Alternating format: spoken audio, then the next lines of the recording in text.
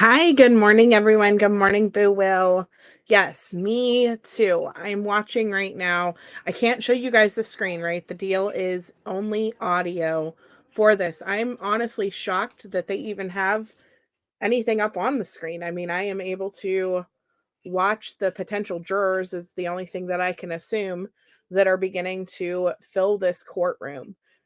We are still waiting for the judge to come in, from what I can tell. He still has not come in to let us know if I want to hear. I want to hear, did Letitia's doctor get the order in time? That is what I am looking for and waiting for. And as to this point, I haven't seen them announce that yet. It's just been a quiet audio as people are filing one after another into the courtroom. And like I said, I thought that this part was not supposed to be filmed because they did not want potential jurors' faces on. And so I'm honestly a little bit surprised that they have the camera pointing towards the DA and Letitia's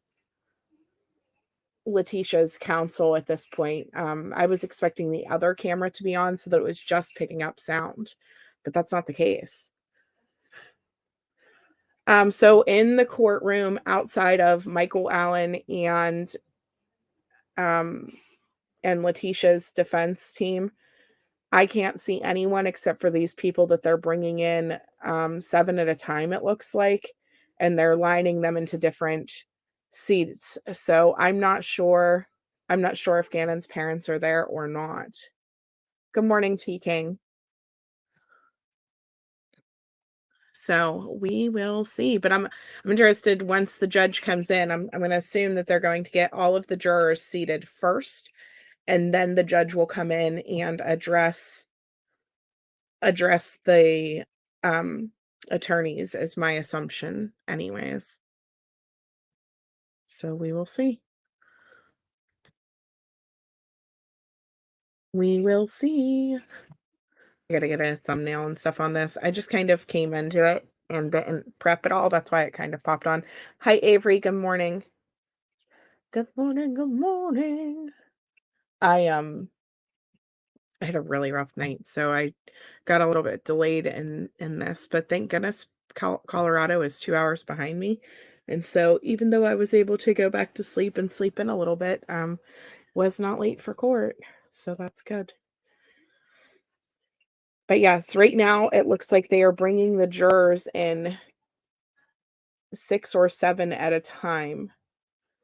And they have already filled the regular juror box, and they have 2 of the seats, like the rows of seats behind the attorneys filled as well. And I'm not showing you guys the screen because as far as I know, this is supposed to be audio only.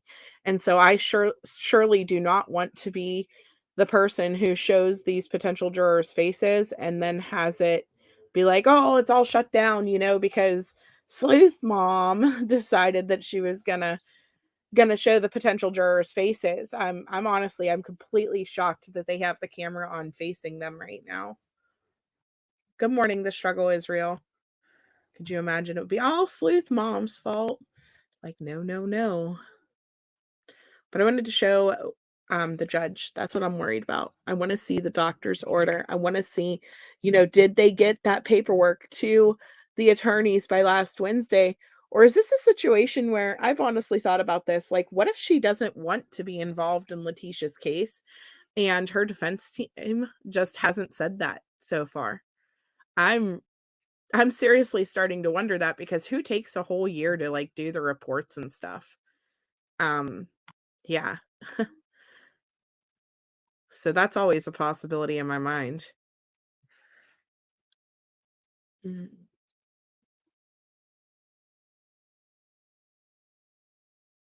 The judge said that the very first thing that they're gonna do today is talk about that paperwork, though, and I guys, we are not gonna watch all 20 day or all 2 weeks of jury selection here.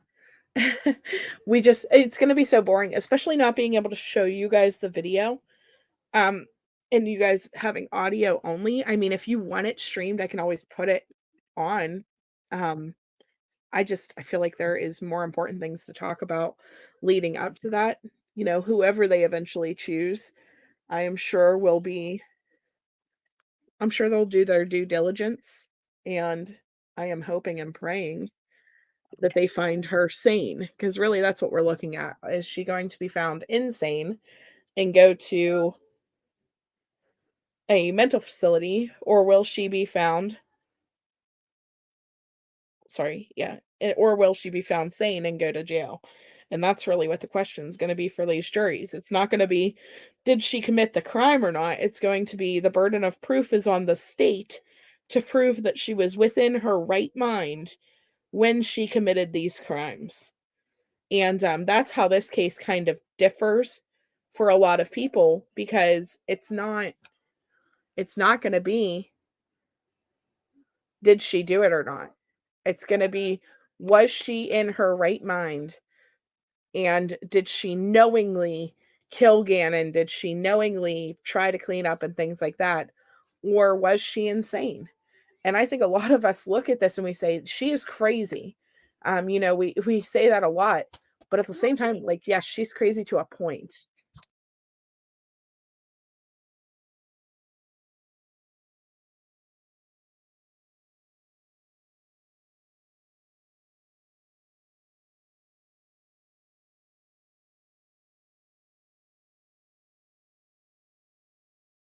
So they're still lining in jurors. It looks like they got a third, maybe even a fourth road filled now of people. And so they were going to bring them in 75 at a time. And I'm going to tell you, yeah, there's definitely there's a lot of people in there. So we're still waiting on Judge Warner to come in.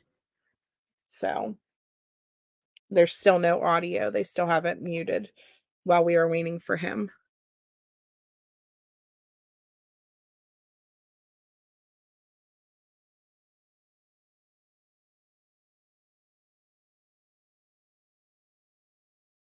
Morning, Ramblin' Rome. Good morning, Seal.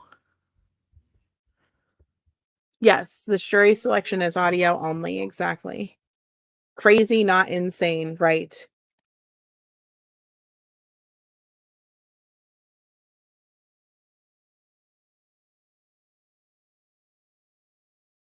You just watched an HBO after watching a stream the other day. Yeah, crazy, not insane.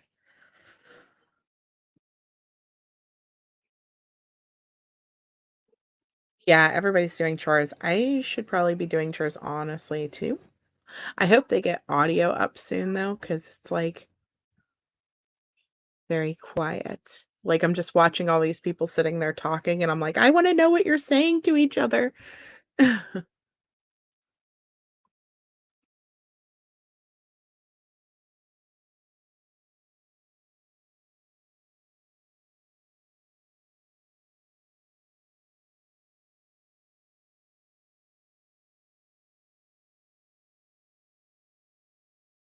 Okay, so they have turned the camera off now. Good. I'm glad, because I'm like, that was not supposed to be.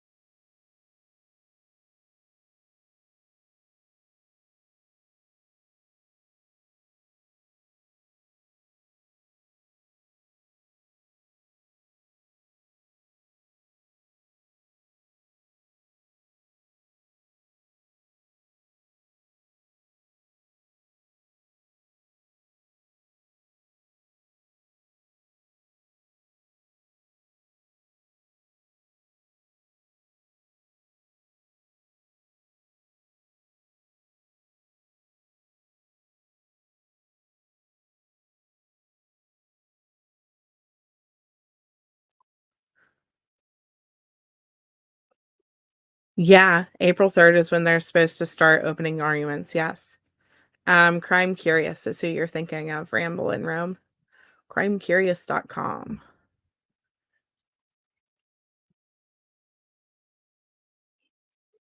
Let me see if I can get this to work a different way.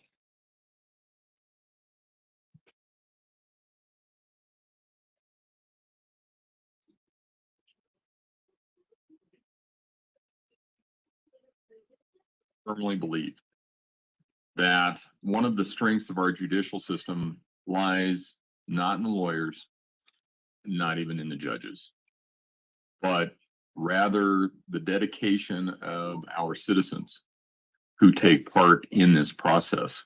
Can you guys hear this? The right to a jury trial cannot be guaranteed. And in case you're wondering, yes, I have that same right. Yes, I've been sitting in the same seats that you're sitting in. I understand that it is a sacrifice for you to be here and put your lives on hold, and I deeply appreciate your participation in this indispensable part of our democratic society. Thomas Jefferson said, I consider trial by jury is the only anchor ever yet imagined by man by which a government can be held to the principles of its constitution. I've spoken to hundreds of jurors over the years, and although jury service at times was a significant inconvenience again and again, they told me that they were glad that they had served. They said it gave them a better understanding of how our system works and how important all of you are to it. I want to remind you first, before we begin, please turn off your phones and other electronic devices. They must be turned off at all times while you're in the courtroom. If anyone needs a minute to do that, please retrieve your phone and do that now.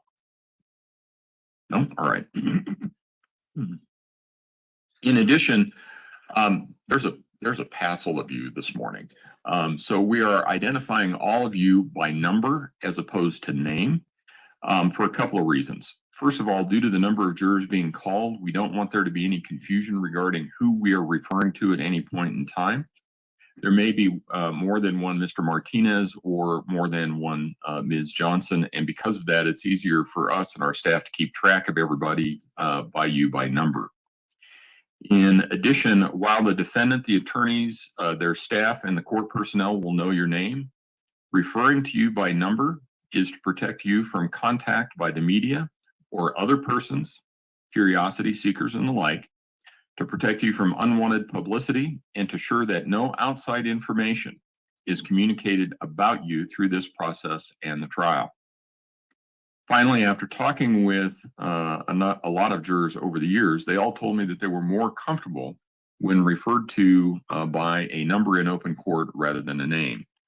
The fact that we are identifying you by a number should have no impact at all on the presumption of innocence that the defendant is entitled to, or any impact in any other way as you consider and decide this case if you are selected as a juror in this matter. The case we're about to try is a criminal case. The prosecution is brought in the name of the people of the state of Colorado. The prosecution in this trial was represented by Michael Allen, Dave Young, and Angelina Gratiano, who are lawyers with the district attorney's office. If you guys want to stand for just a moment so they can tell who you are. Good morning. I will sometimes refer to the district attorney as the prosecution or the people. The defendant or accused in this case is Letecia Stauch, and she is represented by Josh Tellini and Will Cook. Good morning, ladies and gentlemen. Good morning. The charge against the defendant is contained in what is called an information and complaint. An information and complaint simply describes the charge made by the prosecution against the defendant. It is not evidence of anything. In this case, Ms. Stauch is charged with murder in the first degree, child abuse resulting in death, tampering with the deceased human body, and tampering with physical evidence. To these charges, Ms. Stauch has pled not guilty by reason of insanity. Therefore, the prosecution has the burden of proving the charges beyond a reasonable doubt. The jury will decide whether the prosecution has proven beyond a reasonable doubt that the defendant has done the things that are contained in the information and complaint. If I can have all of you stand and raise your right hand, please. Do you and each of you solemnly swear or affirm under penalty of law to answer truthfully the questions asked by the court or counsel concerning your service as a juror in this case? Go ahead and have a seat. Thank you. Before we go any further, I want to ask, do any of you have any difficulty either hearing or seeing what's going on in the courtroom? If so, please raise your hand. And usually it's the people in the way back, because you guys are in the seats. You're way up in the box seats up there. So are you guys doing okay back there? Looks like it. Okay. In this case, 12 jurors and 6 alternates will be chosen. They will consider all the evidence produced during the trial. The jurors will determine what the facts are based on this evidence. The attorneys anticipate that it will take approximately 6 weeks for trial. This does not include deliberations or jury selection. We hope to start the presentation of evidence on April 3 of 2023. That would be 2 weeks from today, if all goes according to plan. So that would mean finishing the evidence sometime in mid to late May. I understand the burden that such a lengthy trial places on people.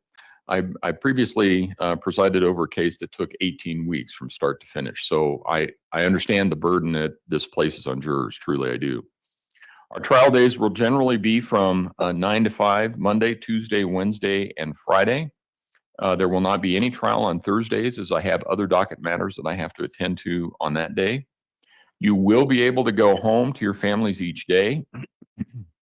And though you will not be able to discuss anything about this case with them, you will be able to talk with them about anything else. You can still help with homework. You can still talk about what your spouse, significant other, family, any person like that was doing at work, how their day went, anything like that. You just can't talk about this case.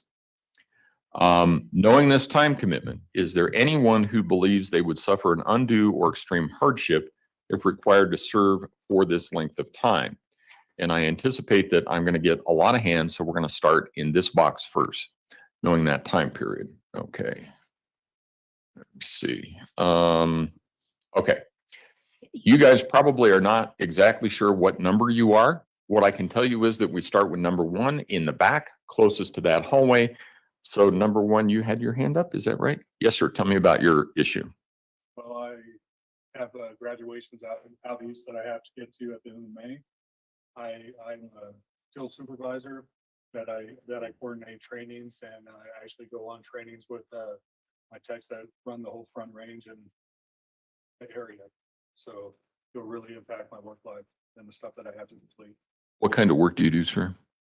I'm a field service supervisor for Diebold. We service all the banking industries. Like ATMs or? ATM, vaults. Okay. All right. Anyone else back here? Number 3, yes, ma'am. I'm an artist, self-employed. I've got a show coming up in April, one in June. Process of getting stuff ready for other galleries. Tell me about the show that you have coming up in April. Big show up in Denver, It's a what show? landscape show. And then I've also got one coming up in June. It's plain show up in Denver, Okay. And, galleries in Taos and okay.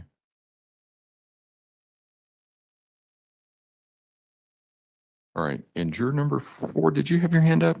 Yes, sir. I just come out of a broken bone, so I'm working. So. Okay. So if I understand it right, you've been off of work because of a broken foot? Okay. And how long were you off of work? 6 months. Okay. And are you going, oops, wrong line there. And are you going back to work at the same place you were before you broke your foot? Yeah. Okay. Oh, so you work out of town? Okay.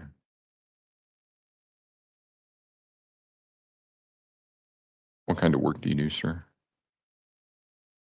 Okay.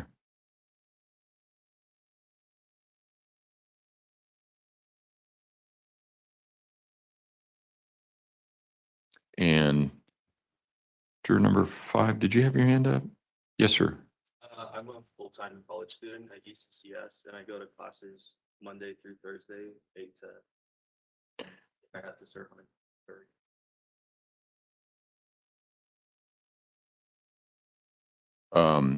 Where you at?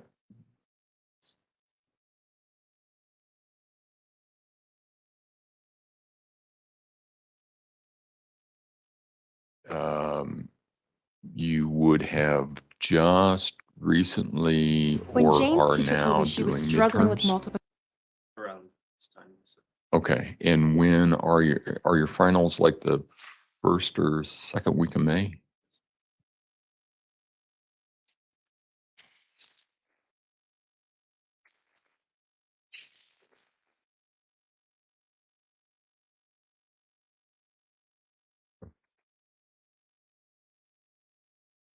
And did you have, yes, ma'am, juror number 6?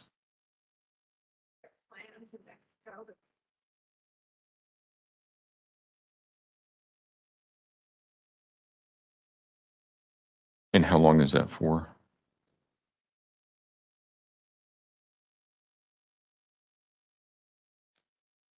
He's legit getting ready to dismiss like so many people, which is good. That's why he said right off the bat he's going to ask And about did you have your hand up, sir? who gets Okay. dismissed or not, because There we there's go. no point in sitting there going through any other Juror questions. number 8?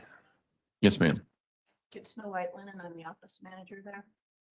I'm in charge of making sure the whole plant runs. I have to do a processing thing every day on the computer that makes my system roll from day to day to day to output all of the deliveries that our drivers have to put out.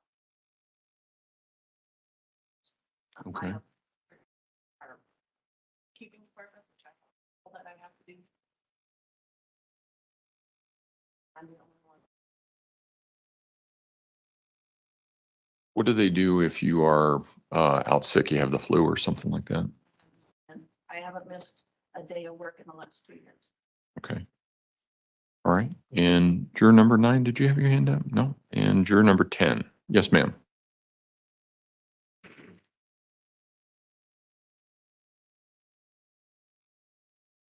Well, I want your job. Where are you going?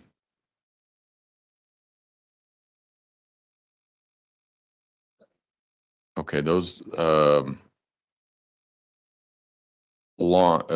so it takes a fair amount of time to get there. So I assume you're going to be wherever it is that you go for a period of time.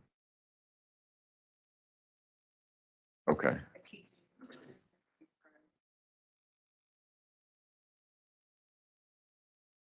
Okay.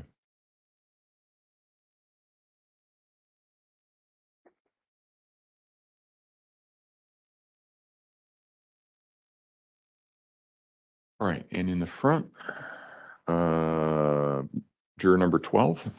Yes, sir. Good morning. Good morning, sir.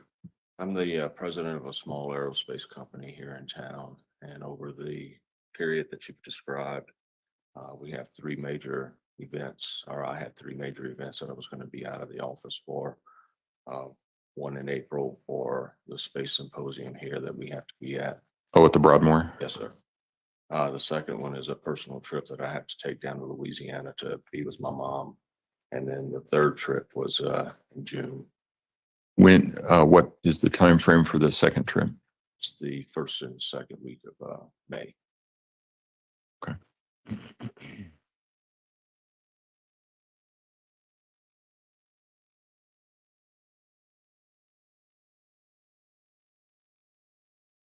And juror number 13? Yeah, so I work full-time and I'm a full-time college student at the moment.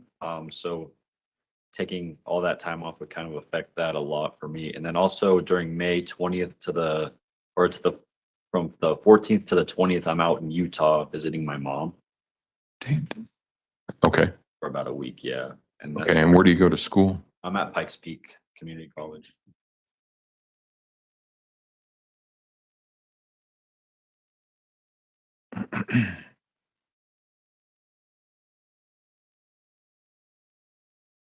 And is your testing schedule somewhat similar to what UCCS is? Yeah, we run on pretty much the same class schedules and stuff. All right.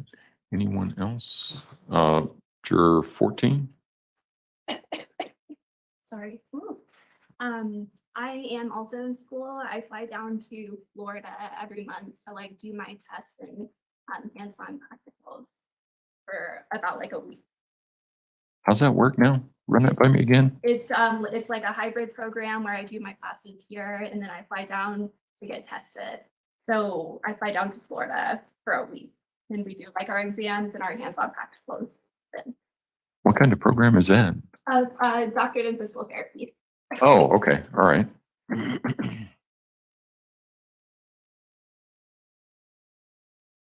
And when will you be going down to Florida?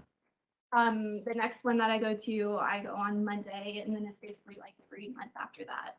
So you mean a week from today, Yes. right? Okay.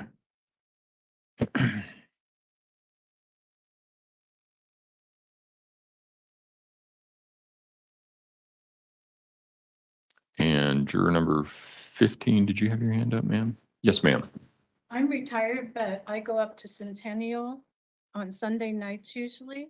And I take care of two of my grandchildren until I take care of them Monday and Tuesday, and then I come back on Wednesdays.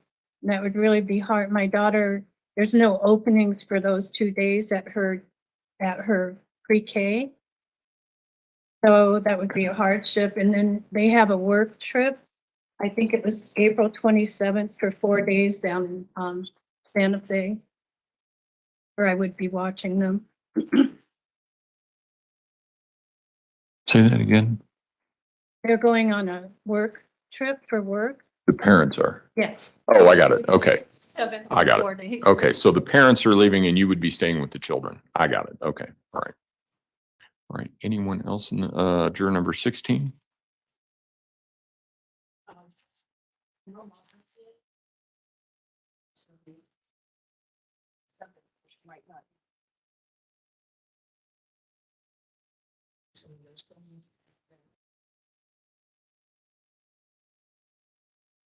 Okay.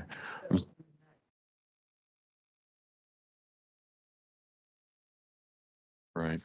No, I understand it. I'm sorry for your loss. I'm also the presiding judge for probate court, so I understand what it is that you're going through and those sorts of things. Have you filed a probate action yet?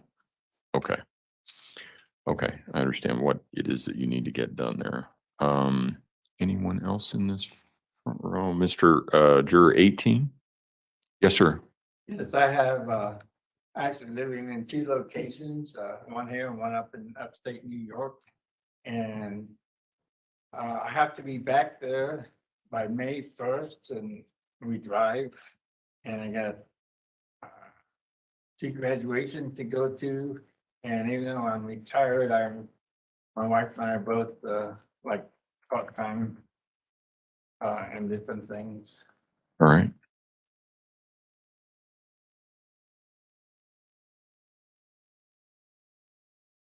Anyone else? Juror 19? Two jobs full time, and I'm also a full-time student in college. First week of next month, I will be going up to Nebraska because my brother's mother. And I'm so called with best man. So when you say the first week of next, you mean April, right? Okay.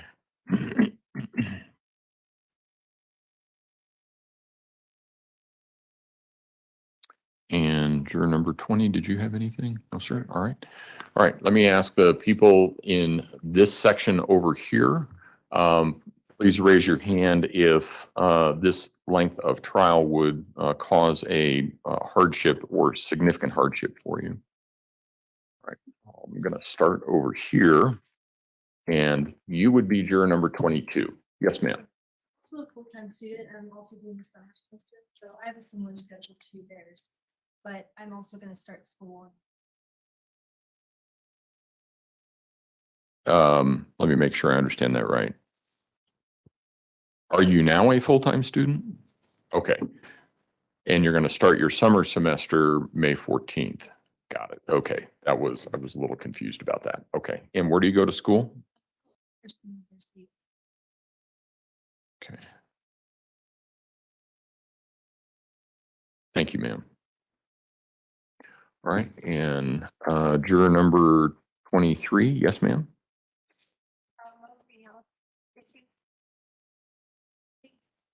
And it's hard for me to get around and diabetes. It's not controlled. Okay. We can, I've accommodated, I can accommodate a lot of different kind of health issues. We have people who are, or I've had jurors that were diabetic before. You can take snacks into the jury box, anything like that. Would that help? Okay. All right. And juror number 24, did you have your hand up? No? Juror number 25. Yes, sir. On May 4th to May 6th, I'll be heading to Boston to move my daughter back here after her first year at college. And then June 1st to June 10th, we have a trip to Florida planned. Okay. I don't have a calendar in front of me. Is the 24th through 26th, is that a weekend? Is it my May time? Yes. Sorry, if I said May 4th to May 6th. I'm sorry, maybe I misunderstood. Okay, May 4 to May 6. Yeah, so Oh, I have, I think it's a Thursday to Saturday. okay. Yeah. Okay.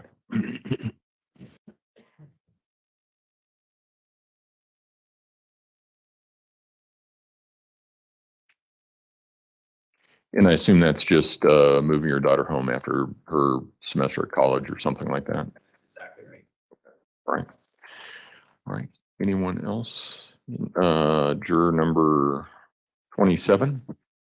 I'm a radiology supervisor at UC Health, and we have a work trip planned to New Orleans, April 17th through the 20th. How does that work? It's Stevens Health and Years conference that they throw every year, and Okay.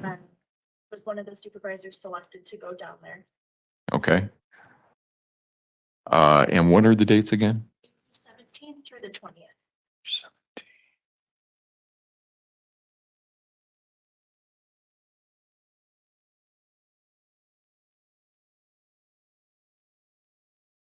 Oh, so that's a Monday. Excuse me, a Monday through a Thursday? Okay. All right, and next row back, juror 35, did you have any issues? No? Juror 36, yes, ma'am. Writer for my elected daughter. Gonna work at night.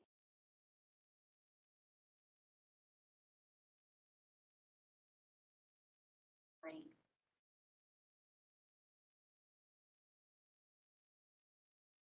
Okay, so as I understand it, you take care of your daughter who has seizure issues? Okay, and you do that, or you work during the day, you work at night, okay.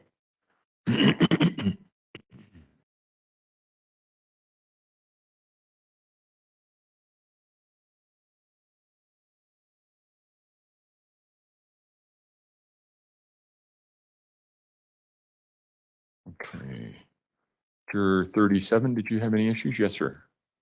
Selected the 14th teacher. School, yeah.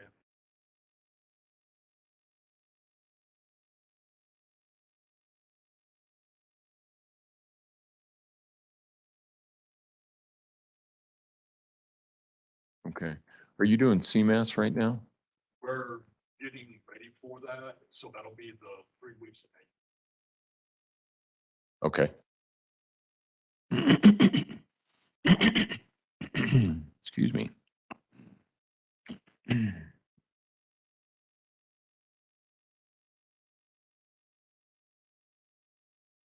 Juror 38. Yes, ma'am. I'm a full-time nursing student at UCCS, and I'm also moving out of the country at first. Exactly which date.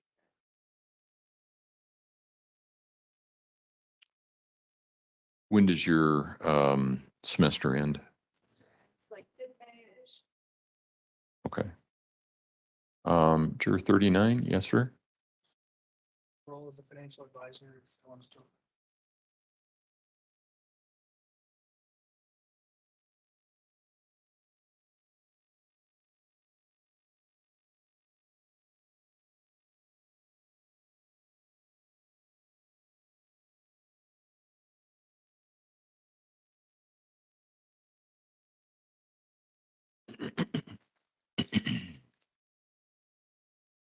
Juror 40. Did you have any issues?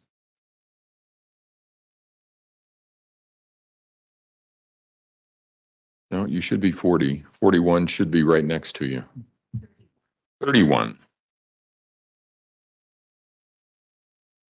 No, 31, it should be over here.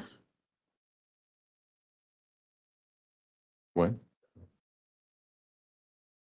Yeah, that your juror number this morning may have been 31, but right now you're juror 40.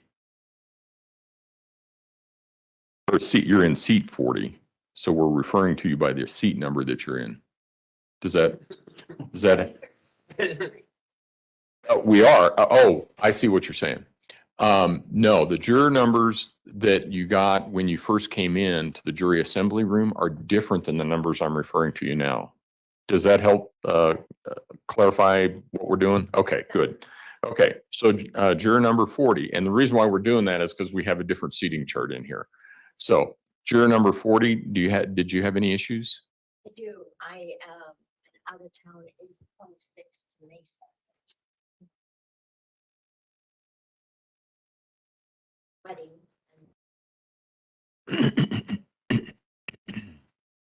Okay.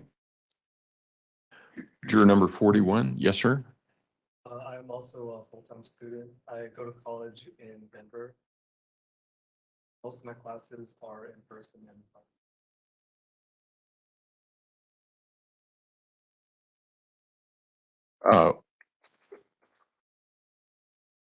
When you say having, oh, are you living in Denver?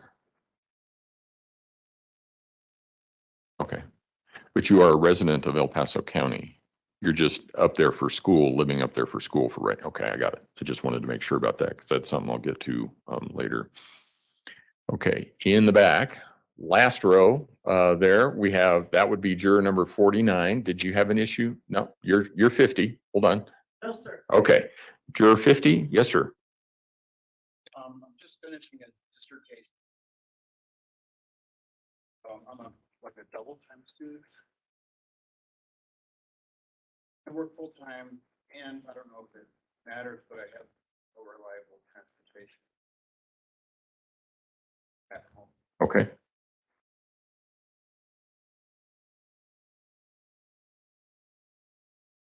Right. Juror 51, yes, ma'am.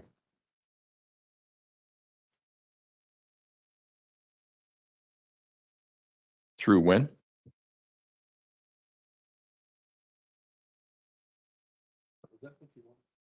Yes. Juror 52. I have some guests.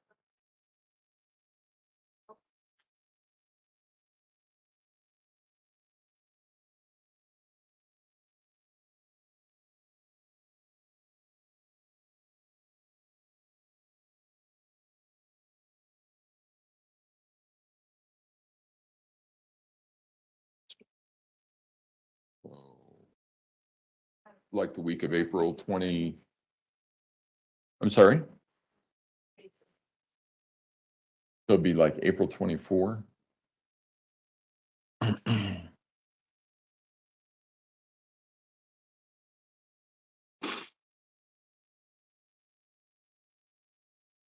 And juror 53, yes, sir. Yes, sir. I have a major customer meeting coming up 30th. I'm doing for that first.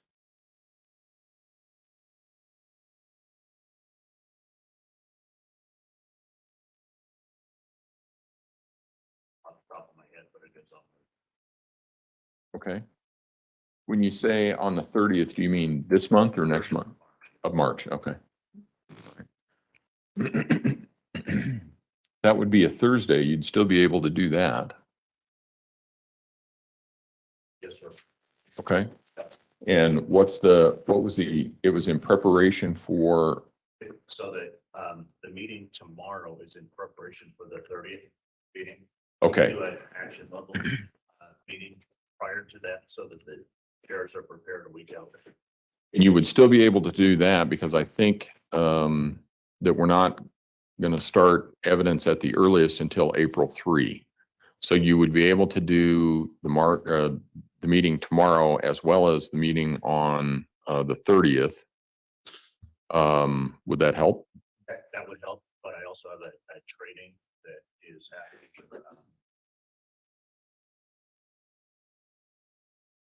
It's the last week in April, that I would be, that Friday. Okay. There may have been another date, but I can't think of that one. All right. Juror 54, did you have any issues? No. All right. Juror 55. Good morning, sir. Two businesses, one a larger landscape company here in Flower Springs, and the other is a plant nursery with a location here in the main location, Glenwood Springs. I'm typically in Glenwood Springs, 2 days a week up there, to monitor that business also.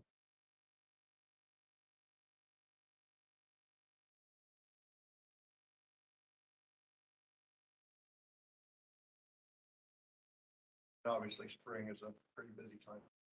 All right.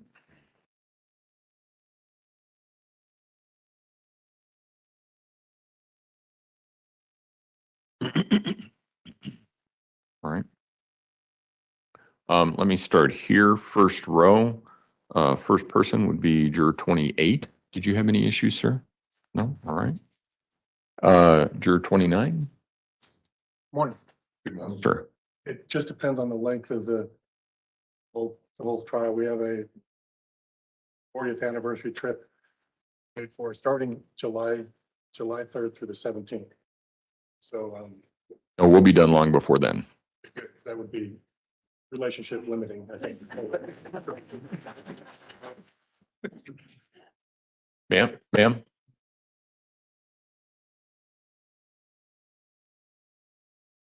All right, and juror 30? Trips out of town, the end of March, so the 1st to the 3rd April, end of April, I believe between 7th to a 2nd or 3rd, these are Tuesday, and then 27th through June. Okay. Now I'm 1 of 2 tours.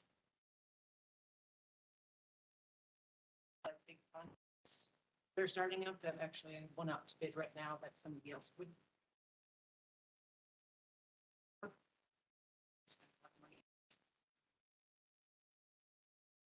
Okay.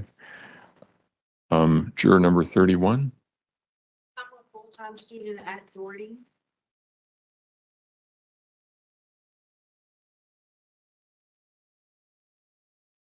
Of May.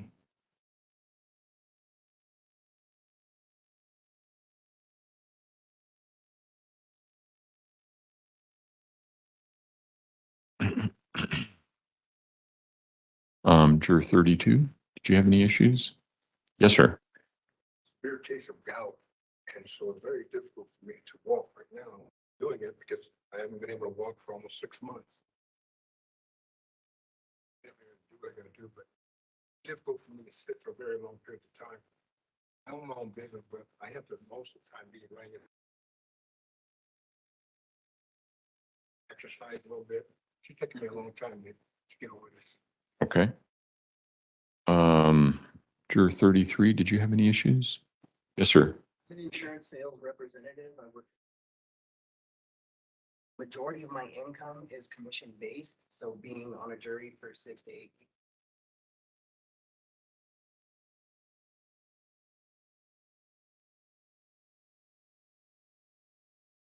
And juror 34, did you? No? All right. And let's start again, going back over here to the second row on the end there, juror 42. Did you have any issues, ma'am? Work part-time.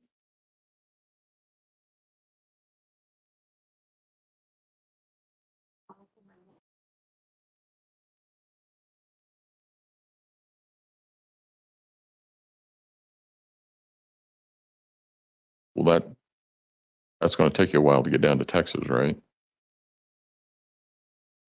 Oh, okay. How often do you have to do that? I typically do it every 3 months.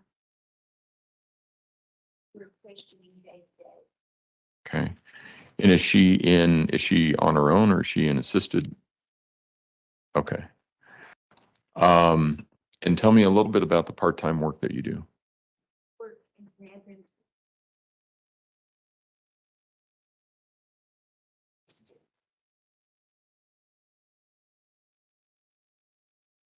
Okay. And juror 43, did you have any issues, ma'am? Just one, my son graduates from CS and Friday evening.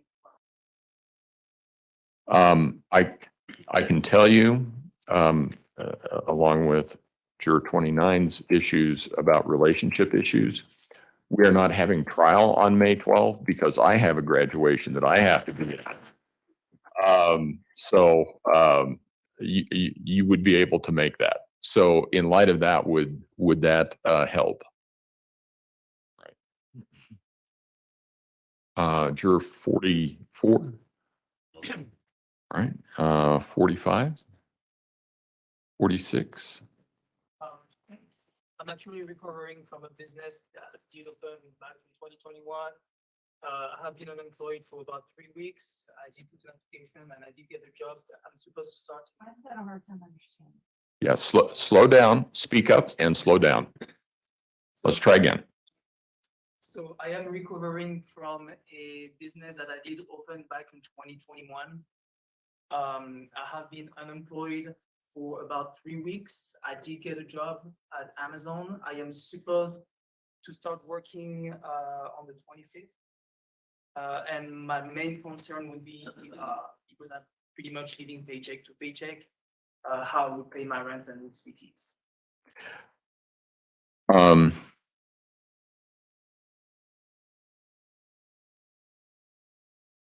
think we had Amazon here back in 2018. Okay. The case that I had that was 18 weeks, I truly understand. I truly understand the impact that it has. But one of the things that I found out was that many employers continue to pay their employees if they are on jury service, and I can get you a letter that says that you're here. So what I want you to do when we take a break at over the noon hour is contact Amazon and ask them whether or not they do that. I don't know whether they do or whether they don't. My experience in the last case that I had was that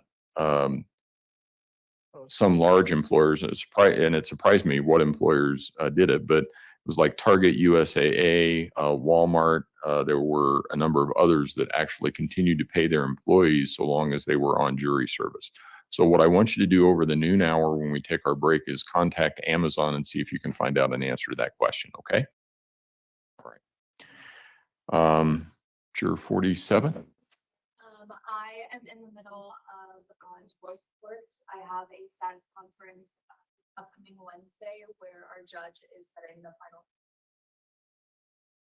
So that might impact this. Okay.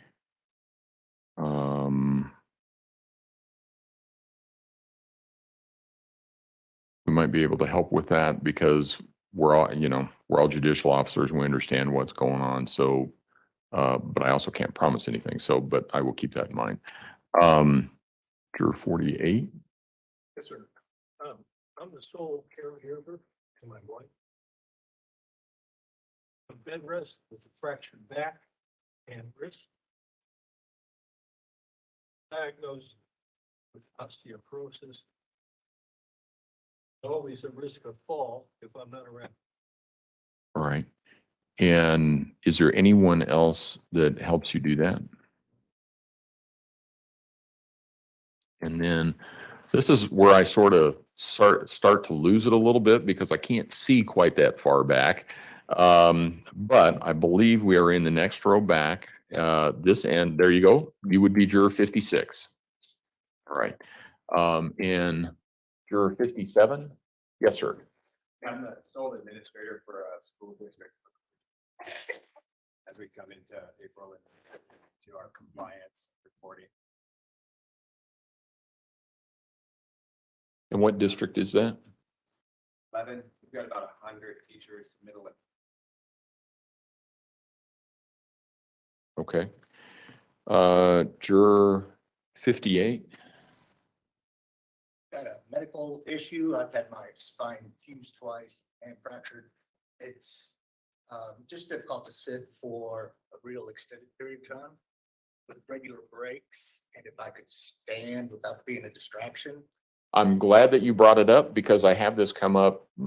It's not uncommon. It's not every case that I have a jury in, but it's actually pretty common. You might have noticed that the chairs and the benches that you're sitting in weren't made by Lazy Boy. If you need to stand and stretch or something like that in order to be comfortable, go ahead and do that. Okay. So we will be taking regular breaks. In case you're wondering, we generally take one for about 15 minutes or so, somewhere between 10:15, 10:30. And then we will take a lunch break about noonish, something like that.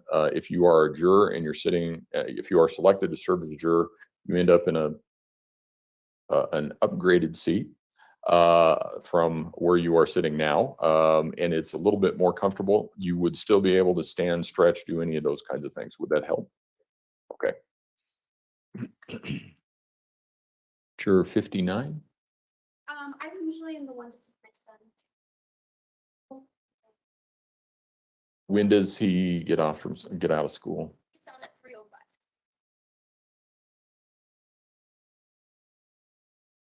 And what happens if you're not there to pick him up? Usually I can find somebody to pick them up. Right, I get it. And how old is he? So, second grade, third grade, fourth grade. Okay. All right, thank you. Juror number 60. I'm currently an attorney in private practice, I bill. So if I'm not in the office billing, then there's no income coming in. Additionally, on April 24th, more importantly, I'm going to be working Mr. Allen as a deputy district attorney. Oh. Mr. Allen? Hired him on Friday. Okay, all right. I'm going to excuse you now. If I go back down to the jury No, assembly room. nope, you're good to go. So we will just excuse you now.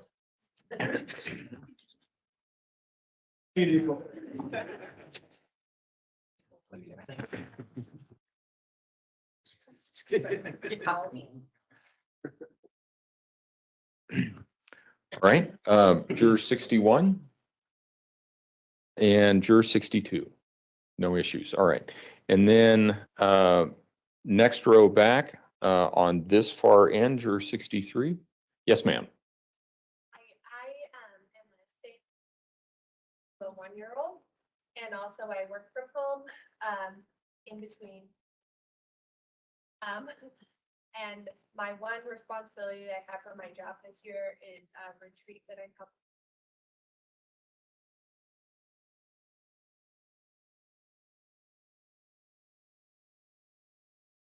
Yeah.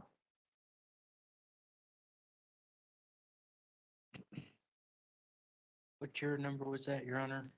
That was 63. Thank you.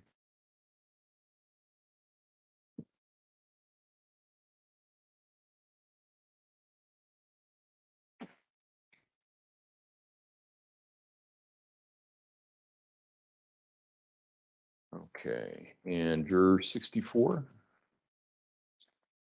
Sir, I'm the only caretaker for my wife of 81 years old. Prior to the hearing, she's asthmatic. She does not drive. BC, I could do all certainly her do doctor's that. appointments I could and, certainly wake you all up. transportation for her I'm needs. I really want to hear what he says about the doctor. And I guess they're going through this whole jury selection first.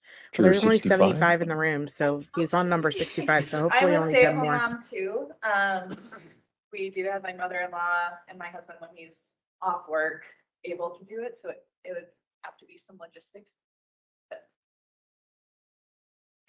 Okay, no, I appreciate your honesty. Thank you.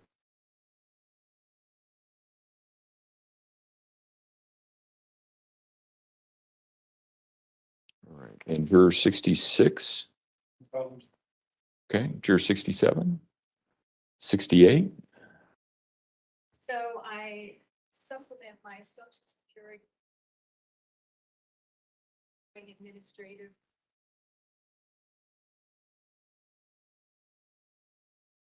Also run an air. Okay. Yes.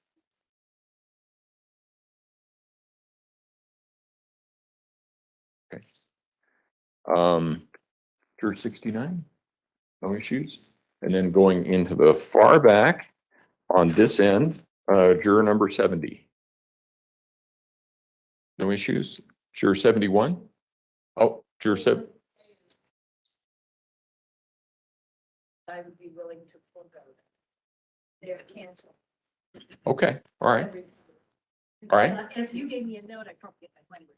I can, and I can do that. For anybody who is here that is missing work or something like that, I can give you a letter that will explain that you're here and not on a beach in Cabo or something like that.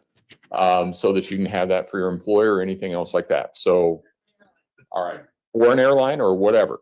So yes, thank you. Juror 71.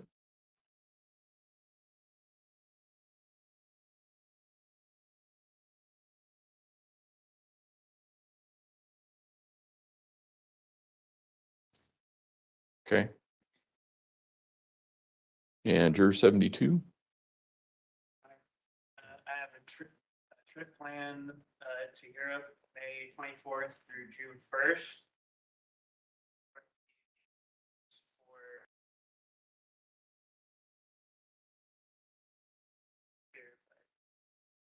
Night shift at Amazon, and as of this moment, I've been on 20 hours, so. This guy needs to talk louder. I can't Well, hear his details. Well, I appreciate that, but if you are selected, you're not going to be able to work. Okay, all right. Juror 73. I have 2 scheduled travel events.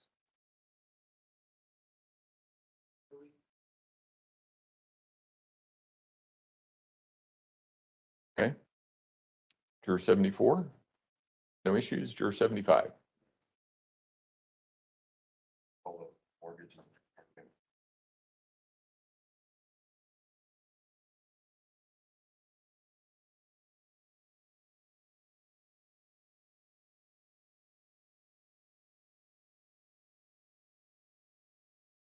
The wedding is April 29. Okay.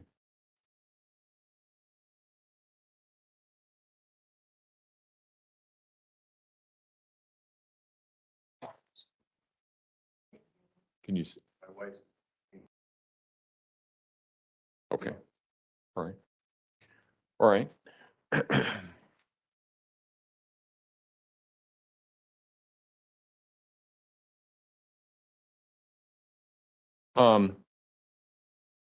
At this point in time, I'm going to ask the jurors to look around the courtroom. And the question that I have is, do any of the potential jurors know each other?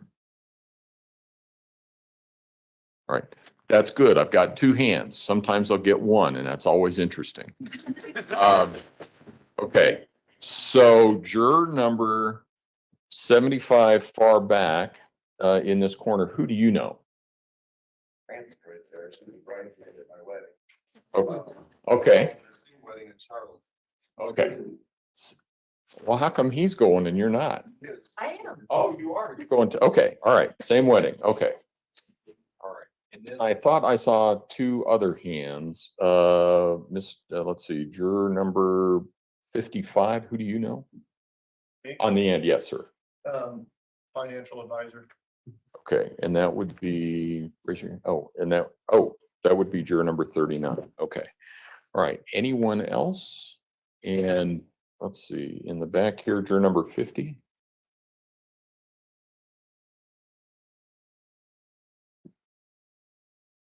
Oh, over. Back, oh, wait. Here, okay, all right. I had another hand back here. Okay, okay, all right. For those jurors who know each other, is there anything about that if you were selected to serve as jurors in this? Is there anything, if you were selected to serve as jurors in this case, is there anything that would prevent you or cause you any difficulty in serving with the juror that you know? If so, please raise your hand. All right, no response. Let's see. I'm going to go through a list of reasons that may disqualify you. One of the reasons was already given by juror number 60 if you're working for the DA's office or will be working for the DA's office. But I need to go through some of those other reasons as well. Please raise your hand if any of you are related to the defendant or any of the attorneys. No response. Please raise your hand if you have a relationship of guardian and ward, employer and employee, landlord and tenant, debtor or creditor, or principal and agent to, or are you a member of the household of or partner in business with or surety on bond or obligation for the defendant. That is a really long lawyer question asking for certain legal relationships that you may have with the defendant. Does anybody think they fit in that category? Please raise your hand. No response. Are you now or have you ever been a party in a civil lawsuit involving the defendant or have complained against or been accused by her in a criminal prosecution? Anyone think they're in that category? No response. Please raise your hand if you are a witness to any matter related to the crime or its prosecution. A witness to this case. Response. Please raise your hand if you have a personal or financial interest in the outcome of this case. Anyone think they fit in that category? Yeah, no response. Do any of you have any feelings or a bias for or against the defendant or the prosecution? Please raise your hand. All right, looks like we have a couple. I'm going to go through the same process that I did before. We had juror number 1. You raised your hand. Yes, sir. As far as, you're asking if I have any preconceived notions of the case? It is, do you have a, the question was, do you have any feelings or a bias for or against the defendant or the prosecution? Well, just everything that I've seen, news media coverage, everything like that. Yeah, I pretty much have a good opinion. And we'll get to that. That'll be a little bit of a separate kind of question, and we'll get to that in just a moment. But would you be able to set that bias aside and decide this case based only on the evidence that you're going to hear in this courtroom? I can try. Okay. And I understand that that's a tough question and it's a tough issue. And all I'm asking for is your best and most honest answer, because one of the things that is true in every case is that nothing that the attorneys say at any point in time is evidence. Nothing that the media says is evidence. The only evidence comes from this witness stand, or it's an exhibit or something like that. So you'll see somebody come in, you'll see them raise their hand. They swear to tell the truth, the whole truth, and nothing but the truth. They sit down, they are questioned by one side, they're cross-examined by the other side. And then if you're selected as a juror, the jurors actually in the state of Colorado have an opportunity to submit questions as well. Whether or not there's a process for that, and if you're selected as a juror, I'll explain what that is. But there's a process to submit questions. Now, none of that happens with the lawyers. The lawyers never get up and take an oath to tell the truth. They never sit in that witness stand and tell you anything. They are here as paid advocates. They're here to try and persuade you to a particular position in the case. The media is not a witness either. They don't come in. They're just reporting back. They may report parts of it. They may report not report parts of it.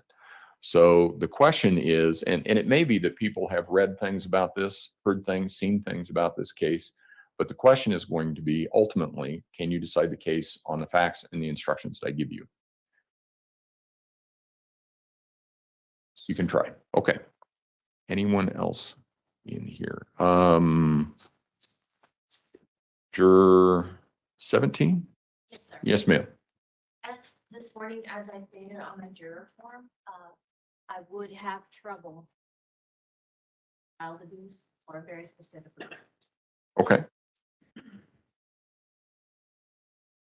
Can you find me her juror 17? Can you give me her questionnaire?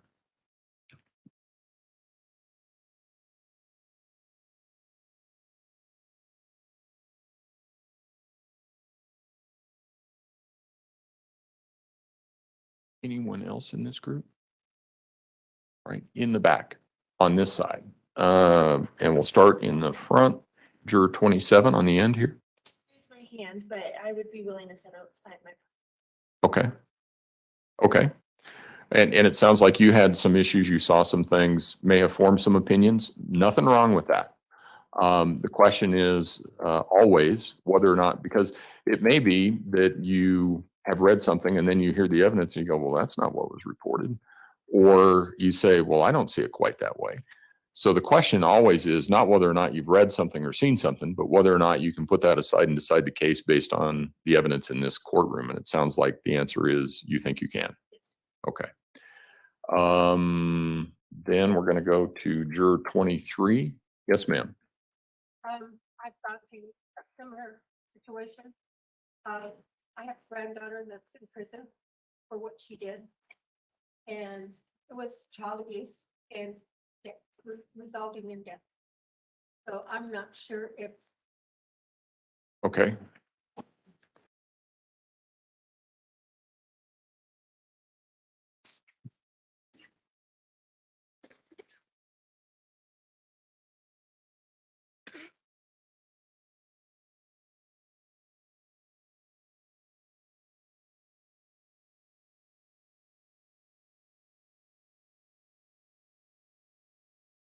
And then on the end, juror 21. Yes, ma'am. opinions is being. And I'm not sure that I could. Always set that aside. Okay. And let me tell you, we do a lot of different kinds of trials in the building. And the issue is not, I don't think there's anybody that has ever taken a position in any trial that what happened to a child was a good thing or that it should happen or something like that. The question is whether or not the prosecution has proven beyond a reasonable doubt what it's required to prove. And can you decide the case based on that evidence? Do you think that you can do that? In the next row, let's see, juror 38. Yes, ma'am. I've seen lots of news media coverage.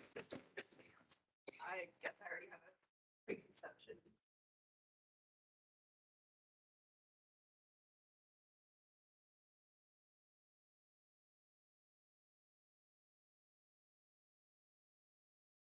Right.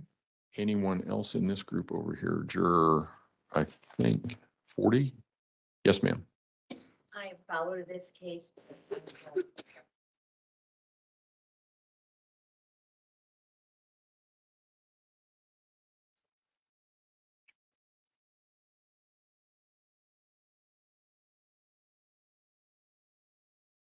Okay.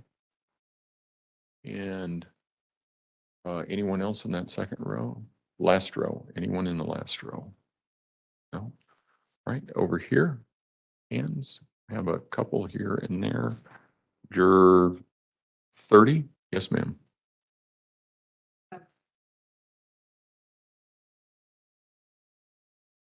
also have.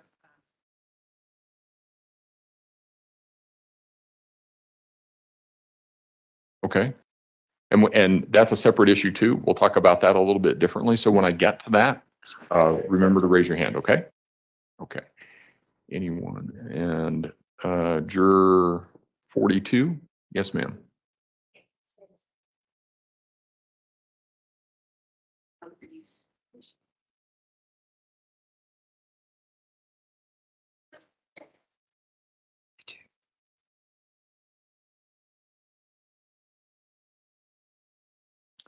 And also in the second row, let's see, I will get there. Juror 46. Yes, sir. That's you. That is you. Yes, sir. I went through a similar, I lost a family member to and I do not have any like that type of stuff anymore. That person. And that's really something that I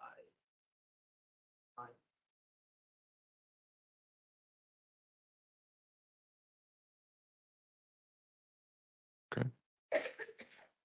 All right. Next row back. One in the next row back. And the next row behind that, juror 63. Yes, ma'am. I would have a difficult time to decide, just the child abuse in this case. So, steady. And so A what therapist? A play therapist, okay. kids, and so I'm always an advocate for kids while knowing the mental evidence-based background that I'm learning.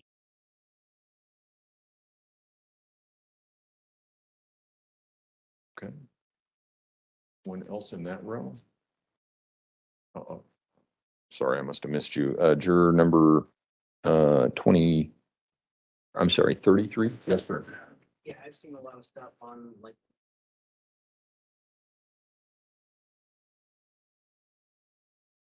Probably would be a little. Okay. And again, the issue is, not even going to go into the accuracy of social media. But even with respect to media itself, they can only report what they've heard. And I can tell you that this case has never been tried before. There are people that have never testified before. There are statements that have never been released before.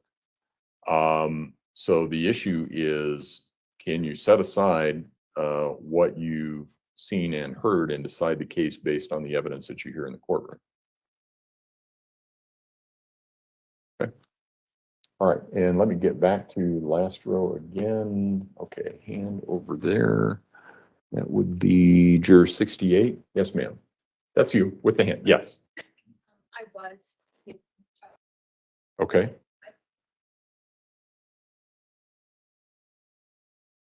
No, that's, no, I appreciate you sharing that.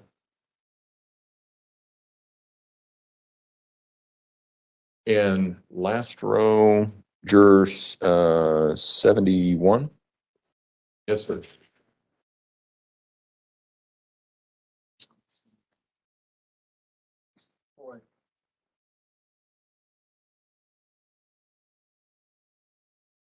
Okay.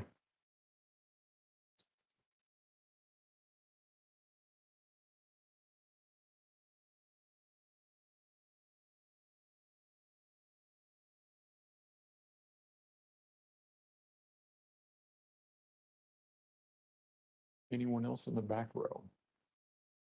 Looks like we have a hand here. Juror 48. Yes, sir. Was that? Military court martial. Dealt with child abuse. See, rape. Fiction and. Service. To that point, I really didn't have any thoughts on child abuse. Pardon my heart. Crimes like that.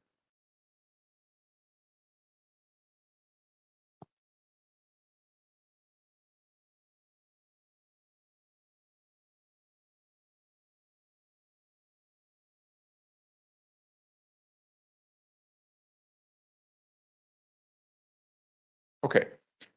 So I think what we're going to do right now is we're going to take a break. A couple of things.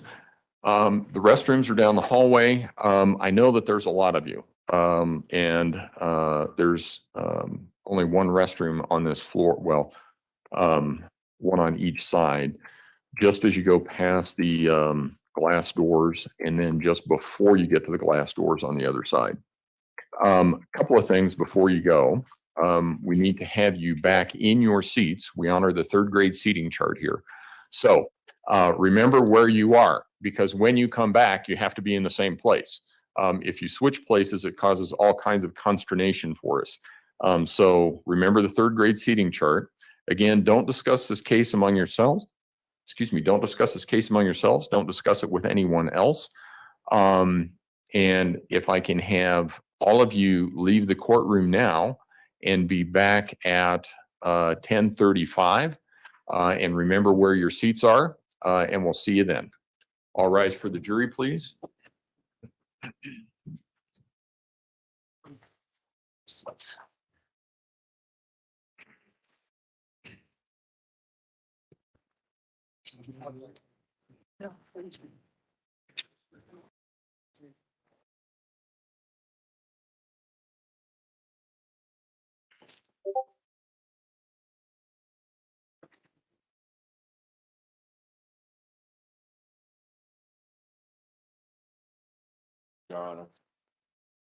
My coats. Yes. Yeah, you can leave anything that you want to leave here in the courtroom, you can leave here in the courtroom. So if you want to leave your coats, backpacks, whatever, you can leave it here. Thank you. Thank you for nice one.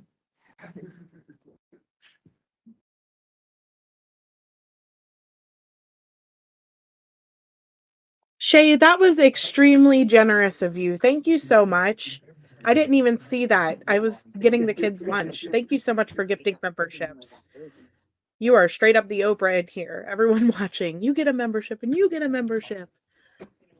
I'm hoping, will they talk about the order while they're on break? I'm not sure.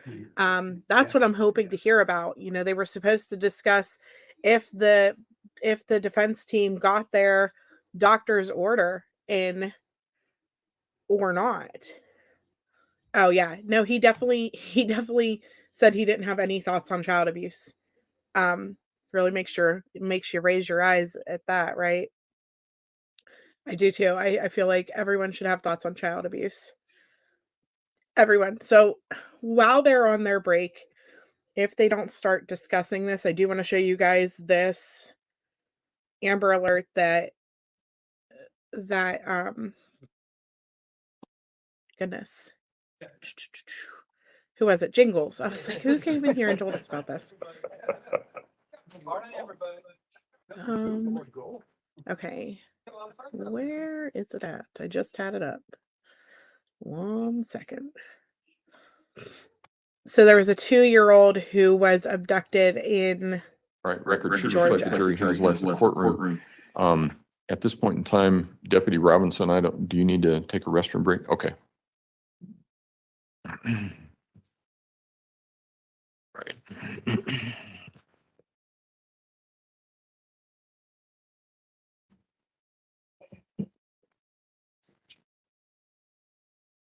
Yeah. Judge, you want us to stay in the back hallway for restroom breaks as well, or? Yeah, if you need to go out, hey, Todd, open that door and prop it open, see if it will get cooler in here. Yeah. Yeah, it's a little, Wanna go it's a little saddle up? Dude, I like that. Hold bit. Yeah, I'm just gonna start striking off some names here. Yeah. Hey, Jack. You're saying that again. We get Yeah. a see the chart? Yeah. Yeah. No, Yeah, we'll take one too if we can get. No, should have 2 packs. Did you put a copy of mine or? What's the line? I saw a line. Oh, on yeah. it. I'll get your next. Thanks, Jack.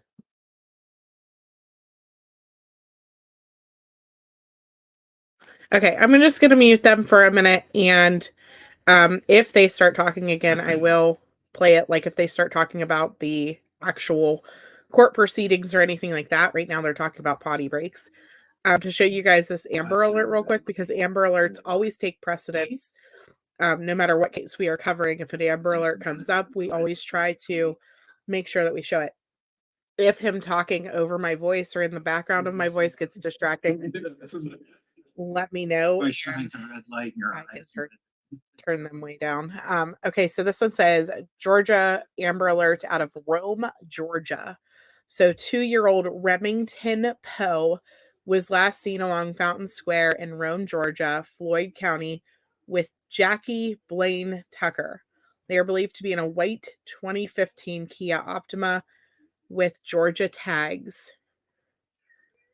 CSR 7036. They were last seen at 10 a.m. today. If you see them or their car, call 911 immediately. So it says that she was last seen wearing a jacket, black pants. They were heading towards Gordon County, and the GBI says that she is believed to be in extreme danger. I am not sure of this person's relation to her, if it's her dad or any of those things, like boyfriend. I have no clue. None of the ideas. So all we can do right now is just share her face and share his face just in case. I don't know where y'all live, but you could be in Georgia, and that makes this extremely important, or in the states surrounding Georgia for that matter. So 10 a.m. was about 2 hours ago, 2.5 hours. So wanted to make sure we put that out there. Yeah, I wish they had a pic of her facing forward. Me too. Very hard to see like a side shot like that. I'm always amazed sometimes at the pictures that they choose to show in cases like this, because I know it's like the very first photo you could find, but it just amazes me that I don't know. Maybe I just obsessively take pictures of my children, because like I got photos of them almost every day, or at least I would say at least several times a week. So it always amazes me whenever kids go missing and it's like the last photo is from months and months before. Oh, Jingles, you're in the next county over. So you probably got the actual alert. Like it probably rang through on your phone then. I always like to make sure that we take the time to stop and look at those and those things. Let me just see if there's any other. Oh, here we go. Here's a different photo. She does have elf ears on, but she is still looking forward. Here we go.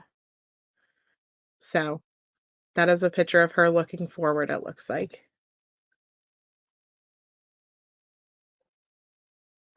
She's adorable. Elf ears and all. Oops. Oh.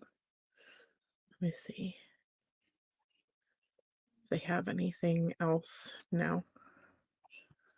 But at least they have a forward-facing photo.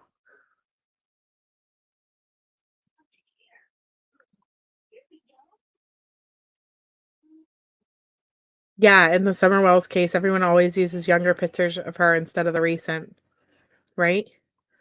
Your kids are 27 and 21. You still take pictures of them constantly, at which yeah, I'm sure they do. I'm sure they do. That's so funny. She is a precious, precious child. Yeah, I don't know. I think I'm just always that mom, right? I just take so many pictures. So many.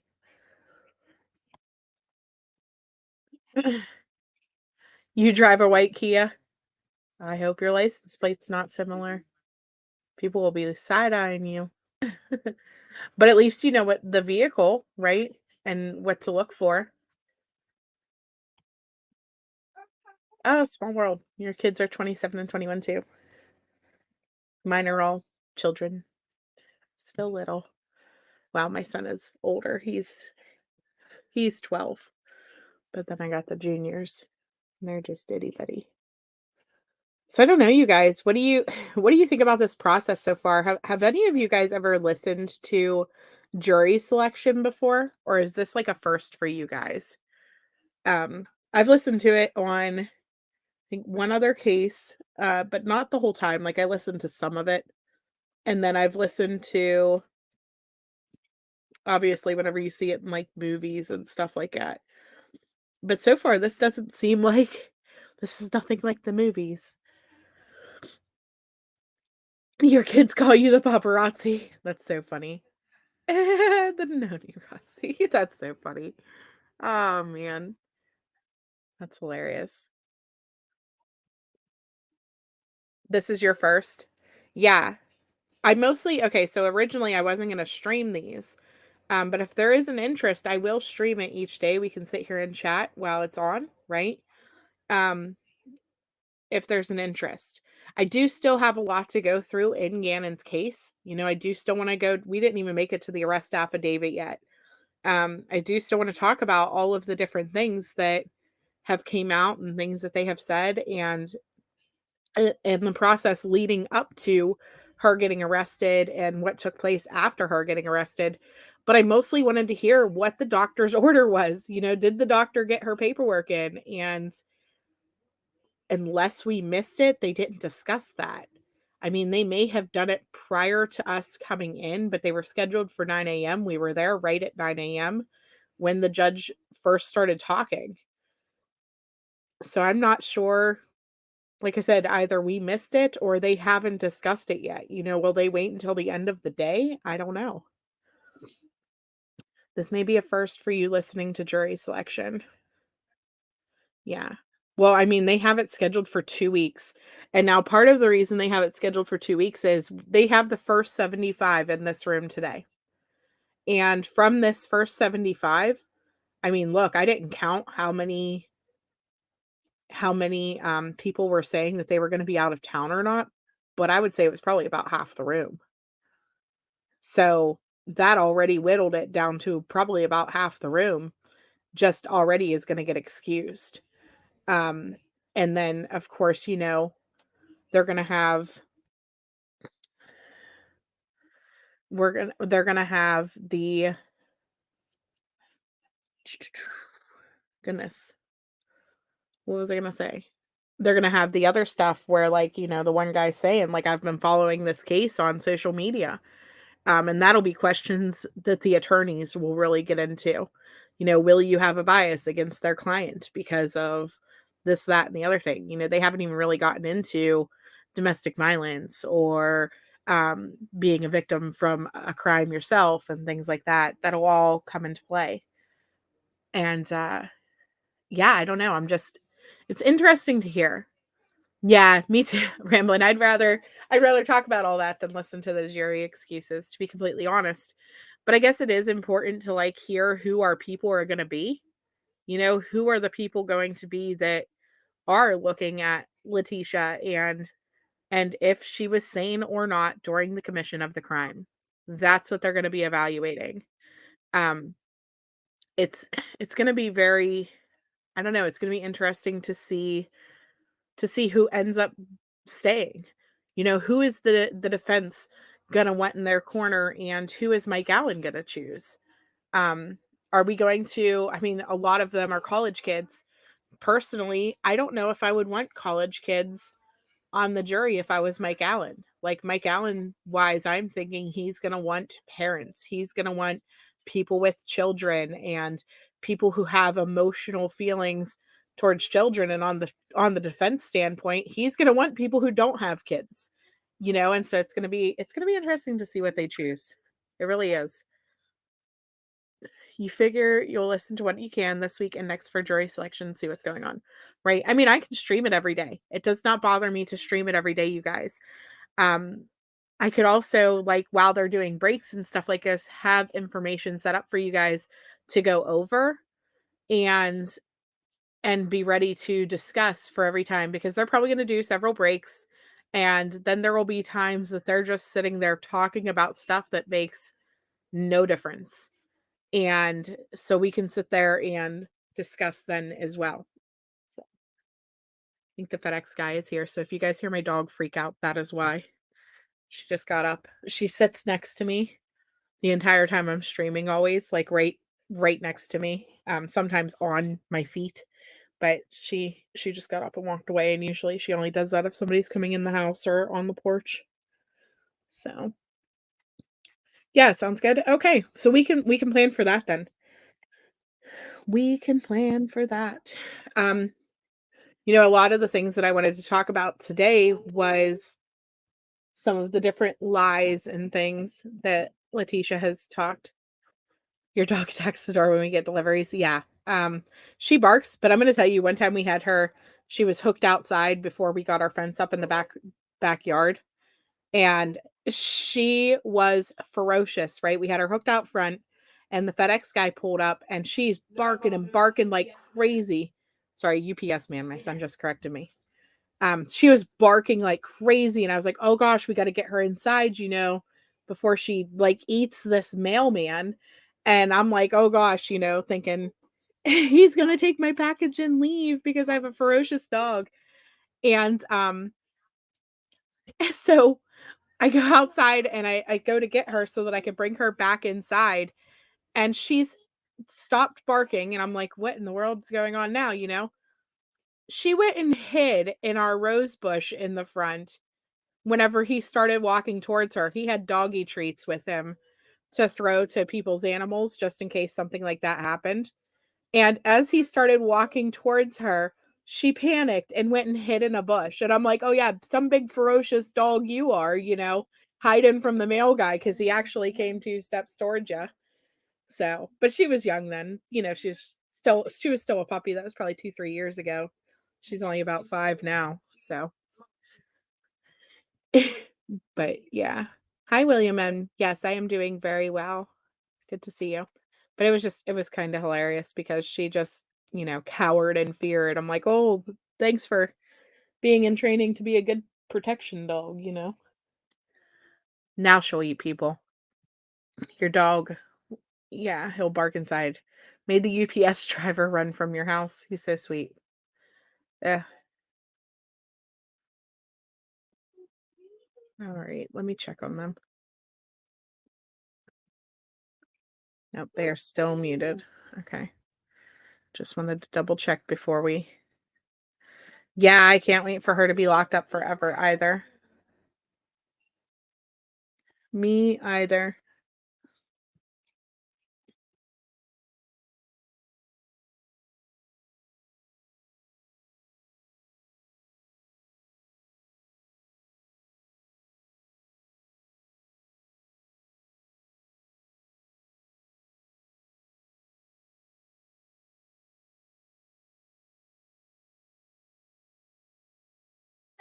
I was trying to get pictures and stuff ready for, I was going to show it instead of me just sitting there with just my face on screen.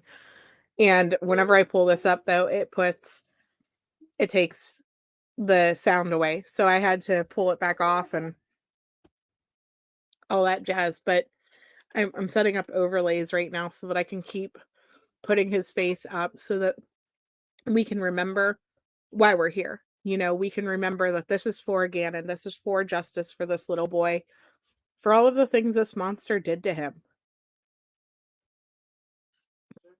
No, I hope she never sees the light of day after what she did. I agree.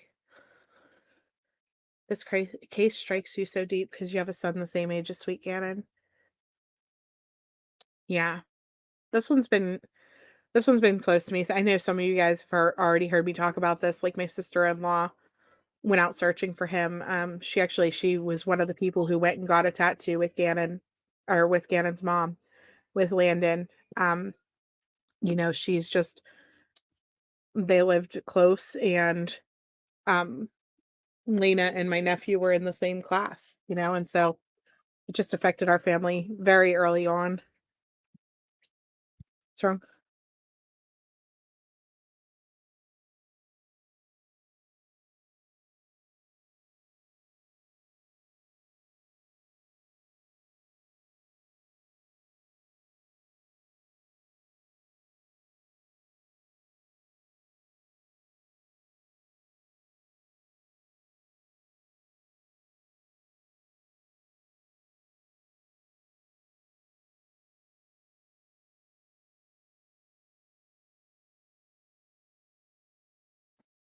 How do you get into the child login thing? Yes, it does hit hard.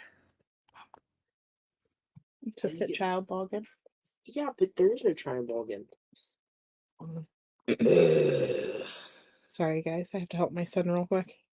Who's totally awesome. Yeah. Woohoo! Stop. I'll bring to the Let's party. see. Well, I'm gonna go make myself some ramen. Okay. Call you.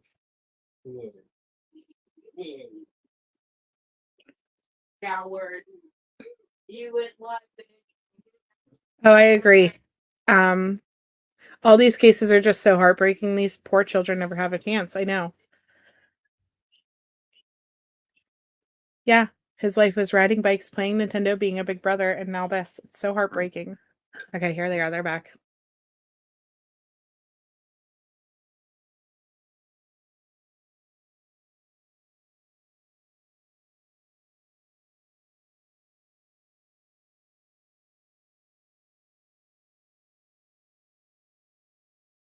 uh, 20 CR 1358, People versus Letecia Stauch. While we were on break, I looked at some of the explanations and some of the comments that had been made. So I'm going to start excusing some people now. And again, it will be by number. Sorry, the people in the back probably couldn't hear me very well. So I'm going to start excusing people now. And again, it will be by number, but we're going to confirm who you are before you go. If I excuse you, you can go ahead and leave the building. You don't need to go back to the jury assembly room or anything like that. You can go on about your business. Here's the really hard part. For the people that remain here, the courtroom is going to look really a little bit bizarre because there's going to be a whole bunch of seats in between you. We are not filling those seats in. The seat that you are in, stay in that seat. So when we take another break, you need to come back to that seat because this is how we have you numbered. So at this point in time, court is going to excuse juror number 1, juror number 3, juror number 4, juror number 5, juror number 6, juror number 10, juror 12, juror 13, 14, 16, 18, is the gentleman down in the, down in the hole there, 19, and I'll have you guys go ahead and leave now. And you do have to take your stuff with you this time.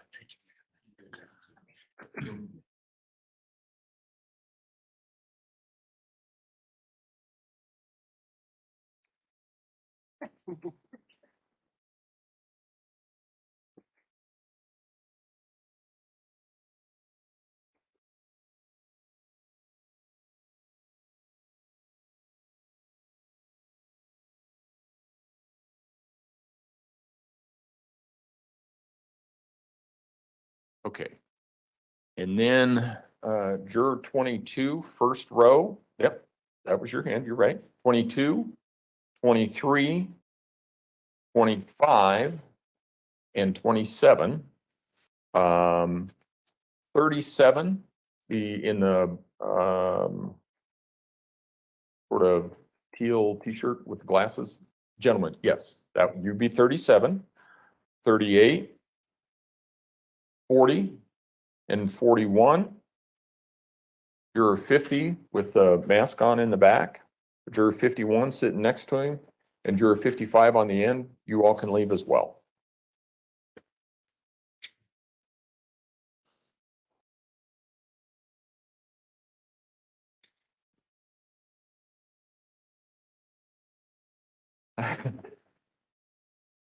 Now, while you have to stay in your same seat, you can spread out a little bit more if you would like to. You get a little bit more room. Okay, and then because this group is bigger, I'm going to excuse from the back first. So it would be juror 71, the gentleman there. Yep, you're 71, 72, 73, and 75. You can go ahead and leave.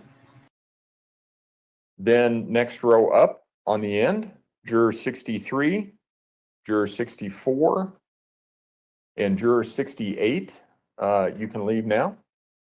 68, that's you. Yep, in the glasses.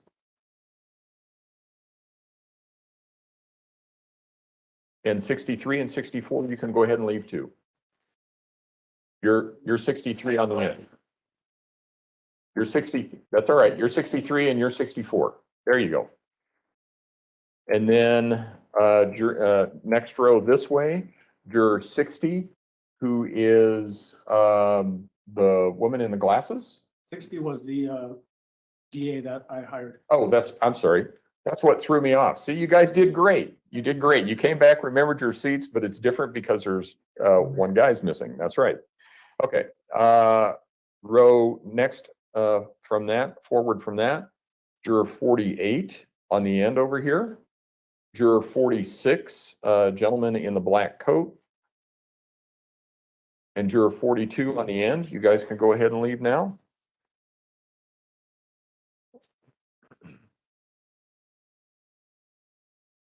And then in this front row, Judge, that's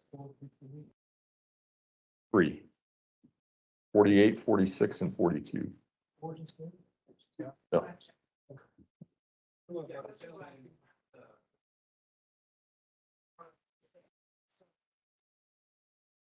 Oh.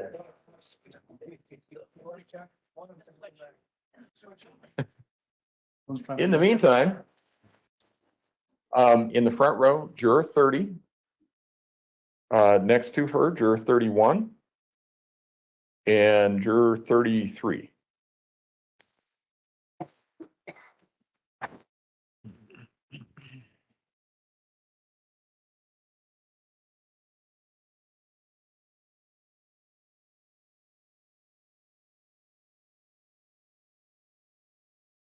Oh, that's okay.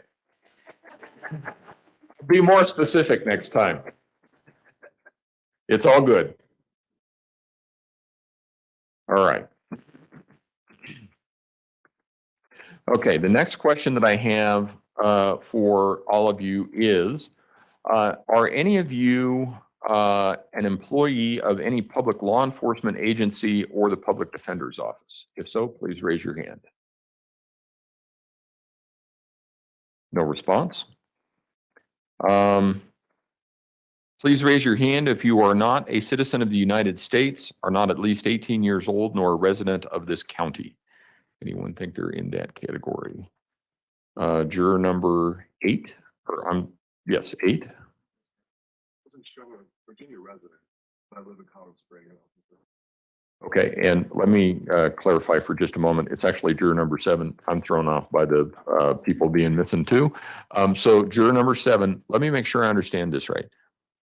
You are a citizen of West Virginia?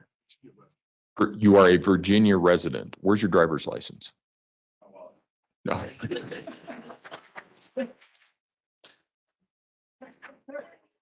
Where was your driver's license issued? Okay, all right. So you have a Colorado driver's license and you're living here in Colorado. Okay, all right. That counts. So you'd be okay. But thanks for raising the issue. Appreciate it. Anyone else think they're in any of those categories? And one of the reasons why we ask this question is because sometimes if you note the last part of it was, are you a resident of this county? We ask that question because we send out juror summonses about between 4 and 6 weeks prior to the time of a trial. And so we send them to that address, they get forwarded, somebody moves, and they're actually living somewhere else. So that's really what that is designed to address. Does anyone think they're in that category? No response. Please raise your hand if you're unable to read, speak, or understand the English language. Does anybody think they're in that category? Again, no response. Please raise your hand if you're incapable due to physical or mental limitations to render satisfactory jury service. Anyone think they're in that category? And is it the gout? Okay, and that's juror 32.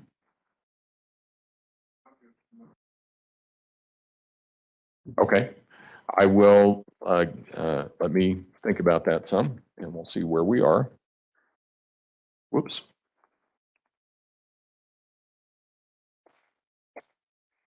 Just a second.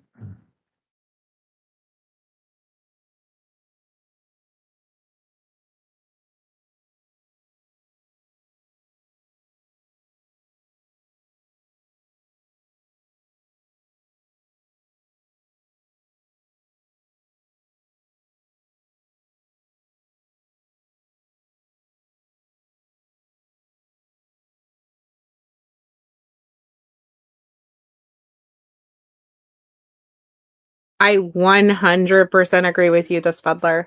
100%. I couldn't do it. There's no way. No way. I struggle to sit through I think that I have addressed this anything that's with longer than like an questions hour, earlier, but even if it's a movie. because the dynamics are a little bit different now, let me ask it again. Please raise your hand if you have the sole responsibility for the daily care of a permanently disabled person living in your household such that your service would create a substantial risk of injury to the health of that disabled person. Anyone think they're in that category? No response. Oh, hold on. Oh, wait. Juror 36, go ahead.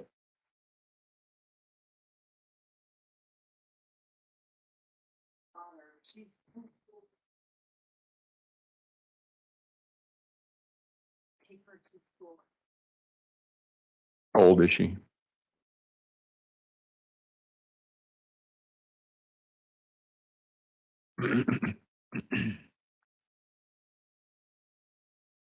And she gets off of school or out of school when?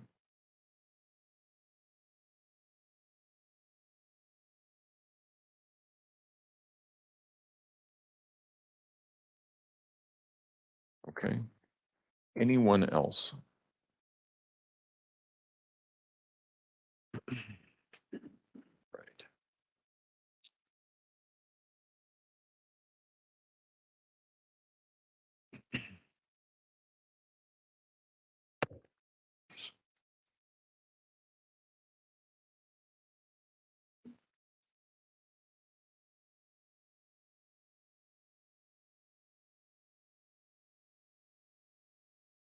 Let's go ahead and hand out the witness list now. What's going to happen is the staff is going to be handing you out a witness list. I'm going to give you a few minutes to go over it. It's long. The question that I'm going to have for you at the end is, do any of you know any of the potential witnesses in this case? And once you get done with that list, the attorneys may have a couple others that are not on that list, and I'll ask them if there's anybody else that they're going to add to that. But the question at the end is, do any of you know any of the potential witnesses? And if you see, let's see, I think everybody's got them now. There are notepads and a pen on the bar in front of you. If you need to write something down to check, please don't write on the list. But if you need to write something down, you can do that. So just let us know.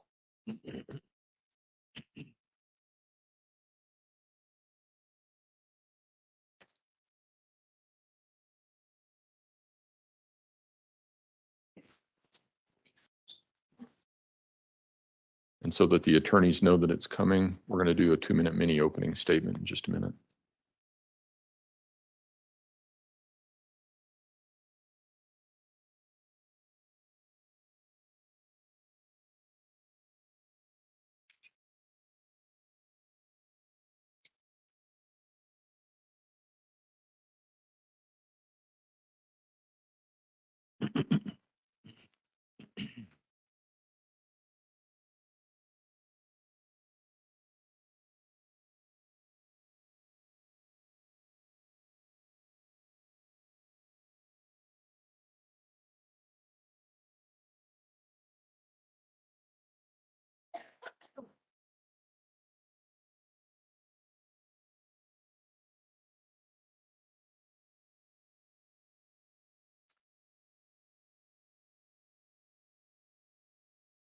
While we're taking this break, does council need to see the strikes that I had? Would that help?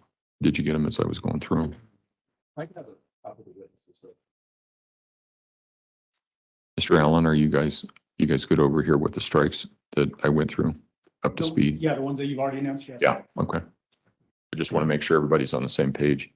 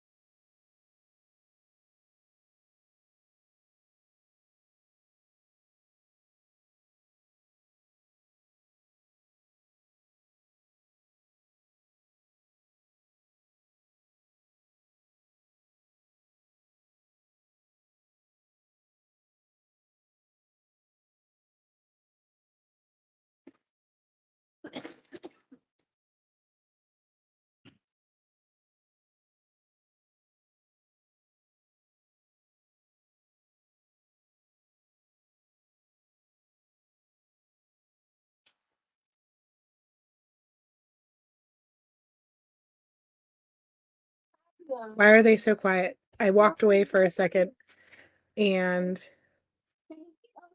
did they stop? Are they done?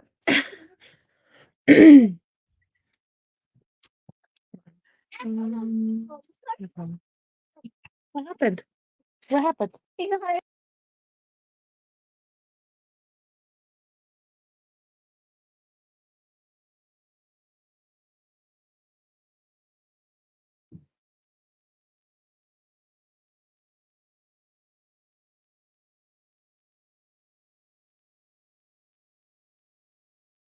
All right, it looks like most everybody, does anyone need more time with the witness list? Please raise your hand. Looks like, okay, all right, that's fine. I'm not trying to hurry. I'm just trying to gauge where we are.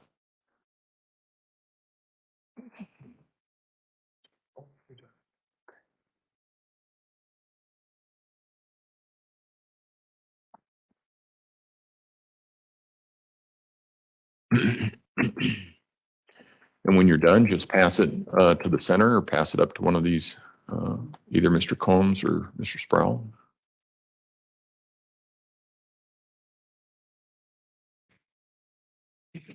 It's not signed.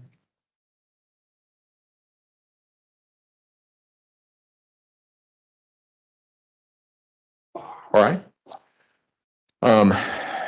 And prosecution, are there any other witnesses which the prosecution may call that were not on that list? Not that we're aware of at this time, Judge. Jack, we got one more back there. And from the defense?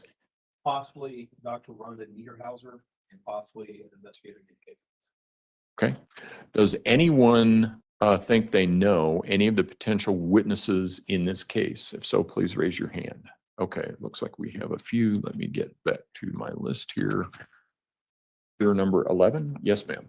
Your Honor, I know Investigator Colvin on a professional level. Okay. And where does Investigator Colvin fit in? She's one of our DAO investigators, Judge. Okay. And how do you know Investigator Colvin? Because I'm a EHS welfare fraud investigator, so I create my own fraud case and give it to her. She then verifies and gets the arrest warrants out from the DA's office on my cases. I've done some of those. So you work with her on a daily basis? Not daily, Your Honor, just when I have a case that breaches the statutes of felony fraud. Okay. And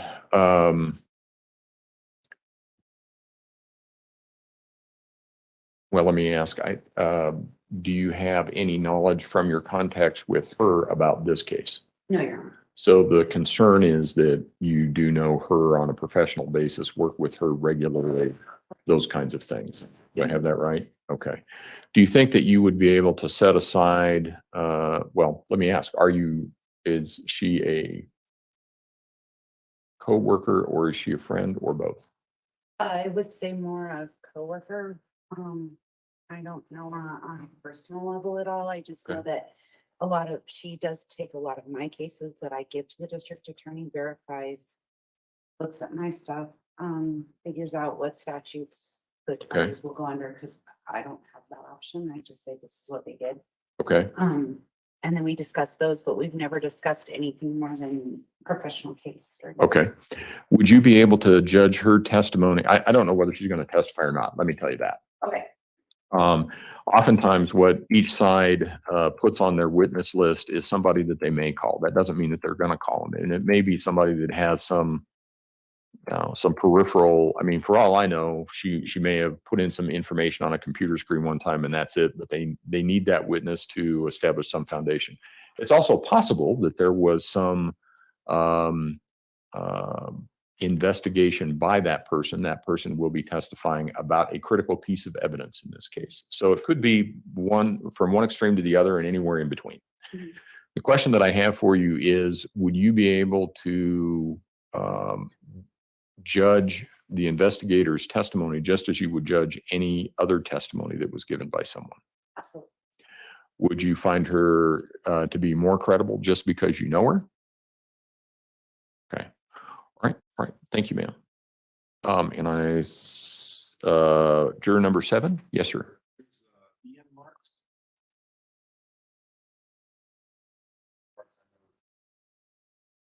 Okay.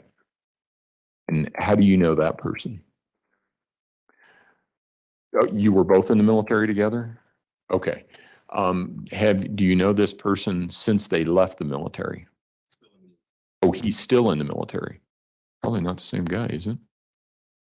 Probably, can we get a copy of that list back so we can follow along? Sure. I need one too.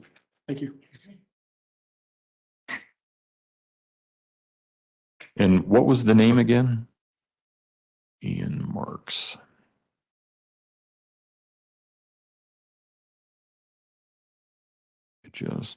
Okay. And prosecution, how does Mr. Marks fit into the case? Judge, he's more the way you described the very peripheral type witnesses. The chances that we actually call him is very, very low. Is this person actually in the military though? I don't know that off the top of my head. We can look into that though. Okay. Let me ask you then, check into that while we're talking about it. Juror number 7, let me ask you, if Mr. Marks were to testify, would you be able to judge his testimony just as you would anyone else's testimony? Would you give it any greater or lesser credibility because of I'm not even exactly sure what your contact is with him. Okay. Okay. So would you be able to just judge his testimony just as you would anyone else's? Okay. Anyone else in this group?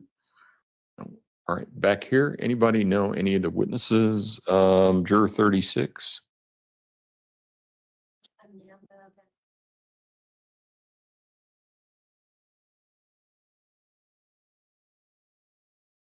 I didn't hear that last part all the way. She what? Okay. Okay. And how well do you know her, or do you just know her in a professional capacity, or? Okay. Oh, got it. Okay. And how long have you known her?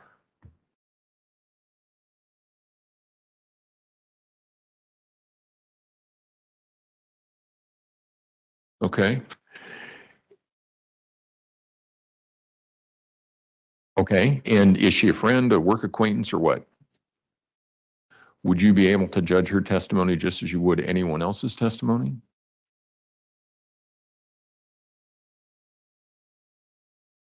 There's no right or wrong answers here.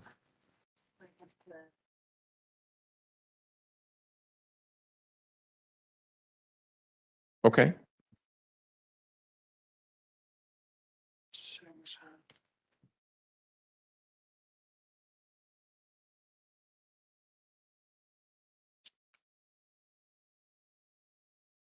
All right. Anyone else in this group? Okay, let me go in the far back there, juror 49. Your Honor, I did not hear the second additional from the defense. I Sorry. apologize. Caitlin's correct. She's an investigator. I'm good. You're good. Okay. All right. And then juror 53. I'm not sure about Greg Forster. The name sounds familiar to me. It's not close, or it is not someone I'm close to, so I don't have a problem. Okay. And the other one is Doug Niederhauser. My wife has worked as a professional. My ex-wife has worked with her. Okay. Anything about that you think would cause you any difficulty judging her testimony? I think so. Okay. In this group, anybody know any of the potential witnesses? And then let's see, we are juror 58. Yes, sir. Detective Mike Boggs, I work. So, well, let me ask, more than 3 years ago? Okay. All right. So anything about that you think would cause you any difficulty judging his testimony? All right. Thank you, sir. Anyone else over in this group? Is there anyone that I missed?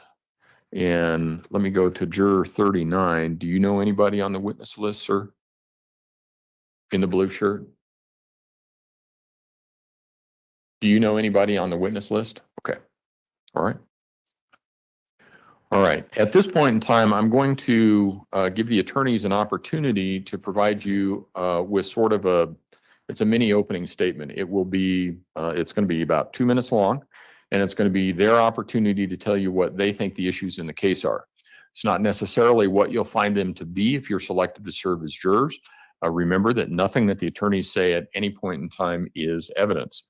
With that, prosecution. Thank you, Judge. And is it okay if I stand sort of, I don't need to be in Yeah. front of the microphone? No, you can use the well. You can wander around. That's fine. Just speak up so that they can hear you. So the case that you're going to potentially be sitting on involves a young boy named Gannon Stauch. He was 11 years old on the weekend of January 26th, which was a Sunday. And he was left in the care of his stepmother, the defendant, at their home in the Lorson Ranch area, which is sort of southeast part of Colorado Springs, very close to the airport. Gannon's father, Al Stauch, is in the National Guard and had traveled to Oklahoma early that Sunday morning for training, leaving Gannon with the defendant. Sometime that night, Gannon suffered some burns. And then the next day, on the 27th, which was a Monday, he suffered some really horrific injuries, including multiple stab wounds, blunt force trauma to the head, and gunshot to his jaw.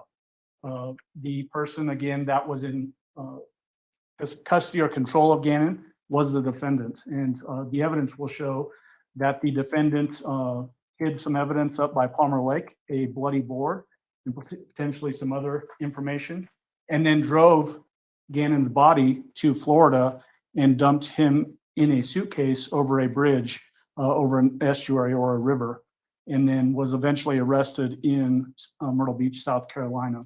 You'll hear lots of testimony about forensics, including cell phone forensics, showing travel locations, evidence about crime scene processing, including blood pattern analysis. And at the end of all of this evidence, 6 weeks roughly of evidence, we will come back to you and ask you to find the defendant guilty of the crimes that the judge has already laid out. One of the big issues is that the defendant has pled not guilty by reason of insanity. So you will have to weigh out whether she's guilty or not guilty based on the charges that we'll present to you, and also weigh out whether insanity existed at the time that these offenses occurred, and whether that weighs into her inability to form the intent required to commit these offenses. Really, the very boiled down way to look at that is, could she understand back then, on January 27th, 2020, the difference between right and wrong? And we will come back to you asking you to find that she could understand the difference from right and wrong and find her guilty of the crimes that we've already laid out for you. Thank you. All right. Thank you. Defense, Mr. Tellini. Ladies and gentlemen, you're going to hear about 8 weeks worth of evidence. There are all kinds of people come from all over the country. You're going to hear evidence about cell phones. You're going to hear evidence about computers. You're going to hear evidence about Facebook. There are literally going to be days and days of evidence. But what you will not hear from this side of the table is any type of reasonable explanation why Letecia Stauch would have done this. We hear from friends, neighbors, teachers, other people that all that they observed is that she was a loving stepmom. She was a loving stepmom to Gannon.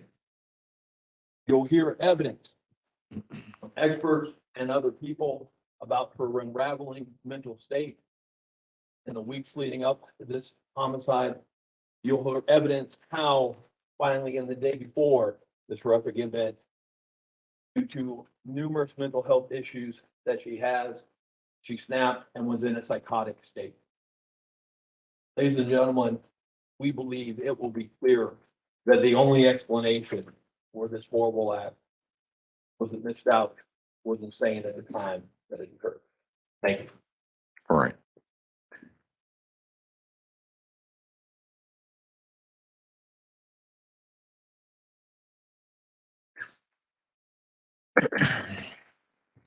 In this case, you will be asked to render a decision based on the evidence presented in this courtroom and the instructions that I will give you.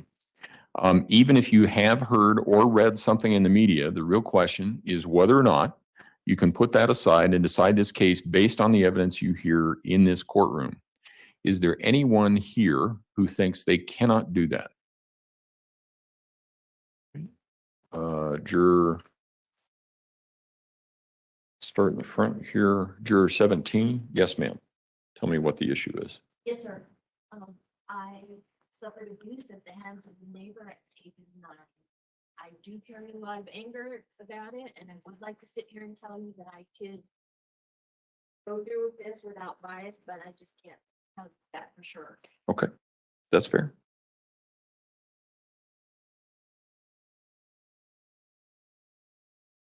And juror number 9, did you have your hand up? Yes, yes, ma'am. Or I'm sorry, you are 8. I'm sorry. Bring me off again. The empty seats. See, I get confused too. All right, juror number 8.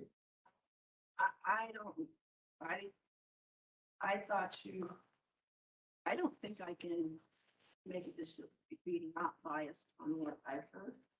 And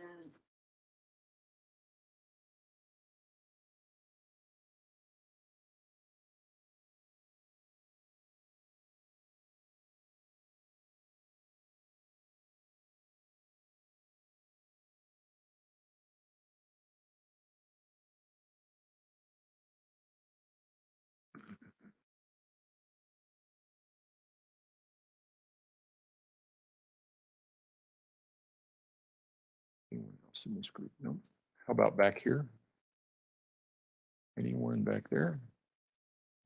No.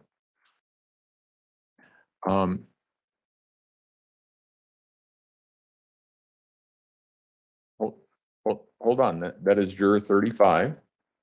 Go ahead. Okay.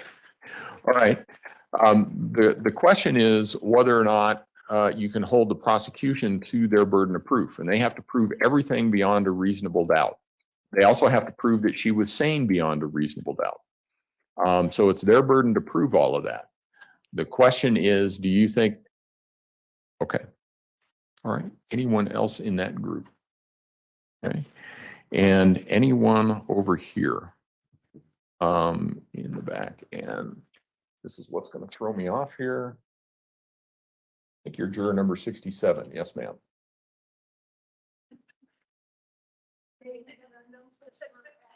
That's all right. It's okay.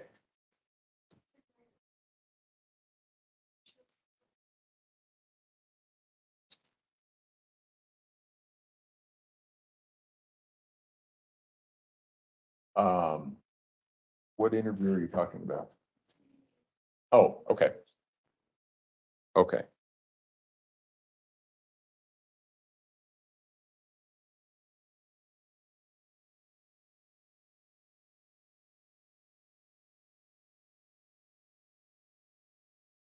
And just so that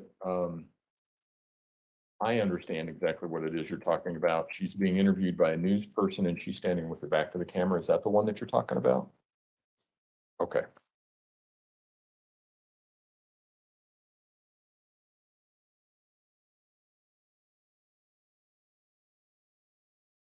Anyone else in this group? No? All right.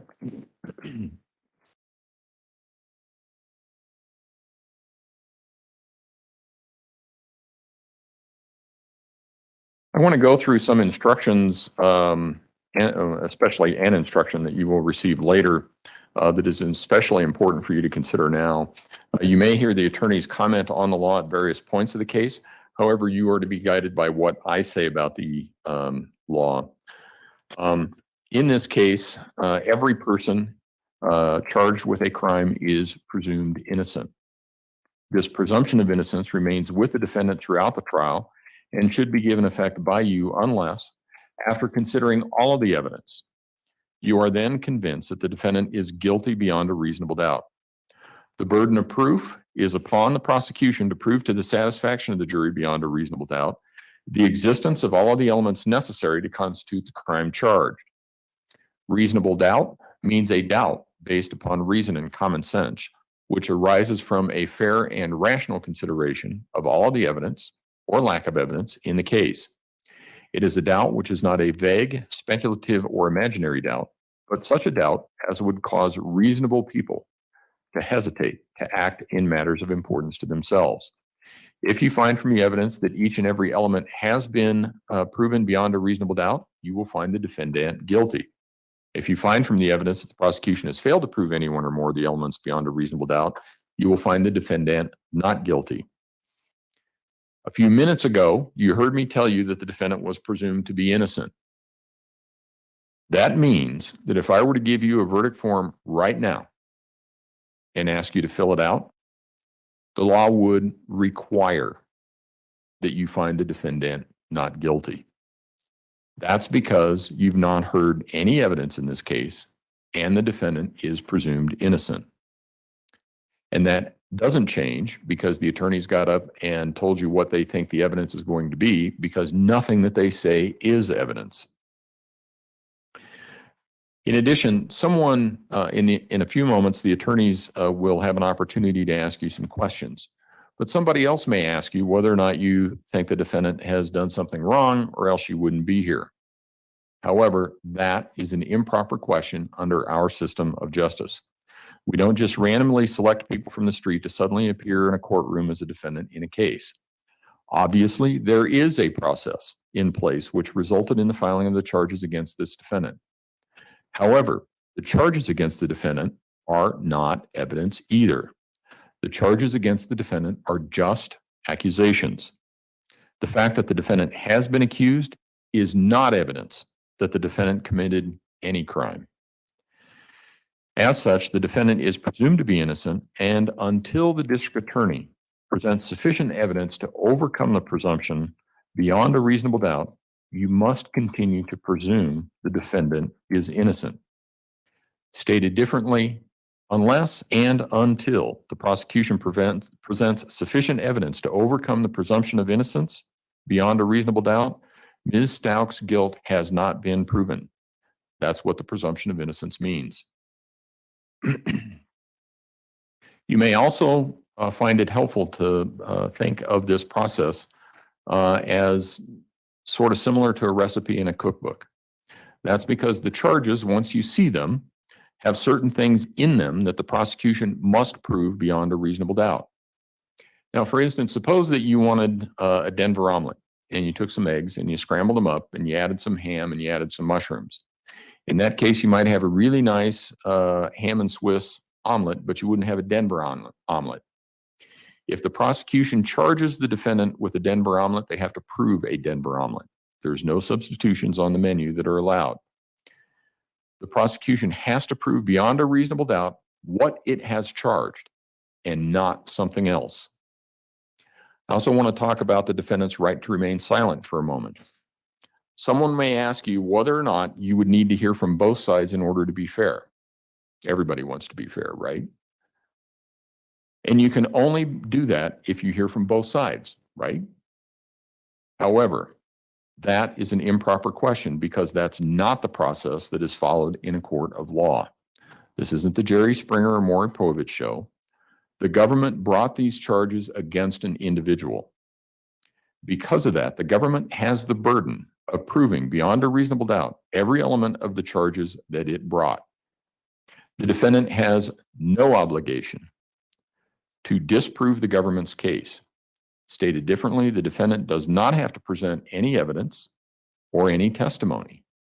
In fact, I suspect they're not, but defense counsel could choose to take a nap at defense counsel table, and it would not change the prosecution's obligation to prove every element of the charges beyond a reasonable doubt. In addition, every defendant has a constitutional right not to testify. The decision not to testify cannot be used as an inference of guilt and cannot prejudice the defendant. That's because it is not evidence, does not prove anything, and must not be considered for any purpose. Now, sometimes you'll hear when you're talking with friends or family or acquaintances, or sometimes the attorneys will ask a question designed to elicit a response from you similar to, well, I know that if I were accused of something, I would make sure I took the stand and told my side of the story. As I indicated earlier, that's kind of a trick question because that's not the process that we follow in a court proceeding.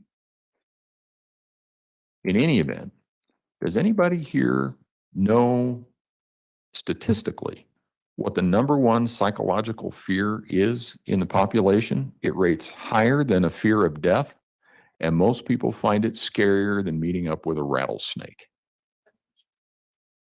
Public speaking. So, of course, what we do is we bring you all down and ask you questions in front of a lot of other people, asking you for responses to those questions. All of you have been subject to questioning by myself. In a few minutes, you'll be subject to questioning from the attorneys. And I want you to think on that experience for a moment. Were you nervous? If you had a choice, would you have chosen not to be questioned? And none of you were questioned in front of a jury, and none of you were either a witness or been accused of a crime in this case. The bottom line is that it is possible that the defendant won't testify. It's possible that the defendant will testify. But regardless of who testifies and who doesn't, the question is always the same. And that is, based on the evidence presented, whatever that evidence is, has the prosecution proven beyond a reasonable doubt that the defendant is guilty of the crime charged? Is there anyone who thinks that they cannot follow that process? Please raise your hand. Is there anyone who thinks that they would have to hear from the defendant before deciding the issues in this case? Please raise your hand. No response.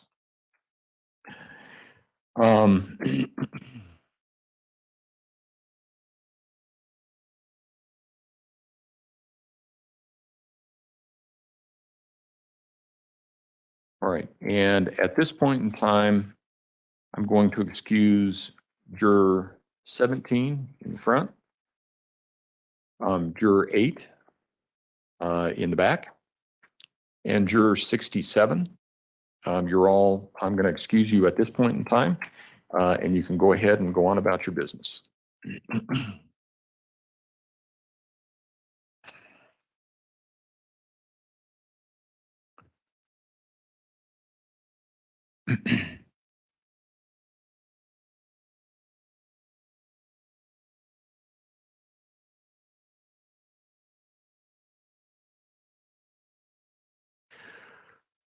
All right, we've asked you all questions about the length of the trial and publicity and those sorts of things. I do want to ask some questions about the plea of not guilty by reason of insanity. Give me just a moment.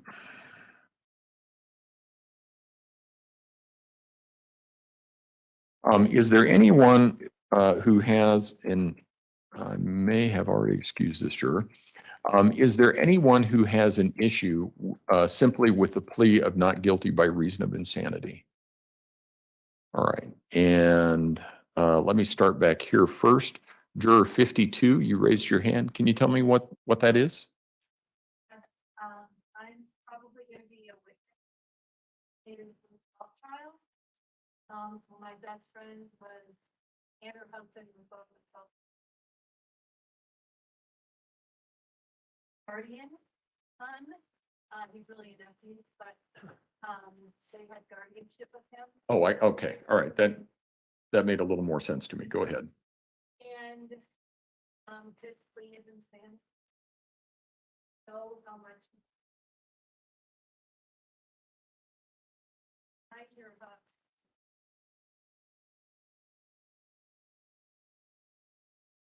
And he's, I'm friends with nearly.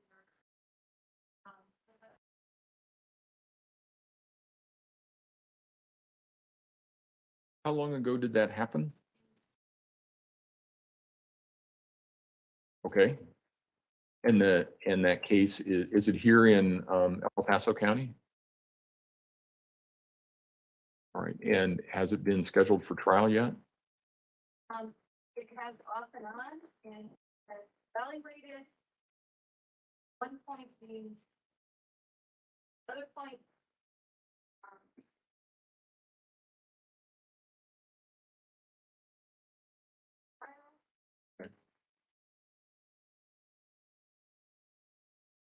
It sounds as though then that case is probably being prosecuted by Mr. Allen's office. It's a criminal case. Do I have that right? Okay. Has anyone, I guess on either side, spoken with you about the process of how evaluations occur and what it means to be found insane or not insane? Okay.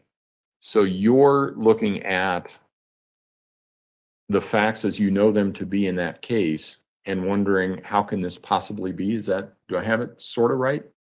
Okay. And I suspect I've done sanity cases before. And that's actually frankly a fairly common issue is how did all this occur? And you would, if you are selected to serve as a juror in this case, you would receive instructions about what it is that you're supposed to look at and what the law is governing a plea of not guilty by reason of insanity. And I don't want to read them at this point in time. It's hard to put them in context until you actually have the evidence to see what they are. But the question would be whether or not you think that you would be able to decide the issues in this case and make a determination regarding whether or not the prosecution has proven beyond a reasonable doubt that the defendant was sane at the time that the offense was committed in this case. Okay, all right. And then juror number 53, you had raised your hand. My ex-wife.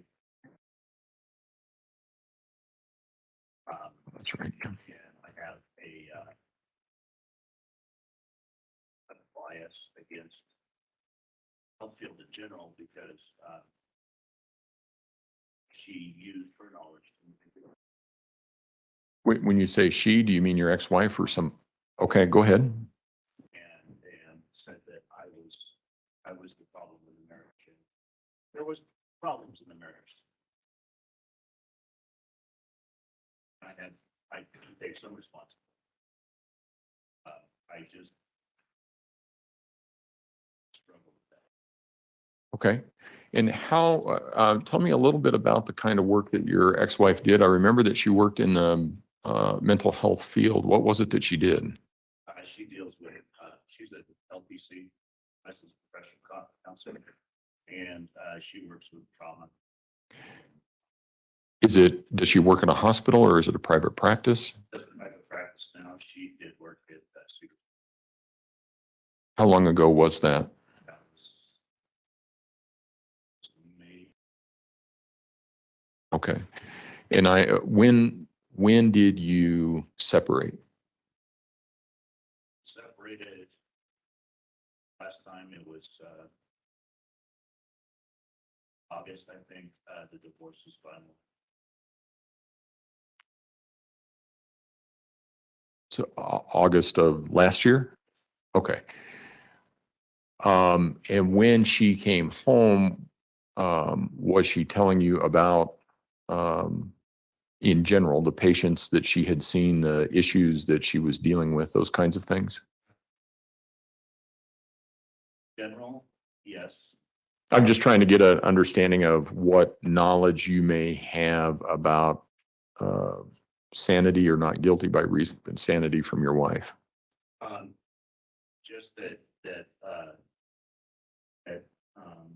based on her experience that there are broken people. And I fully agree with that, but she said that there are also people that. Okay. All right. Did I get everybody over here? How about over here? Any hands over here? No? All right. All right.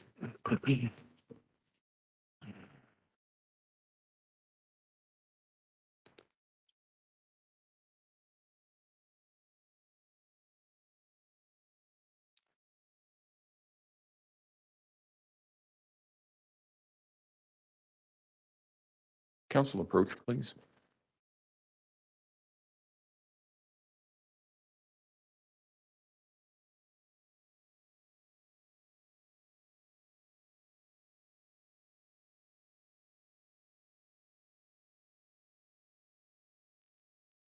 Okay. They're likely going to be muted for a second while he has the council approaching. So as far as we know, tenacity from the truth, I don't believe that Harley has spoke with her. I think that that's part of why she is not dressing for court. She has no one to bring her clothes. I don't know if she would have her attorney do that or whatever, but she has nothing. Everything she had, like between her family that has, in my opinion, pulled away at this point to not be involved with her ever since, she's been pulling all these stunts. And then, of course, the fact that her and Albert got divorced and things like that. I think that plays a lot So give into me why just she's a not dressing. moment, and I think we're going to take an early lunch break. So give me just a moment.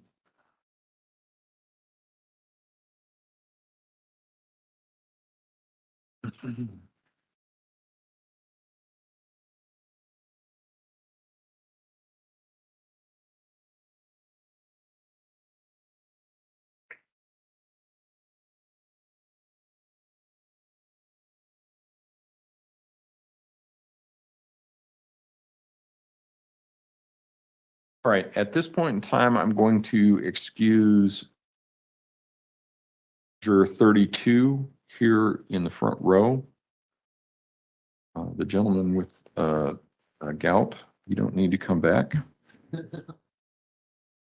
I will also excuse juror 52 and 53 in the back. I will give them a chance to leave, and then I'll talk with you for just a little bit longer here.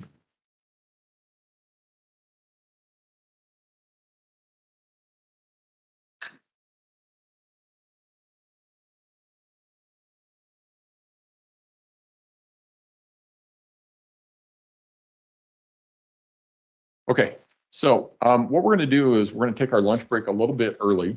That'll do a couple of things. First of all, the lawyers have a lot of work to do because they're going to be looking through questionnaires. And when we come back, here's what you can expect. The attorneys will each have 45 minutes to question you regarding topics that they want to cover. And then when we come back, the prosecution will start. Prosecution has the burden of proof, so they almost always go first. And they will start asking questions of everyone. They're going to ask questions of everyone in the courtroom as opposed to just the people in the box. If you are in this room, you should anticipate that you will be on this jury in this case. It may not be today. As I said, we hope to start evidence on April 3rd, but you should anticipate that you're going to be on the jury in this case. So if there are issues that you need to raise or want to raise, you need to tell us those because I can't do anything about it after we have selected the jury.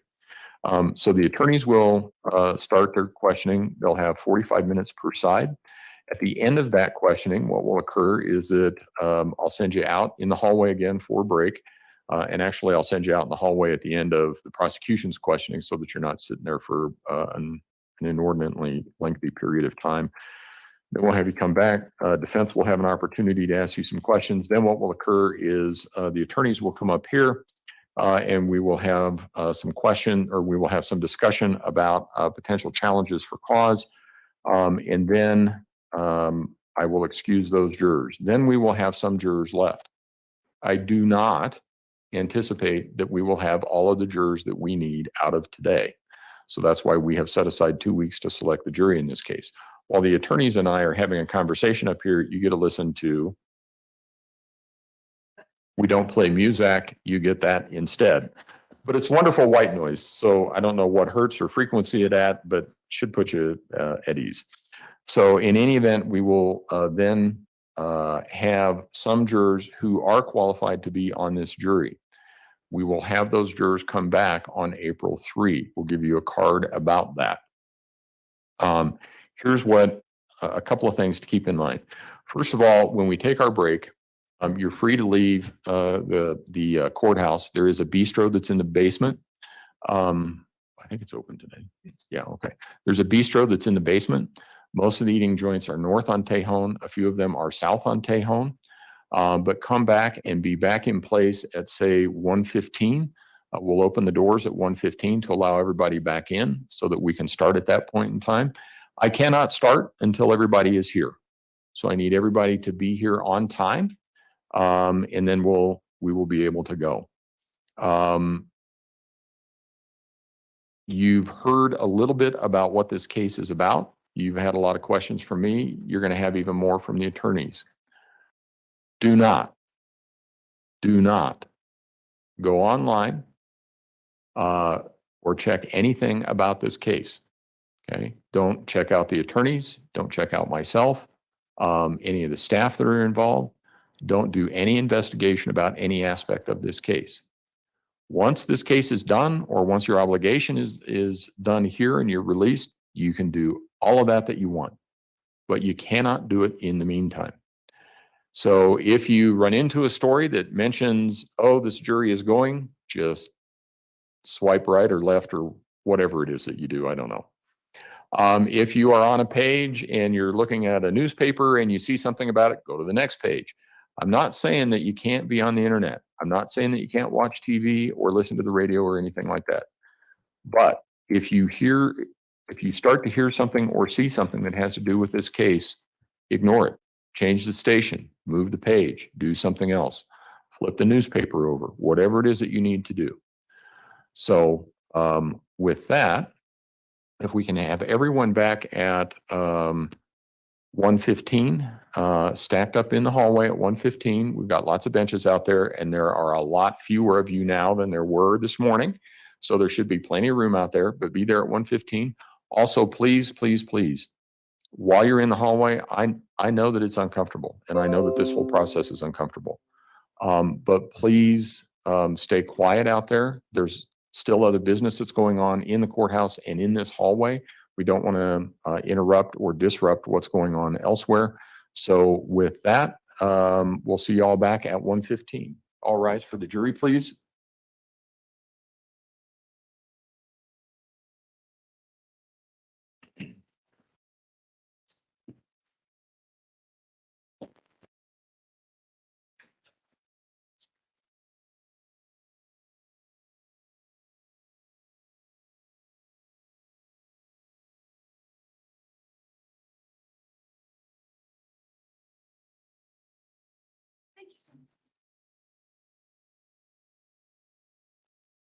Hey, once we figure out, I want to see if he's going to talk to the lawyers or not, because I don't know, maybe they revealed the details before they came live with all of this. We were sitting watching them silent beforehand. Like I said, they were actually showing us the courtroom with the jurors, and I was kind of shocked about that. So hopefully he talks about the doctor stuff now and that we didn't miss it. I want to know, did the doctor get her order complete? Because that's going to play a big role in Letecia's defense.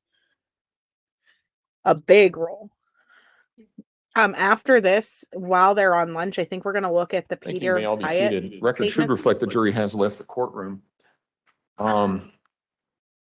So the plan is we will bring them back at 1:15. Prosecution will have their 45 minutes, and then the defense. Does anyone have anything else they want to raise at this point in time? Mr. Allen? Not from us, Judge. Defense, either side? Yes, Your Honor, I know that Go ahead. Your Honor has already denied my motion for further voir dire. I don't know if Your Honor would consider when we bring back everybody on Monday for on April 3rd. Oh, okay. At that point in time, allowing each side to have 30 to 45 minutes. And the reason being, Your Honor, is right now, almost the entire focus, I believe, is on challenges for cause. If we could, then we have the panel come in, have 30 to 45 minutes so that we can intelligently exercise preemptory challenges. I think that would be helpful. I don't think that will put us behind schedule at all, but I think just with the issues we're dealing with cause today and just 30, 45 minutes for other issues, so that we can effectively intelligently use our preemptory challenges. Yeah, I'll give it some thought. Okay. It's I wouldn't allow, extensive questioning. And when they come back, I'm going to ask them if things have changed, and that may raise some questions anyway. Yes.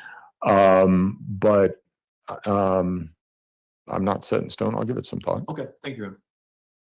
All right. So we need to have Ms. Stauch back in place and ready to go at 1:15.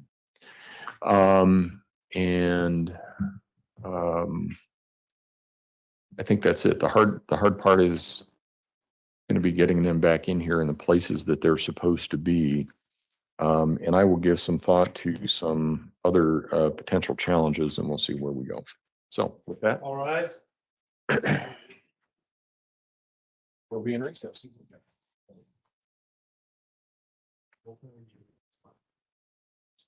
Hey, Jack, we can leave our stuff in here. I take it. Absolutely, absolutely. Let me,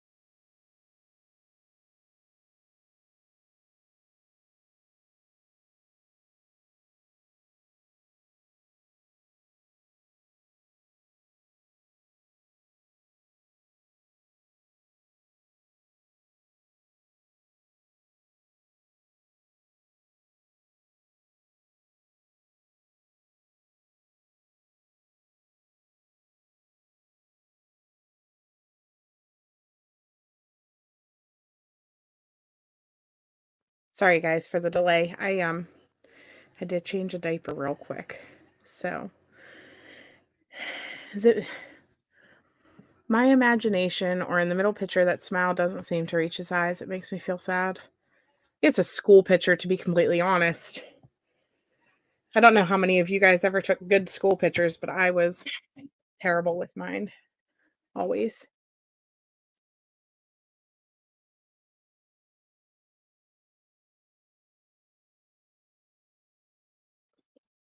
You're going to start today praying for Landon for when she gives her victim impact statement. I take everything in me not to drop across the table to that monster. Yeah. Don't forget about Albert too, though. A lot of people, there's always prayers for Landon strong, and all of these things, but Albert lost a child as well. And if anything, he probably holds a ridiculous amount of guilt for what happened because he left town and left this monster with them.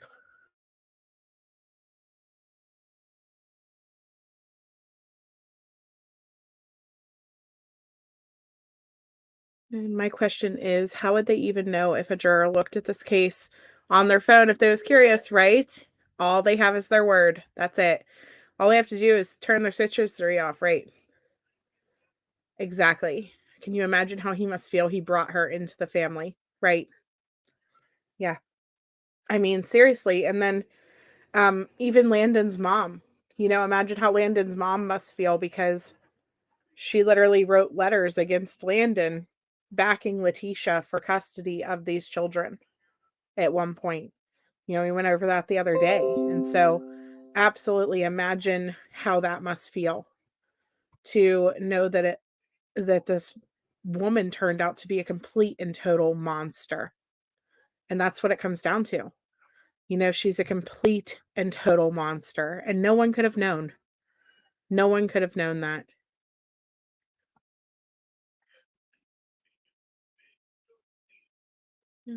Okay. So let me show you guys the Peter Hyatt statement analysis that was done. He is an expert in body language and analyzing the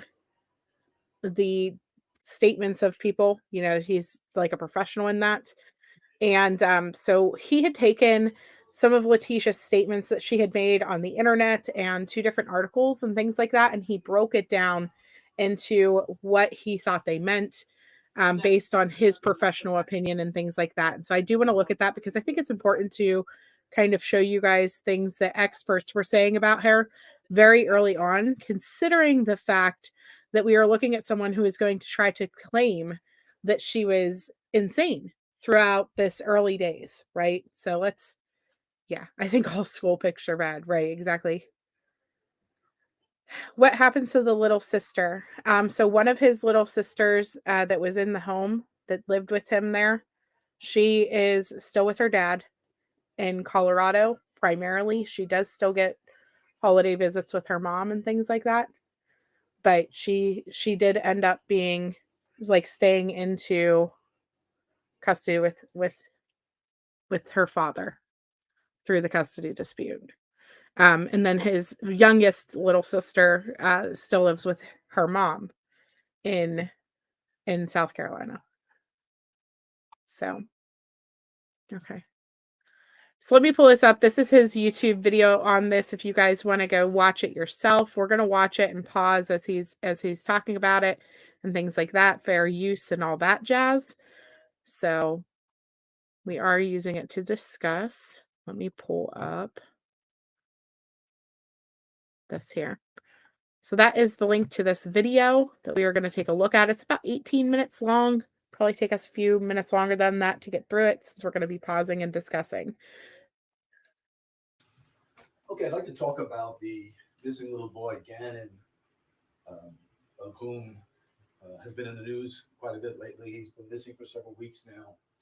And the stepmother made some statements that, in the very least, raised eyebrows in the interest of the public.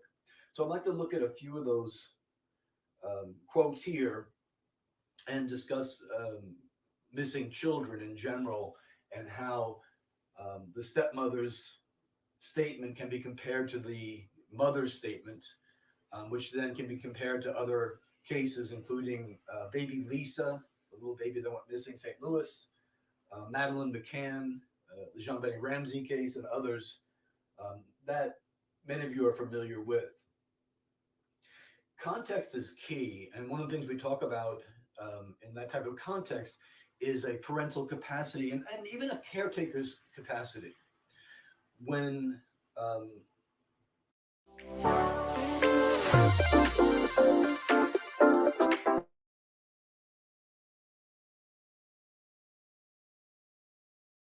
or as a parent in general, any parent, when the child is hungry, we feed them.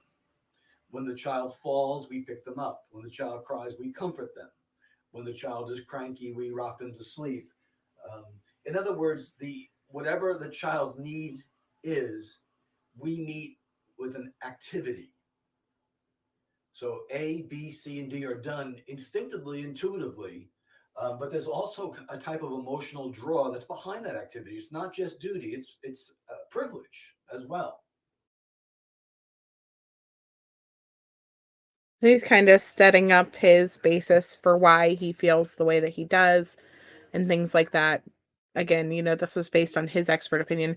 This was done, just so you guys know, because I think it was done 3 years ago. Let me see. February 7th of 2020. So this was done really early on into, this is done just a week or so later. Just to give you an idea of when this first analysis took place. When a child goes missing, this parental instinct is stymied. The parent is left in utter impotency, an inability to do anything. And that is a dominant emotion. The parent can't stop thinking about what the child is going through in the moment, in the current status of being missing. So when we see a parent that references the child in a past tense, which I'm going to get to, or we see a parent showing no interest or low priority interest in what a child is currently experiencing, we're looking at the negation of parental instinct. It's not a good sign.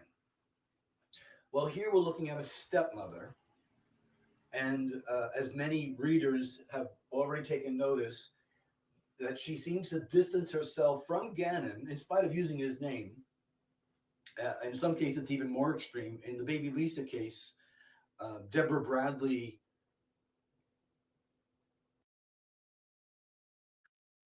Ariel Sellers, Isabella Kalua, her step parents, or her foster parents, adoptive parents were like this. After she went missing, they refused to say her name. They refused. The whole family refused to say her name. They would refer to her as her and she, but they would never say her name. And so that's one thing, like, I wonder almost if Letecia had Googled that as well, how to make yourself not look guilty, how to make yourself look like you care about a child, something along those lines, because she never didn't say Gannon's name. She always would say it. had a very difficult time using the baby's name. And that was just an extreme distancing. And this is distancing as well. What we look for in context is my, the pronoun my, the possessing pronoun my, of even a caretaker or a step parent. My stepson, Gannon, will be a complete social introduction, a good relationship. This is not. So when she first was walking to the camera and the interview was being set up, she began with the word okay. And some will dismiss that saying, well, it's just a habit of speech. Well, like all habits of speech, we look at what provokes it, what does not provoke it, when it enters, when it doesn't enter, when is it necessary? Okay is a form of agreement. We know that this would tell us right from the bat, she's got a defensive posture towards accusations against her, which is unfortunate for anyone to suffer through, but a marvelous opportunity to say, I didn't cause Gannon's disappearance. I didn't hurt him.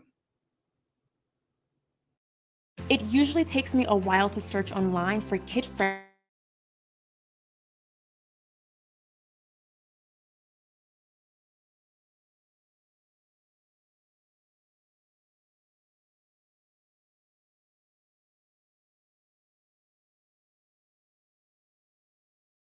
Reaction to a false accusation.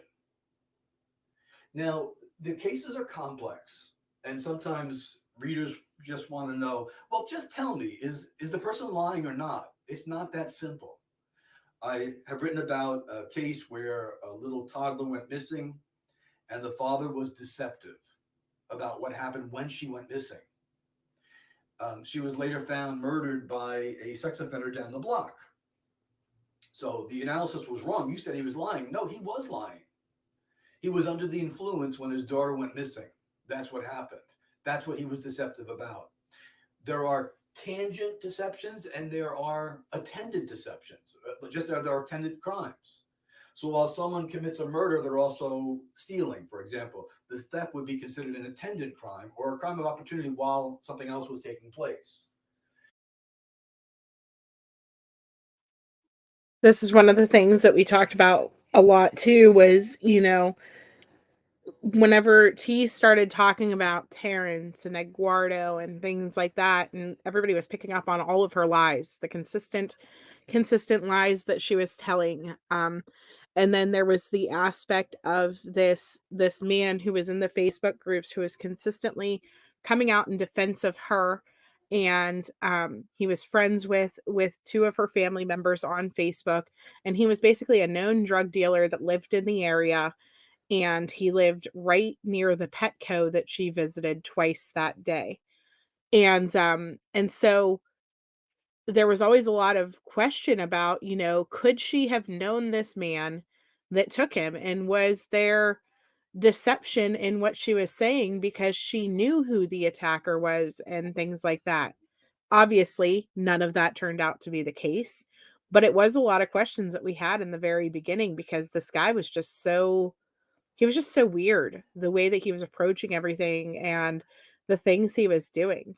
And then throughout this, there was actually another man who was a registered sex offender who started following this case closely. And he actually went to their neighborhood and was filming himself walking through the neighborhood and things like that. And we freaked out because dude was literally a registered sex offender. And we were concerned, could he be going to stalk Gannon's little sister, who still lived in that house, and was tragedy going to strike this family twice? And so that was a huge, huge, huge concern. Huge concern. Whoops. What am I doing here? Okay. So we're always looking in analysis to excuse someone's language, to find a way to hold on to our presupposition. What's a presupposition? A presupposition is a conclusion that we go into before we start the statement. And it's always the same. The subject is telling us the truth. We believe her. She'll have to talk me out of it for me to think that she's lying. And that's because most people will not lie in an open statement. They'll not tell a lie. They'll deceptively withhold information, but they won't fabricate reality. It's very rare. When it happens, it's quite dangerous and indicative of a very peculiar and unusual personality, one that poses quite a risk to the public at large. So she begins with okay. She would like to make friends. She would like to ingratiate herself. This is called the ingratiation. She'd like to ingratiate herself to the camera, which represents the public. I want to be seen as a good person. And when a child is missing, for a caretaker, for a parent or a step parent, the priority and the dominant thought is, I've got to get him back. You don't know what he's suffering. You don't know how afraid he is. As a matter of fact, when Gannon's mother spoke, she gave people a motive why to call police. That's unnecessary, but she did. She was projecting her own emotions upon the public. Think about what he's going through. Think about how much fear he has. Call the police. She literally projected her own fears, which are legitimate and appropriate there. The unnecessary language reveals additional information about her innocence. The mom is telling the truth. Back to the stepmom. Switch to Verizon and get well.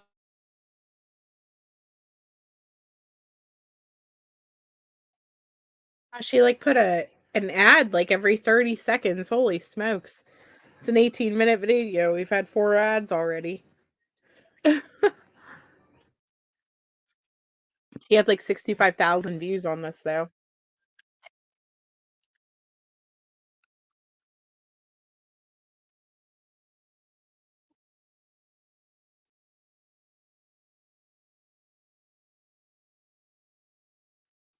Oh my gosh, I didn't know I muted him. So sorry. But while a child is missing, and something that she wants to tell everyone, I took care of Gannon for the past 2 years. His mother didn't want him. I really think that his resentment towards Landon plays a huge role in this. I think that I think that if in fact Albert was for sure cheating on her and things like that, that she blames Landon. She blames the fact that the kids were there. She couldn't be, young, wild, free, and freaky with Albert anymore because they had these children there. And I think she fully blames Landon. Yeah, he does. He knows his stuff even though he recorded it this way. She does. She degrades his mother constantly. She ends up degrading the entire family. She degrades Albert at some point. She degrades Landon, obviously, but you can just see her anger and her resentment through all of it. This is not a concern for Gannon. Who is Gannon? Well, we're going to wait and see if she says, my stepson, my Gannon. And I would never, ever hurt this child. So the first thing you'll notice is that in an open statement, she wasn't asked, did you hurt him? She offers what she did not do in an unreliable manner, and she introduces the word hurt. So I'm not saying at this point that she hurt him. I'm wondering why she's introduced it.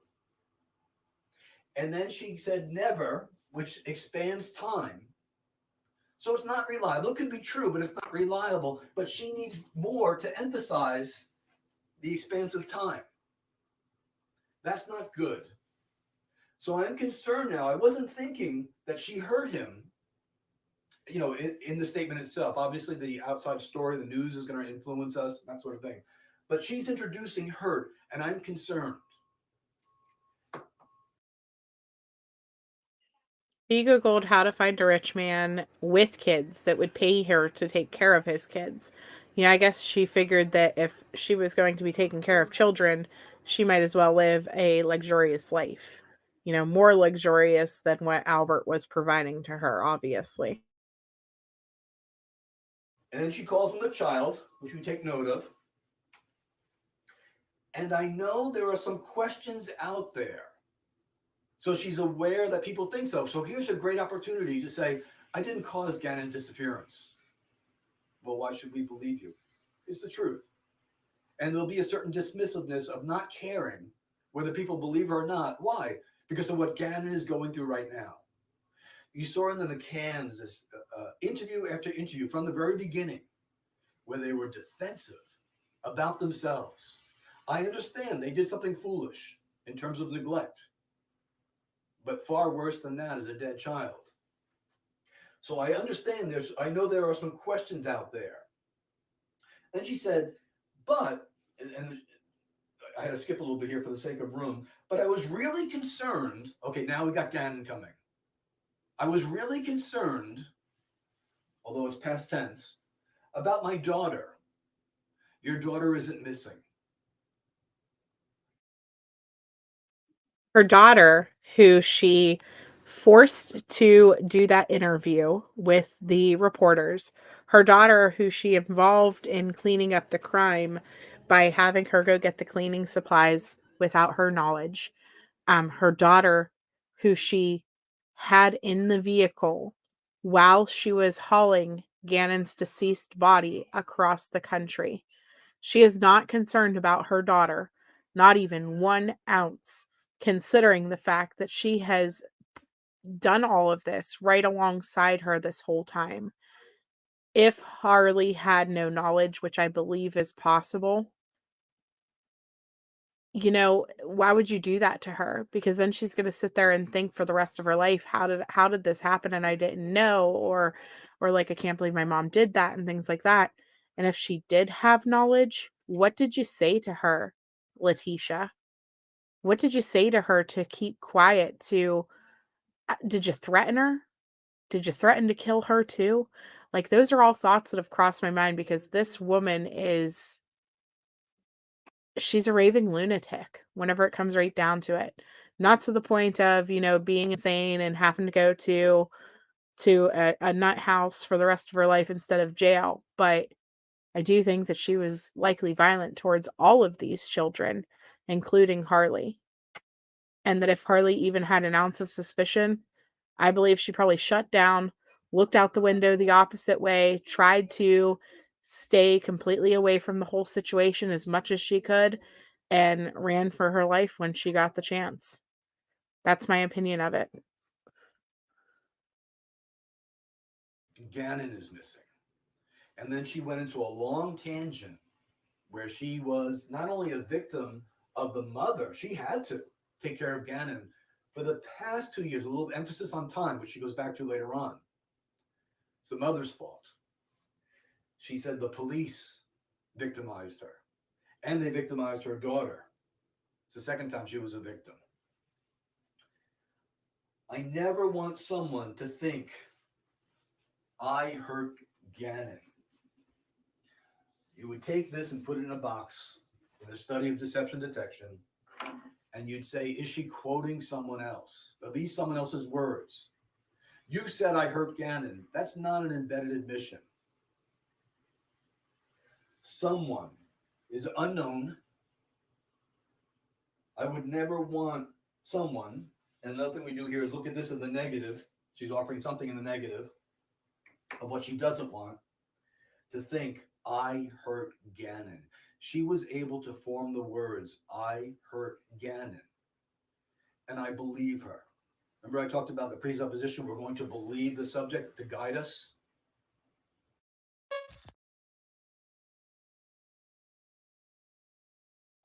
Seriously, another ad. Okay. Yeah, her truth and her lies. That's what he's getting ready to talk about. Believe what Letecia is telling us. Believe the truth that she is telling us mixed up with her lies. And so she says the truth. I hurt Gannon. I hurt Gannon. And she says it out of her own mouth.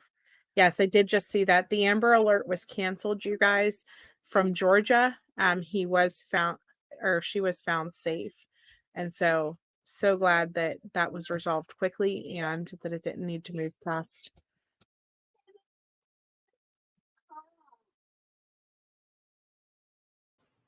I believe her. I believe she hurt Gannon. Now, whether she hurt him and in causing his disappearance, I don't know from this statement.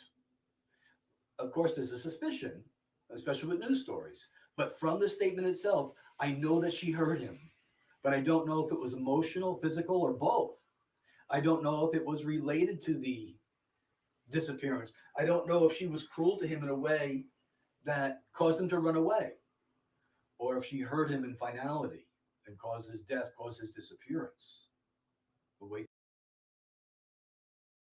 Sad that we find out later that, not only did she hurt him that evening, Mike Allen just told us during this little tiny opening statement to the jury that she caused burns on Gannon on Sunday night. They have evidence that she caused burns on him Sunday night. Not just that there was a candle incident, but that she caused burns on him. What did she do to this child?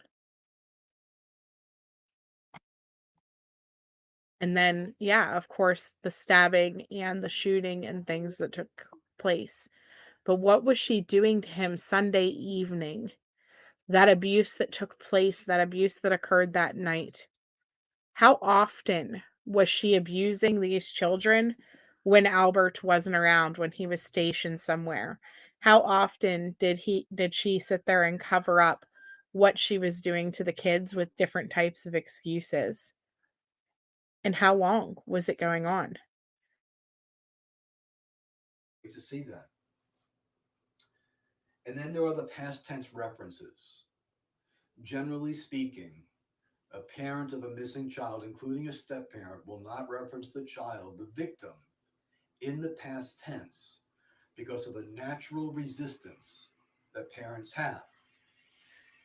Now, there are factors that can weigh against that. Sometimes you'll see a commentary on the news. Well, the parent said something in the past tense, so therefore they're guilty, and it turns out they're not guilty. That's not necessarily so. Or I saw this once on a news program where someone, they had an expert come on and said, the parent referenced the child in the present tense, proving the parent had nothing to do with it. The parent was guilty. The past tense is a slip. Casey Anthony was able to correct herself even about Kaylee being missing. So what we do with this is I want to find an excuse for it. And if the excuse can hold water, if the excuse can weigh up against this, I'll let it be. She is referencing him in the past tense. She referenced him in the past tense a couple times.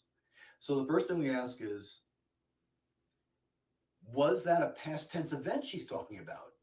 He played baseball last Thursday is not a past tense reference to indicate death. It's an event. Then we ask, and it wasn't in this case. Next question. Have the police revealed something to the step parent, the stepmother in this case, to prepare her that the child is dead? And from media reports, I think not. As a matter of fact, she's been put out of the house, and the biological mother is in the house, and the biological mother and the father are working together trying to find Gannon. So she has been put out. So another question arises, could she be referring to him in the past tense because she'll never parent him again, and she recognizes that? It's quite a stretch, but I throw it out there for consideration. And then we look at the age of the child. We look at the weather. We look at how much time has elapsed since he went missing. My conclusion, and this comes down to an analyst recognizing it and making a decision, but my decision on this one is that she either knows or she believes he's not coming home. When this guy first said this, and we all watched this whenever this very first came out, it was devastating. And I think a lot of us knew at that point, right, that Gannon wouldn't be coming home.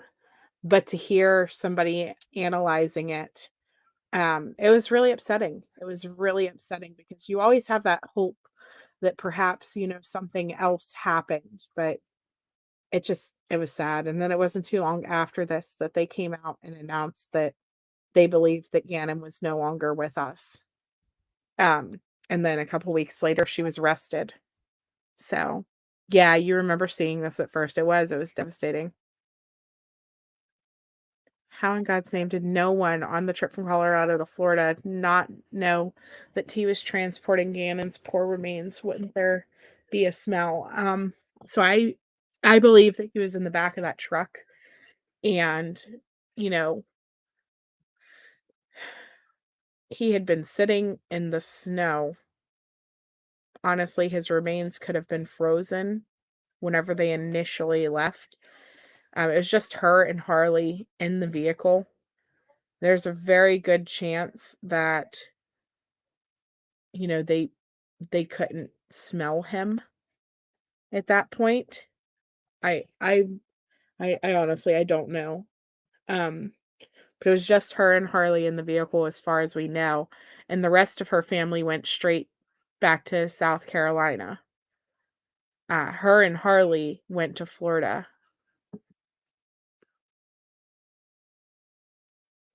Yes, I can drop the link. It is kind of quiet. That's why I put the captioning on as well, because it's like really low.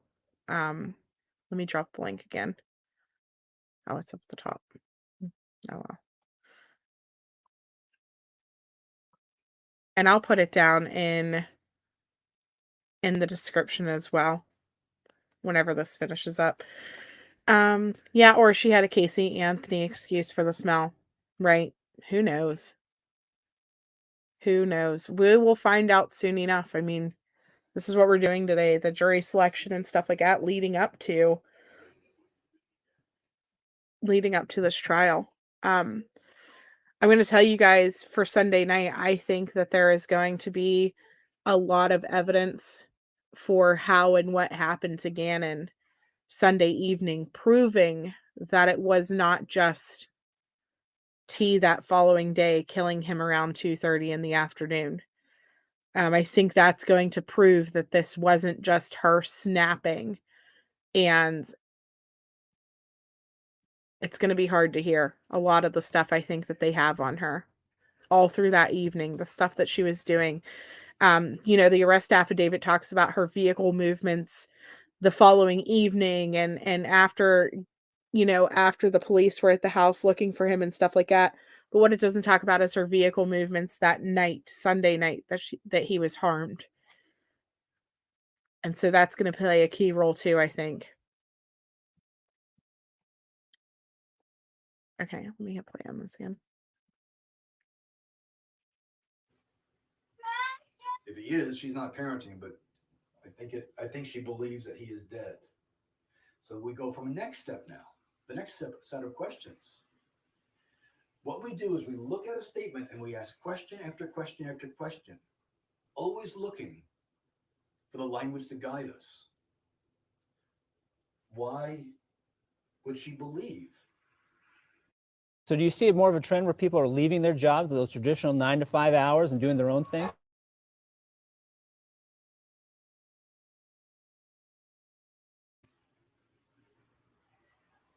I hurt Gannon. And I've written that if you look at the entire statement, that this is an acutely selfish person. I didn't write that she was narcissistic or narcissist. And there's a reason, because we recognize the difference between a narcissist and someone who's narcissistic-like. A narcissist has a desperate need to protect the fragility within his own psyche. And so he'll go on the attack and he will talk about himself and brag greatly because he's protecting a weakness. And then there are those who are narcissistic-like. And if you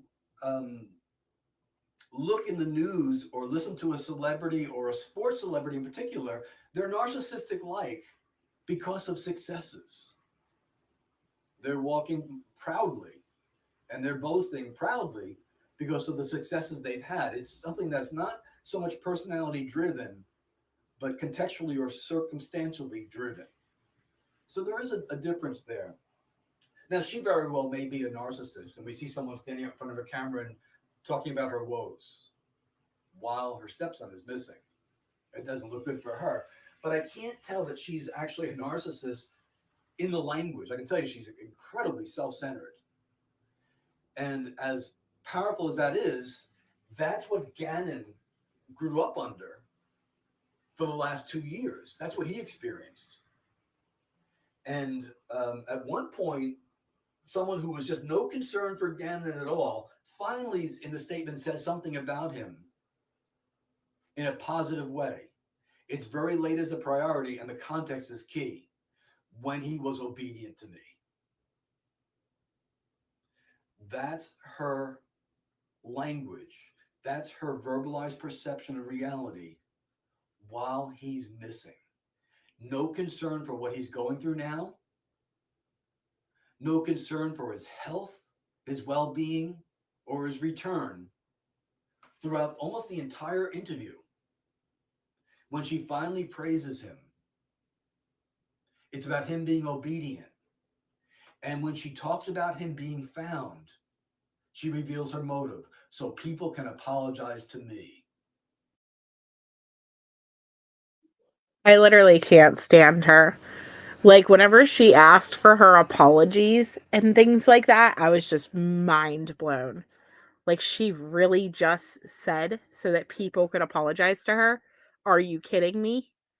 Like, are you serious? Yeah, it's just, and again, with the obedience, how often were these kids whenever Albert was out of town or stationed or whatever, what were these kids literally going through? She took them to see the world, she would say, and things that kids had no opportunity to do normally. That was her thing. But how was she doing that? Was she taking them to special things? Was she giving them special things because of the fact that she was hurting them? And so, here, let me abuse you and beat you up and do this and do that. And then, oh, well, don't tell your dad, don't tell your mom what I did. It was an accident, or I didn't mean to, I just snapped, I just flipped out. I'm so sorry. Let's go for ice cream. Let's go horseback riding. Let's go do something special. Let's go see Sonic. Was she doing special things for them to try to make them love her through the abuse? I think it's a good possibility. Hi, Ringo. Didn't she make him go on the mountain hike with her and her daughter when he didn't feel well? So she said that he wasn't feeling well already. There's no proof of that, though. Like, yes, they went on a hike that day. But she also alleged that they went on a hike and he had a cut foot from the glass. And so which thing was it? You know, right. She bagged about getting him Burger King. Like Burger King isn't a special treat. But was it to these kids whenever Albert was away? You know, was that a big deal to them because she normally abused the crap out of them? You know, and she made it a point to tell us, "Oh, well, Albert was always the heavy-handed one. I'm not the one who even did discipline. It was always Albert." You know? And so, hey, that's possible. I know I need to actually mod him. Then he can be a real link dropper. It's funny. It's just I don't know. She does though. She reveals her motive in all of this, and it's all to make her look good. It's all to make everybody love T. You know, she is the one who took care of the kids. She is the one who made sure they were okay. She is the one who did all of these things while Albert was out cheating or doing whatever, and Landon was out doing drugs and living her best life. In her mind, that's how things happened. Is that reality? I don't know. I don't know. That's what Gannon lived under the last 2 years. And that's a great concern. And very likely there was psychological abuse that took place. Someone this selfish, this self-driven, children are an inconvenience. Children are messy. Children are difficult. Children are disobedient. That's what children are. And that would be an intrusion upon self for her. So we're looking at a very sad case, very difficult case, and I think my opinion is probably the same as most of you. But I'm sticking, again, just to the statement. So I'm hoping that I'm wrong, and I'm hoping that we get good news for Gannon and his family. Until then, they remain in my prayers.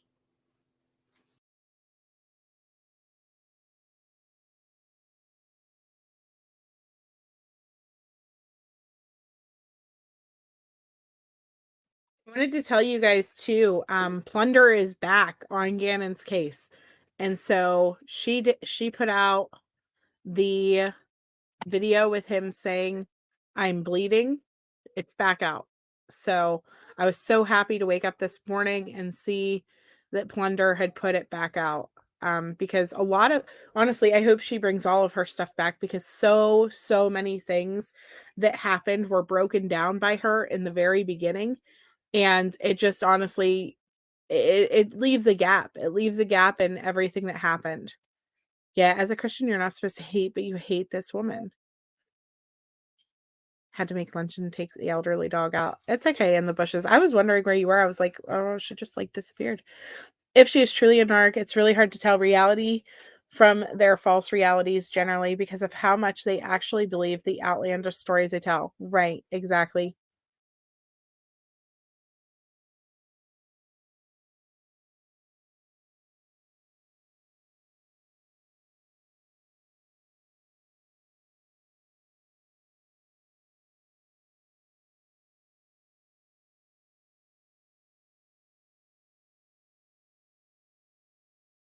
So this next thing I'm going to show you guys is some of the jailhouse letters. This is from the Wicked Truths and F-Bombs. They're now just known as, hold on, Wicked Truths. And so I got their link for you. Let me drop it again just in case, because I don't know if that first one worked. Yeah, I love Plunder too, Ramblin' Rome. Love them. But so they had written letters back and forth with Letecia way back. And so this is one of the first letters that they put out from her. So I'm going to take a look at that. Try like going back, so you'll be a little behind us, but it'll catch you up with like whatever the buffering problem is. Yeah. Yeah. So we have 2 letters. If we're being 100% honest, we were both very busy tonight. We knew we were doing this live. We didn't know what time we were going to do it. And we don't really have them prepared to put all the way up on the screen for you. So this is what you got tonight, but we're going to read them and we will get them out somehow, some way. We got to do some redaction in there just so that the recipient of these letters on our, somebody who is part of our team, you know, their personal information is kept personal. So there's that. If you're in our Patreon, some of you knew this was coming, I think, because I had posted a couple I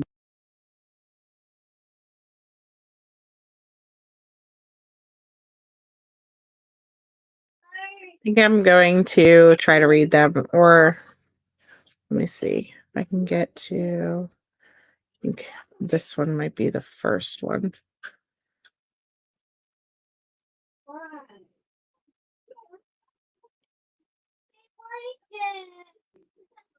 Let me do this. I'm going to screenshot. The only thing is, if I do that, they have comments pulled up like constantly. I know they read them through here, but I don't know if I want to like listen to their whole live to find exactly where. Hold on one second.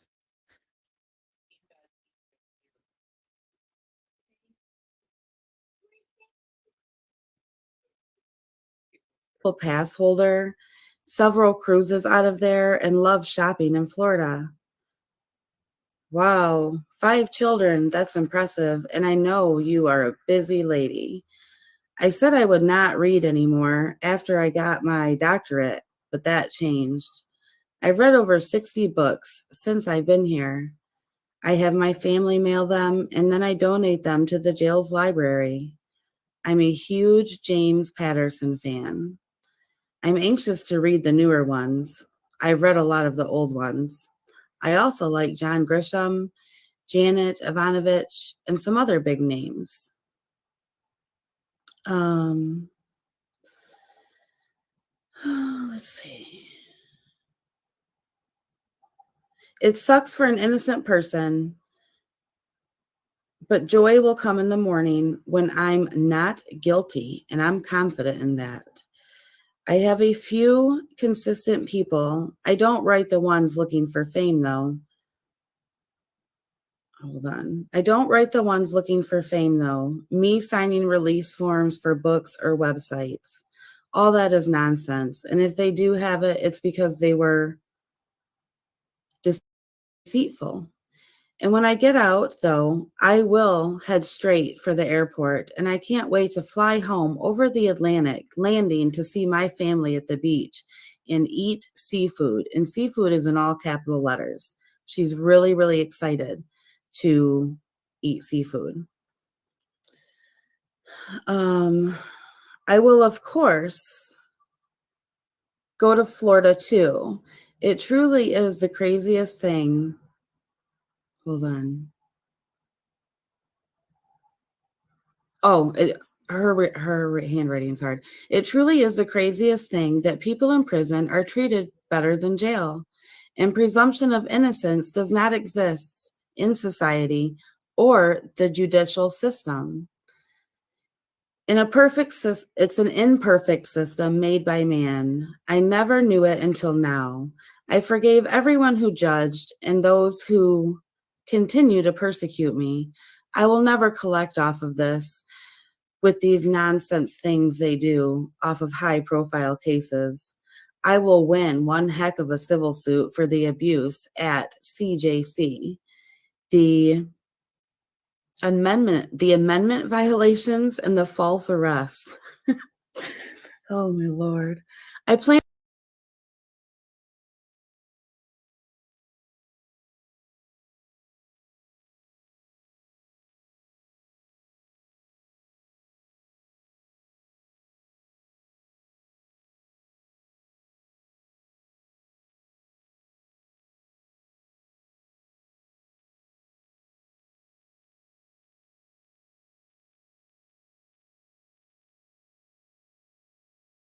to donate it to, what is that word?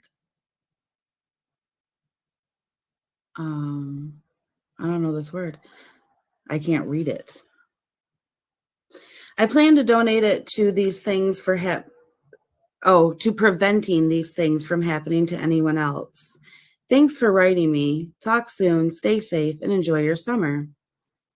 So that's letter 1. It was pretty short and sweet. She wanted us to know what books she likes. She can't wait to eat seafood. She can't wait to fly across the Atlantic. Your family, which kind of blows my mind, because how do you fly across the Atlantic from Colorado to get to South Carolina or North Carolina? And how do you fly, even if she's to go to Florida, where Harley has publicly announced that she's at? How do you fly across the Atlantic to get to Florida from Colorado?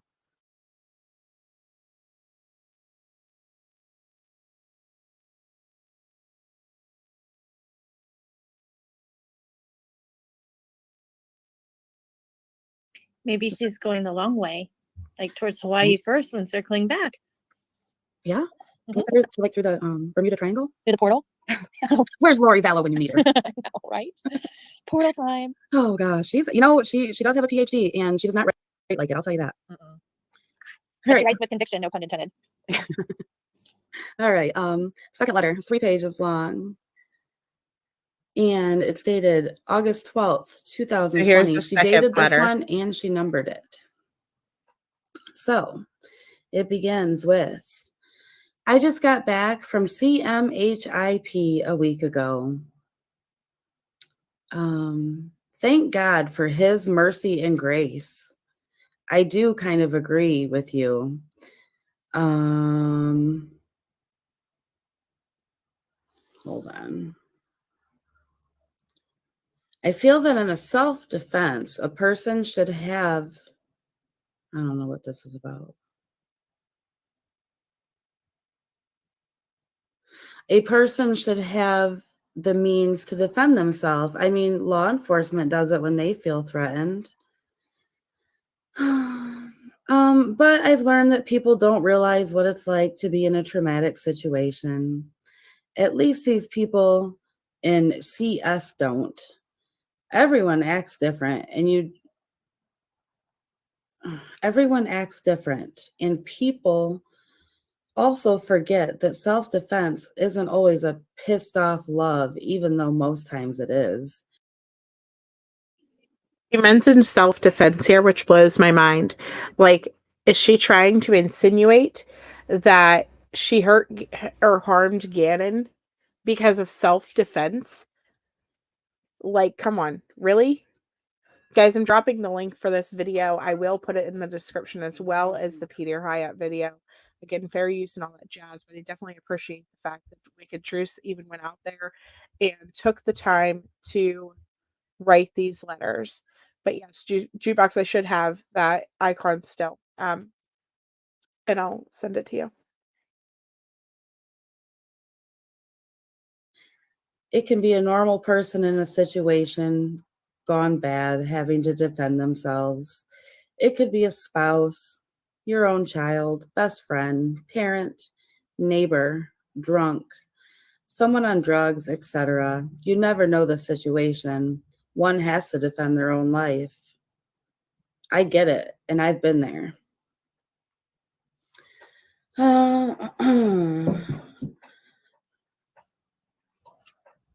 Let's see. Sorry, Amy. It's hard to read it. No, it's okay. It's so difficult to read. Her handwriting, the second letter, the handwriting is better, but it's still difficult to read because of the way, it's not just the handwriting, it's the way she writes. Okay. My favorite place. I'll get to see it soon, and hopefully all of this virus nonsense will be over.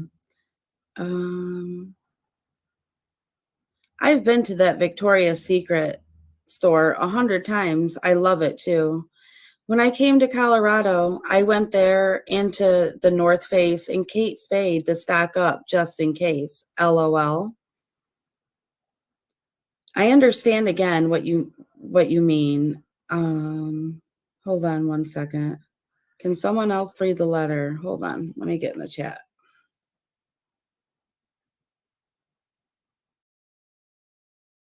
Jukebox, can you send me a Facebook message? I I can't find your messages to be able to scroll back up because, like, I don't know if you remember, but I put everything on thumb drives and I still have not pulled it back up. She sounds like Dr. Seuss. That's red fish, blue fish. That's all you hear listening to T's thoughts, right? I know. I like Super Greg too. I do too. It's okay. No, you don't have to stop rolling your eyes at T. Not even a little.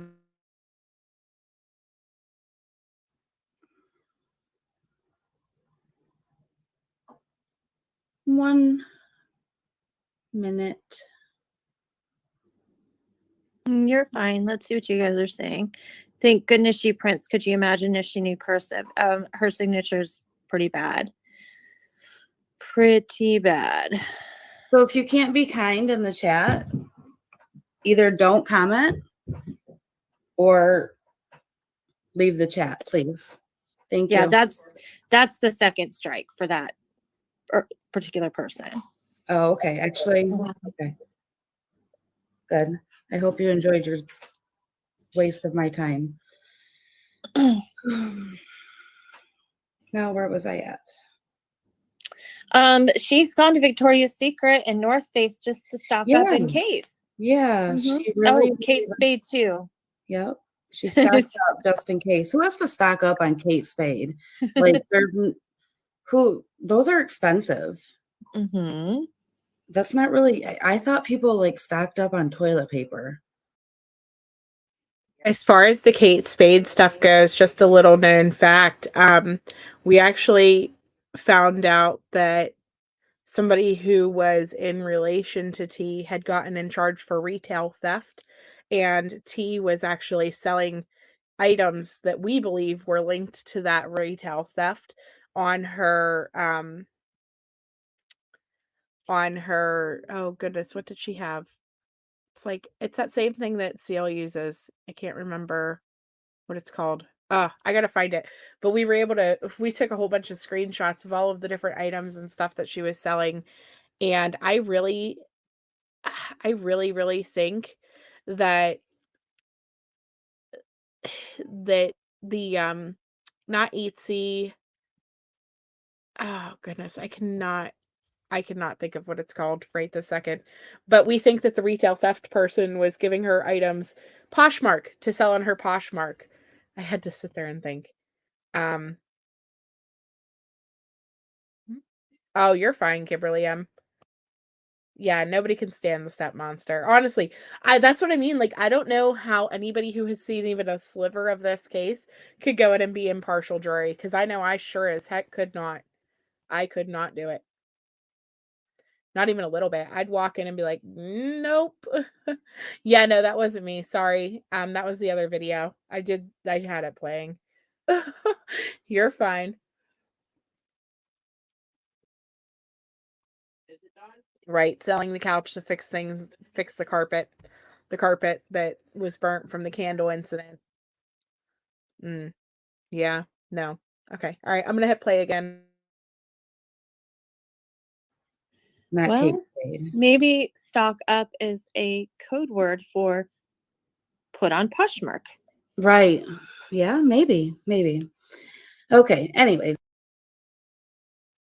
My gosh, if I would have played 2 more seconds, they definitely said Poshmark. That's hilarious. All that brain power I just used to find that word.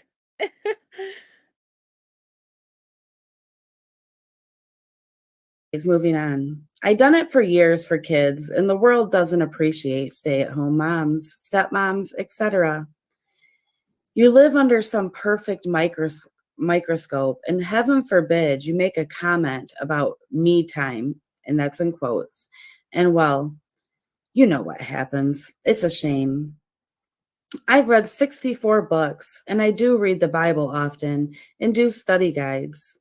I grew up religious, but have gotten closer to God. It's just me, Him, and Jesus, and the Holy Spirit every day. They have some old Patterson books here, so I went back and read them. Plus, my daughter sends me some often as well.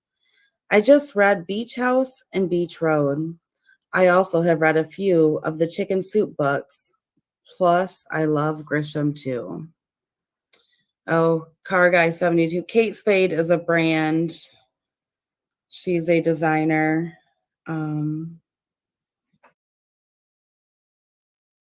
All of her different letters and stuff. This is me again, sorry. All of her different letters and stuff, you guys, combined together, because she writes these to Wicked Truths. She wrote some to Joel Z.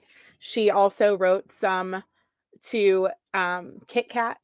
You know, all of them together, the different personalities, the different stuff that she talks about, all combined, it links up to be like a Twilight book, and it's hilarious that she keeps referencing these books and all of her reading and things like that, and then she literally tries to play out as characters in one of the books through her letters.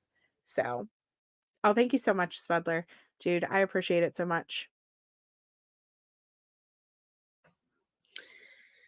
She makes She does purses. yeah, she's mostly known for higher end handbags, and Mm-hmm. she recently passed away, and Yeah. they've kind of extended her line now that it's in somebody else's hands. I think it's owned by Liz Claiborne now. Mm-hmm. But Mm-hmm. yeah. How are your kids and family? Did they officially start back to school? You will learn that this county will take anything legal or not. Also, the Eighth Amendment does not apply in this county either. It's actually absolutely awful, a disgrace. Our country fought for freedom, justice, perseverance, equal rights, etc., but not here. I'm not just saying that. I'm a victim of a broken system run by man that ignores the supreme law of the land.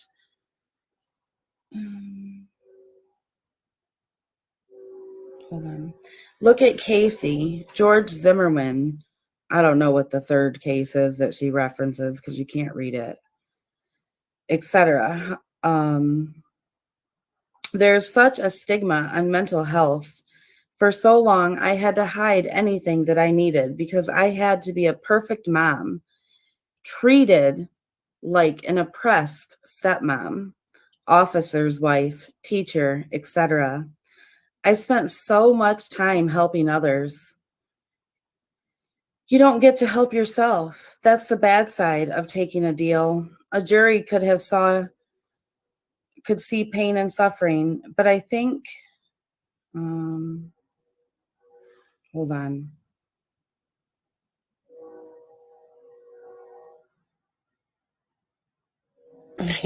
Yes. Yes, you're right. Jailhouse religion, and whoever said, too bad the chicken soup for the soul books didn't work. She didn't have a soul. Yeah. Yeah. Yeah. Oh, I think DAs will paint you as a monster no matter who you are. He's really talking about if she would have gotten a deal. Like, nobody's making a deal with UT. Like, that's wishful thinking on your part, because I'm sorry, but you've gone way too far past all this. Like, way too far. Yeah, you're really beginning to feel irritated by this woman's perception of martyrhood. Right. She is everyone's savior. Everyone's. I'm curious, did you follow this case towards the beginning, the Spedler, or have you just been following it since we started covering it?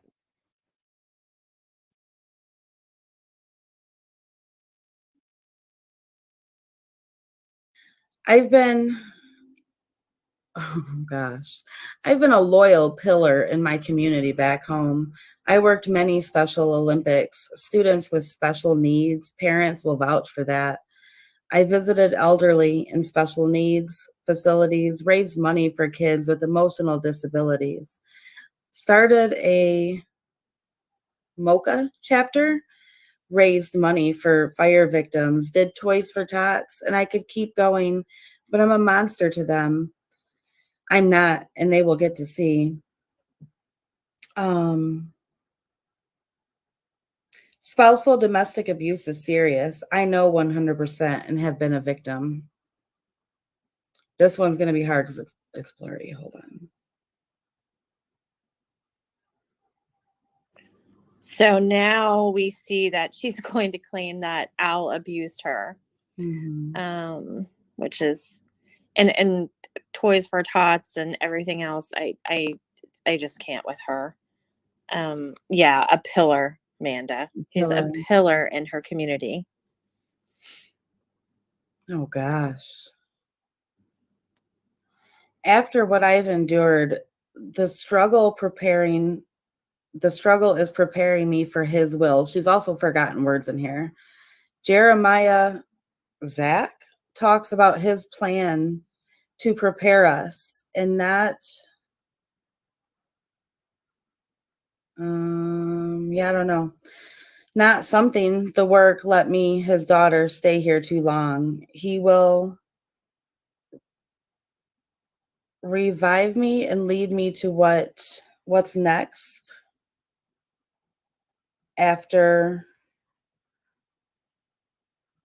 I'm guessing it says this life. I don't know. Thank you for your letter. I don't know what your faith is, but you know you have a great something. I'm going to start a nonprofit, wait. I'm going to start a nonprofit, New Creatures for Christ, and would love to have people on board with testimonies. It's about someone who found Christ in jail. I knew Christ since I was a kid. It's about bringing Christ to other various mental health something and young women facilities.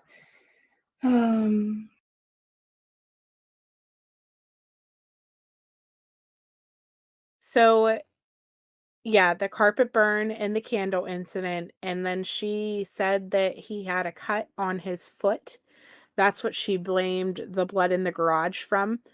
And she also mentioned the gate out to the side yard. I really honestly believe that they likely found evidence on that gate because she mentioned several different times why Gannon would have been at that gate or touching that gate in the side yard.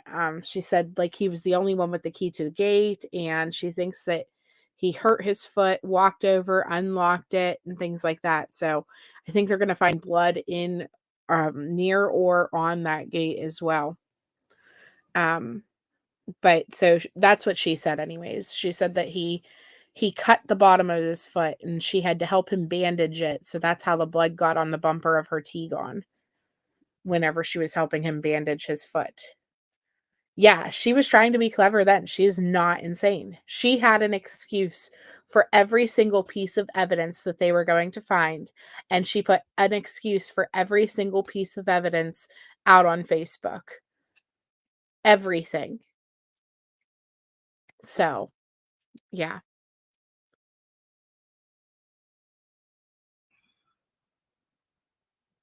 This is a mess. I want them to know women can't find emotional fixes to completely fulfill in men, in life, in drugs, in marriage, but instead that fulfillment is in knowing and loving Christ. I didn't know Tisha was like a God lover. It's ironic that she professes to be such a Christian throughout this letter. And she talks about things like that. And then, of course, you know, her constitutional rights with her dietary needs because of her religion. And then literally, like in the next letter, she's a vampire and she's joined the vampire clan and, you know, she's in training. And so it's like, what are you doing? Who do you think that you're really going to kid with any of this?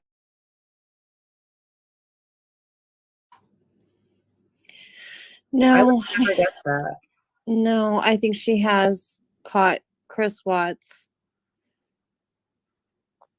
Yeah. However, I am not saying, wait, what's this? There are programs like prisoners for Christ and are I can't read it, you guys. Are something's big ministry. However, I'm not saying I'm called. I'm a teacher by nature. So I would like more to be a teaching to women who are abused, women who fear mental health therapy, and to women who are stepmoms about how no guy will love you like Jesus does, and he must be first in your life. I'm going to stop there for a minute because I need to read this and understand what it says. We can see. What do you guys think so far? I know the reading sucks. Yeah, let's be honest, no one wants reelected and stuff, Mom. Exactly. Your literacy seems to be taking a break. Yeah, all she needs is one juror, for sure. People who minister in jail don't get messed with.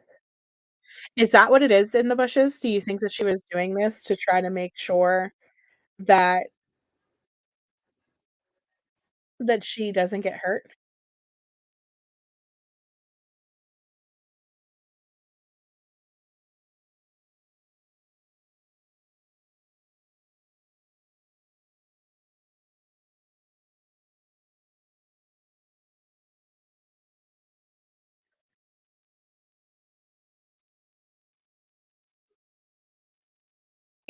I can read like part of this. I pulled it up really big on my iPad. She says on one of them, she's like, again, yes to those seafood places and the beach. It will happen. God Mhm. is on time and he is in control. My freedom is coming and it's manifesting down to earth from heaven. As you can see, I am a Christian and I do a few programs. I relate to a minister from the Springs, Andrew Womack, who started the Daily Gospel Truth, and I listened to him with my grandpa. He he also raised his son from the dead after being dead 5 hours. Not a day goes by that I don't believe in those type of miracles like Jesus performed during his 3 years of ministry on this earth. I know I'll get to be a part of that divine situation from Christ. So I don't know if she thinks that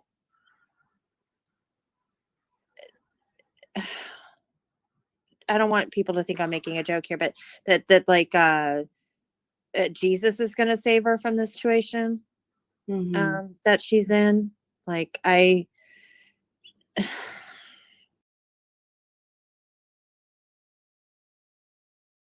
They're talking about this and how, with Jesus saving her and things like that, and listen, I do believe that anybody can get salvation. That's part of my belief that, you call upon him and you can be saved no matter what your previous sins were and things like that. That's why we have repentance and things like that. But one thing that she has done, what is she is always comparing herself to Jesus in these letters.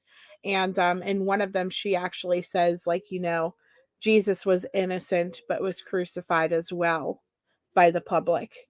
And she tries to paint herself as literally a martyr, um and as if she's going down for everyone else's sins, just like a martyr would, for Landon's sins and for Albert's sins. It's their fault that she did this, and now she's going to be wrongly convicted by the public, by a juror of her peers, because she's a martyr. And it's just it's appalling to me, honestly. she's So she's a typical person who goes to jail and finds God, you know? It's Mhm. like that you hear that story so many times. People live horrible lives, they do terrible things, and as soon as they get in jail and they know they're not. Nicole S., they're on their lunch break. We're waiting for them to come back. They should be back in about 20 minutes. So far, I would say that they have taken out around 40 to 45 people, somewhere in there. I lost count at one point. So are out of 75 potential that were there today. So whenever they come back, they should be talking about the they should be having the defense and the prosecution examining the jurors that are left and getting numbers that they may like to have on. Um, and then that will be like out of the final pool, they'll pull for their final numbers basically. Yeah, people find God in jail and then they leave and they get out. Yeah. She seems to have faith rooted in charismatic TV evangelists and faith healers. Abused, sexed, oppressed, etc., depending on the situation. I'll be praying for you and your family. God bless. Take care. All the pressures of being a teacher, a stepmom, a mom, an officer's wife. You know, it's to me, it's kind of like flip-flopping. Like, what is it, Letecia? What is it that hasn't happened to you? And are these all reasons why you couldn't be guilty of what you've done? Or are you using them as excuses for what you did? Right, right. What's interesting too is she ends it with, I still think Palm Beach and Destin are my favorite throughout Florida. Talk soon. So if anybody knows where Destin is, that is in the Panhandle. Yep. That would be on the way to Pace, I believe.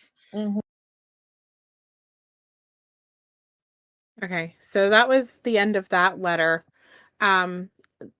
Those 2 letters, I should say. That was 2 of them. And again, that's on Wicked Truths. That live is like an hour and a half beyond that. If you guys want to go check it out, please do. Because I skipped around a lot. I just played the parts where they were actually reading the letter. There is another one. Let me see here. Let me grab it.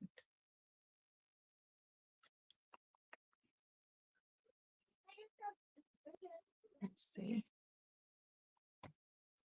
Yeah, I think she means because so many people reoffend Ringo after they get out. My dog is going to bark as my husband's getting ready to walk in, and I apologize, you guys.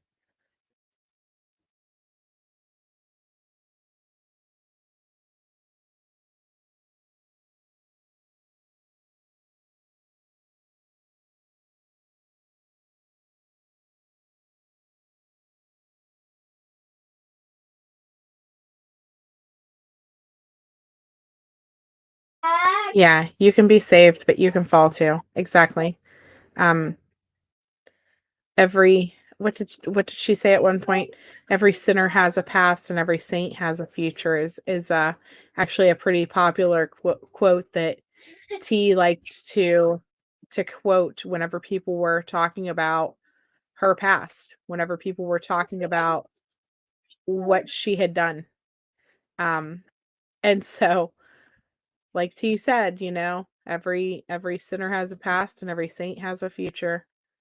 Let me see what these ones are. Welcome.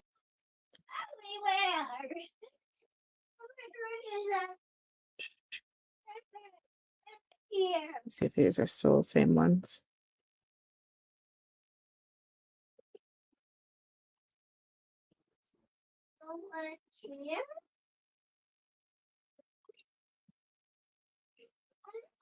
Let me share this one. So this is actually a video. It just is her jailhouse letters. It's just the 10-minute video. I wish I would have actually seen this one first. So let me give you guys the link for this because it looks like it's all the letters that they sent her, or she sent them rather. Let me see here. Special needs. I want to see.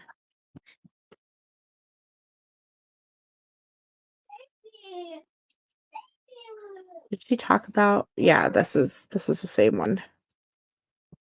This is about knowing Christ and stuff. Yeah, so those are the same 2 that they just read. So if you guys are interested in re-listening to that, this is a link for just the letters. And so let me put that in my little folder here so that I remember to drop this one in the description instead, because that will likely be more useful for you guys. We're about 15 minutes out from court resuming, from the jury having to be back in their seat. I would not be surprised if we start hearing them coming back in pretty soon here. Like the judge turning back on. I'm really disappointed that they haven't talked about the doctor. You know, they haven't told us, does she have her paperwork in? I mean, unless I literally missed it. But so we keep talking about this candle incident. And for those of you guys who may not have seen it, I do want to share the candle pictures with you guys. Now, I will tell you, this is 2 photos that were actually released that day, or released to the internet. This is not the only photos that exist from that evening. I will tell you guys that much information. I know for a fact that there are more photos and or videos from Sunday night. I know that for a fact. And so there will be more that gets shown, I'm guessing, during this trial. More information about the burns that Mike Allen just told these jurors that Letecia caused to Gannon. I wonder what proof they have that Letecia caused these burns to Gannon. And so this is the candle. She is saying that this candle was burning, and basically that it was turned over by Gannon. It had been sitting up on this pillar or wherever it was, and that whenever it spilled, that it made this mess on the floor and started a small fire, and that, you know, Gannon allegedly cut his foot on glass from the candle. I don't see any glass on this floor here, but maybe I'm missing it. And that this happened, it caused them all to run out of the house in a panic because they were terrified of the fire. So they all ran outside at one point. So I really think that we are going to see on one of their neighbors' Ring doorbell cameras them possibly running outside. Did Gannon run outside that evening that she hurt him and Letecia chased him? And so she is trying to make it sound like they ran out because of whatever candle incident was going on. Because she said they ran outside screaming because they were scared of this fire that they didn't call the fire department for, that didn't spread beyond this tiny little spot here. And she alleged that he ran out barefoot, that he cut his foot on glass. And she also started mentioning the gate that's on the side of the house at that time frame. And so did he even try to run out the gate or run in the gate or something along those lines? What type of evidence is going to be on that gate? What did she do to him there? What did she do to him? And did he run out of the house to try to flee her? And that's part of him getting that initial injuries that I think ultimately made her decide that she had no choice but to kill him, because it was either that or she was going to go to jail for child abuse. She was going to be divorced. She was going to lose absolutely everything. And so she thought, hey, I'll just kill him and say that he ran away, or say that, well, I don't even think running away was in her plans. I think that she overdosed him with drugs this evening, and through the next day, and that she was planning to say that he had a drug problem, that one of his friends got him to experiment with drugs, and that it led to him having an accidental overdose, and that was going to be the issue. One of the other things that she told Albert was that Gannon had been picking his scab and was rubbing blood all over his bedroom walls. That's how she tried to excuse the blood on his walls that they eventually see. Yeah, the carpet. Right. Candle spills start fires. Okay, exactly, right? Yes, there is audio where Gannon says that he is bleeding. It didn't work. Okay, it might be a UK. Okay, thank you so much, the Spudler. Who lit it and left it unattended? I don't know. I really don't know. I don't even think that there was a candle incident. If there was, I think it was her spilling wax on top of blood trying to hide what she did to him. In my opinion, I think that there is blood on this floor underneath this quote unquote candle wax, blood or vomit or some other type of bodily fluids underneath this candle wax that she was trying to burn to hide. She eventually cuts this piece of carpet out and says that she cut this piece of carpet out because she was prepping it for the carpet repair people to come and fix it that following day. You know, Eduardo. None of that's true, right? She cut the piece of carpet out because it has Gannon's bodily fluids, and her covering it up didn't work the way she planned. We don't know what happened to the suede couch exactly, but she did Google suede couch repair kits. And you can see some markings here on this suede couch from that evening.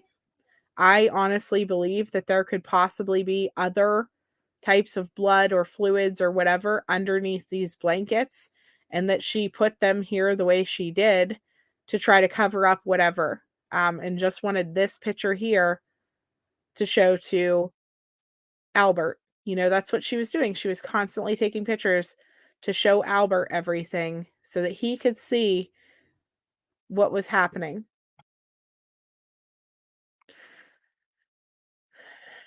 I also think that she sat there and was trying to burn the carpet and that it didn't work.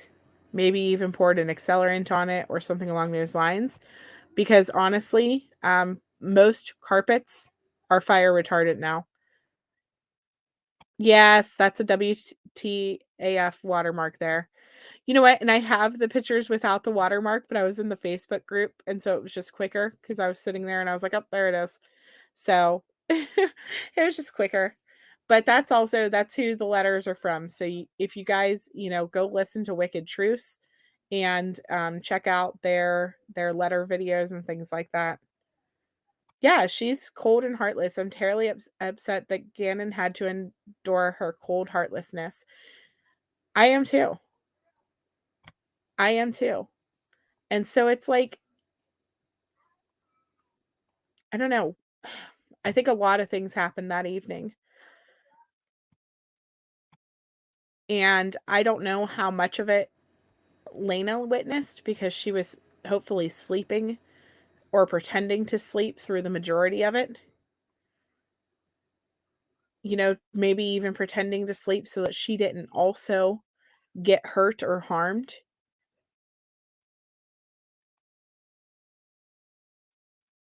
But poor little Gannon, he went through all of this terror that night. And yeah, it's just devastating. It is. So then this is one of the pictures that she took of him that next morning. And we talk about the box cutter a little bit. You can actually see it in the clearer. This is pretty blurry. But he was using it to work on, this is like a little house thing that he was building, like a wood crafty type thing. And so this was his craft table. Like he had all kinds of stuff sitting here. His switch and everything is on this table. And the box cutter that I believe that she picked up in a panic, because I believe that she brought him home, intended to lay him in his bed and make it look like he had an overdose.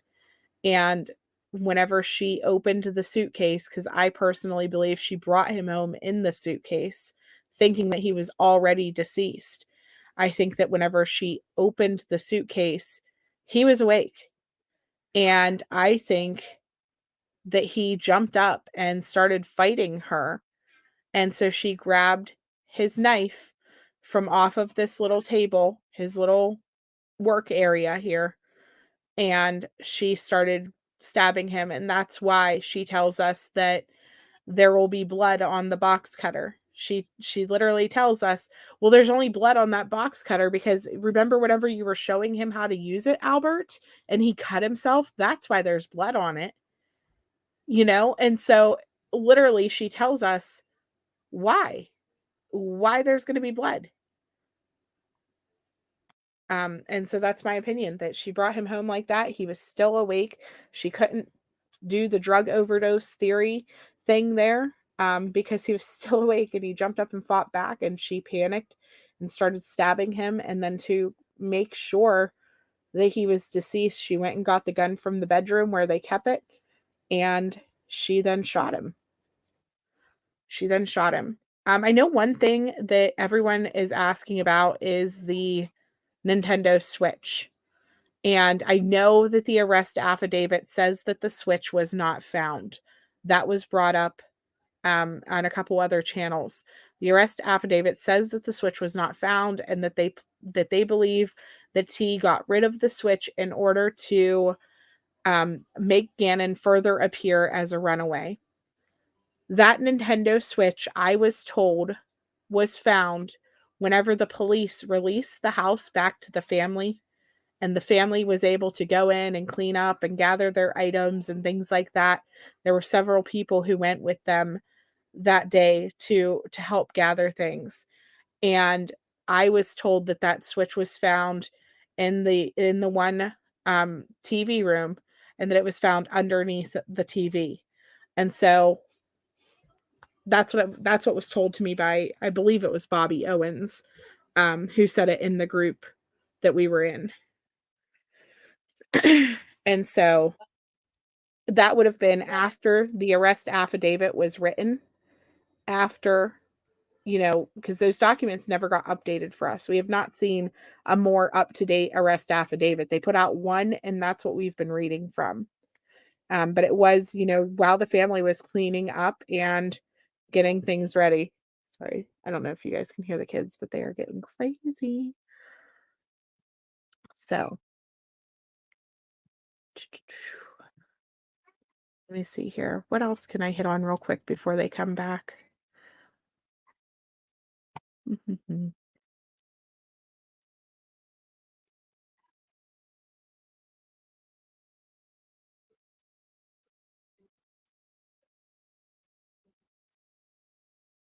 Right. Is there any... Okay, I'm fine. Good.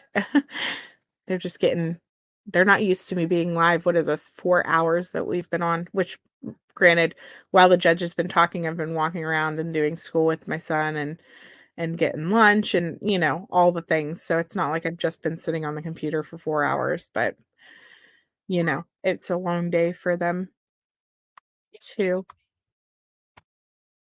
Let me see. Trying to think, do you guys have any questions before they come back that you're thinking about, or that you would like to know answers to, that I may know the answers to, that I might be able to help you guys with? Because that could, rather than bringing up a whole nother topic.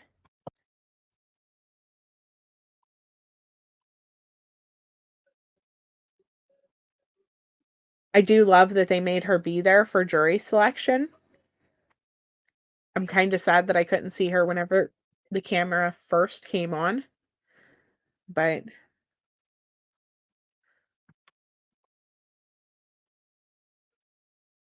oh, thank you, Jen Joya. I appreciate you guys being here. Honestly, I wasn't sure if anybody would be interested in jury selection, right?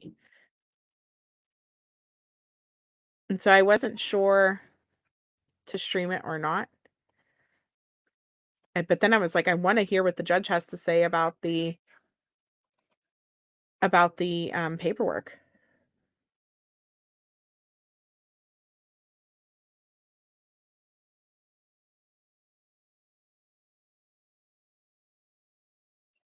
And to my understanding, yes. Yes, he was.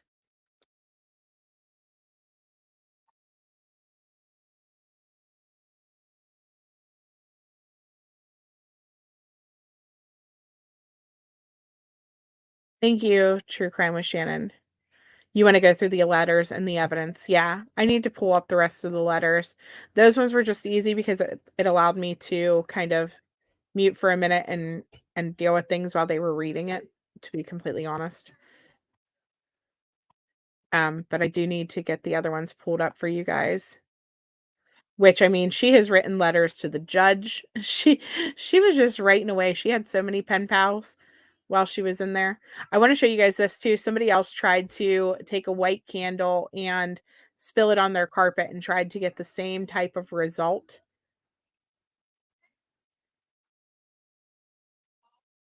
And so this was the result they got when they dumped a similar candle to the one that she had. I think they actually had the exact one because they were able to match up the candle jar with the type of candle it was somehow. And so they got the exact candle, I think, and dumped it on a similar colored carpet.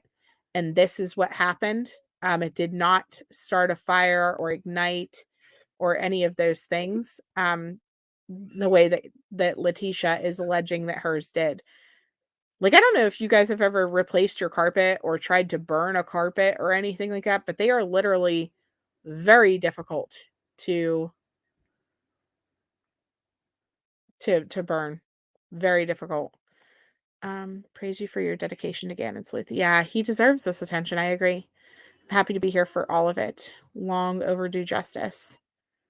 It is. It's so long overdue. And I'm thankful though that this is actually going to trial now. Because I will tell you that Dylan Redwine's family waited 8 years for justice. 8 years. So I'm glad that we are here now, even though it's 3 years. I'm glad that this witch wasn't able to continue to push and push and push this even further than what she already has.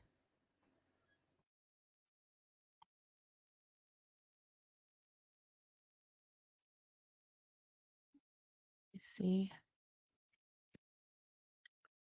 Okay.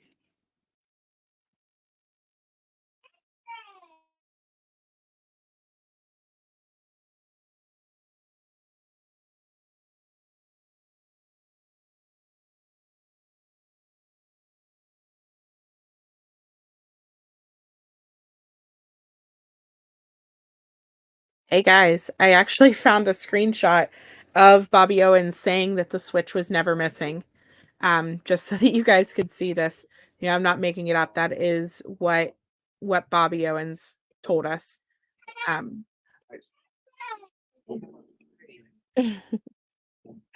welcome home. How was work?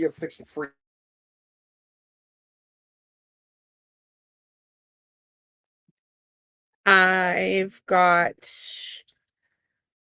a 4-year-old, a 2-year-old, and a 12-year-old.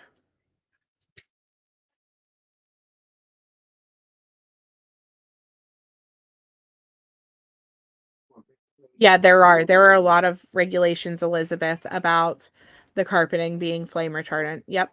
Even children's PJs exactly are supposed to be flame retardant now.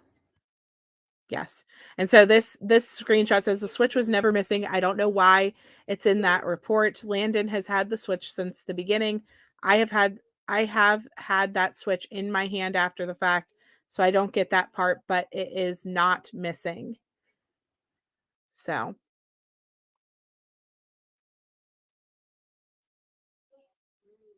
says they had the switch and found out that Albert never allowed it to be hooked up to the internet, so it was completely useless to them.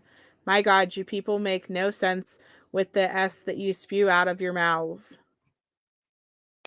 So this is that, the switch stuff from Bobby Owens. But I will tell you, I heard her straight out of my own ears, like on a voice chat explaining how they found it and where exactly it was. They found it under the TV. It was not missing. So, and Bobby Owens, for those of you guys who don't know, that was someone who in the local community reached out to Landon right off the bat. They hit it off. They became really close through all of this, to the point where Bobby actually went to go work for Aunt V in Texas. She up and moved to Texas to work with Aunt V. And so she has been, and I'm pretty sure still is, very close with this family since the beginning of this case.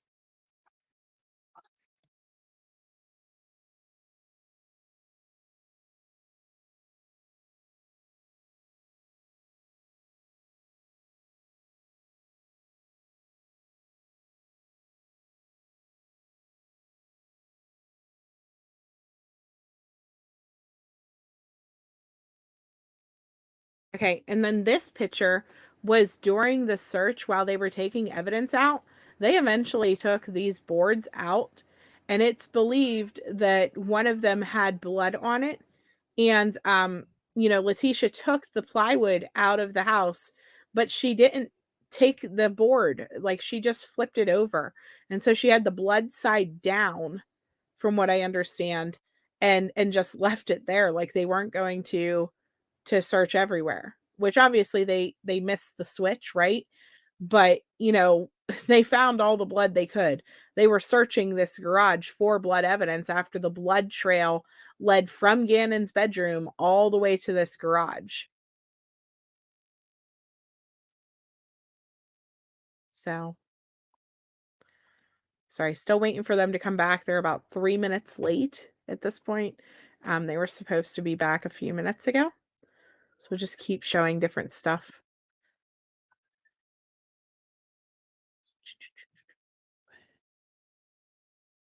Let me see here. So some people, have the theory that Gannon could have died somewhere outside of the house. I will remind you guys, however, that Gannon, they told us in the arrest affidavit that it soaked his mattress, but it also soaked through the carpet. He has returned to the courtroom. They're back.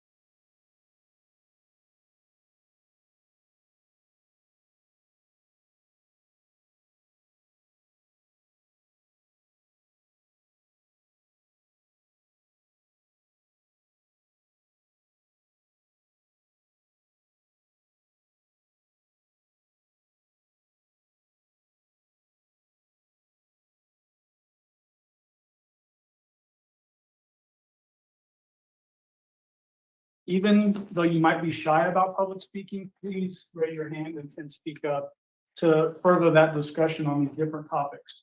I'll give you an example. Back in school. So she goes down to look for him and she's calling to him and she can see him. He's across the room. And she follows his gaze because he won't pay attention to her.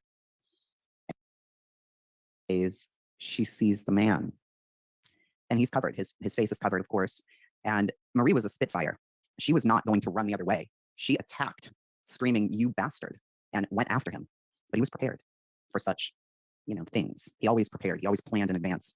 So he knew either she would run and he would chase, or she would attack and he would.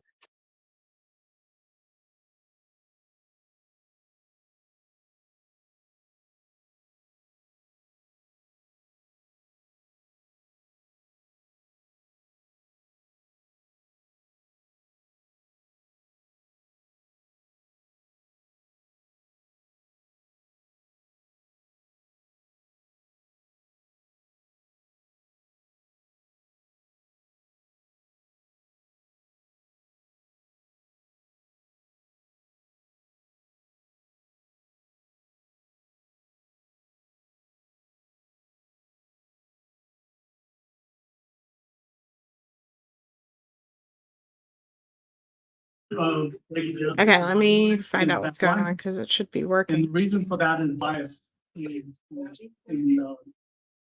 Can't have sympathy for somebody, right?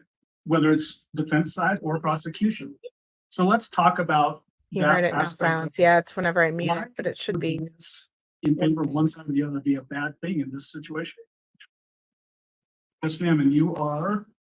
21, and bear with me, I'm gonna do that every time, just so the court reporter knows who is talking.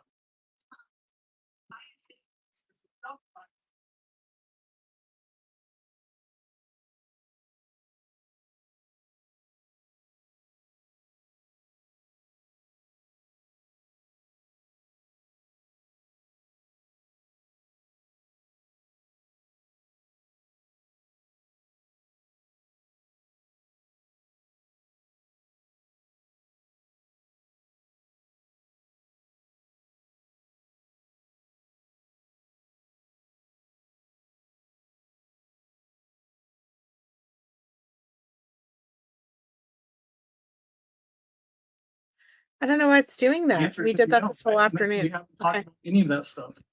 And so the other thing I want to get across is keeping. I don't know an why open it's mind. doing that. We're going to be talking about a lot of concepts. And keep in mind that idea of having an open mind and listening to whatever the judge tells us the law is, because the judge will be the one that tells us what the law is that applies to the case. What the facts are. Who do you think gets to choose what the facts are going to be in a particular case? Who chooses that? Listening. And you are 15. 15, thank you. The attorneys? The attorneys? Good guess. And you are number 24, I believe? Okay, perfect. So when a case comes to a prosecution, it just comes to us as the case. We don't go out and get people.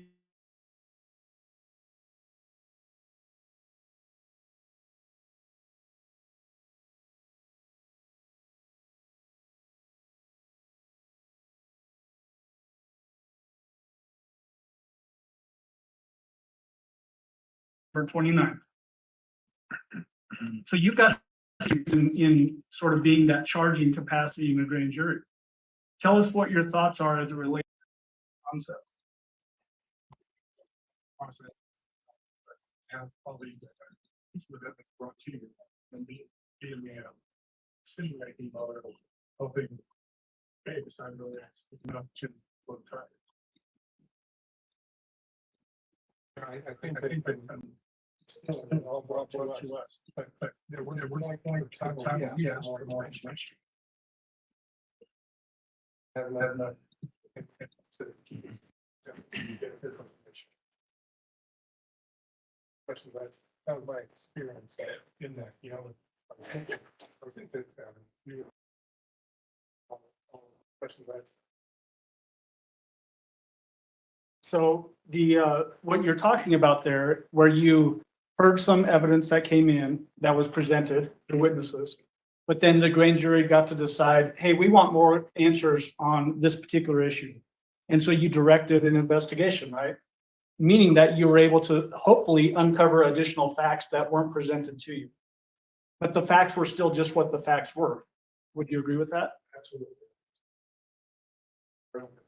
Yeah, and the burden of proof in that particular circumstance was to get to a charging decision, correct?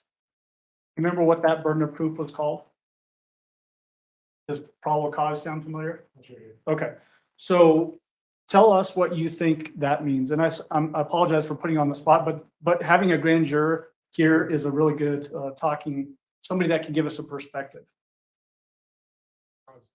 For us, in the room that we did, so this was kind of the scenario was, is there enough in front of us, evidence in front of us to actually ask a jury? Or is it so thin that it wasn't worth time? Everyone's time.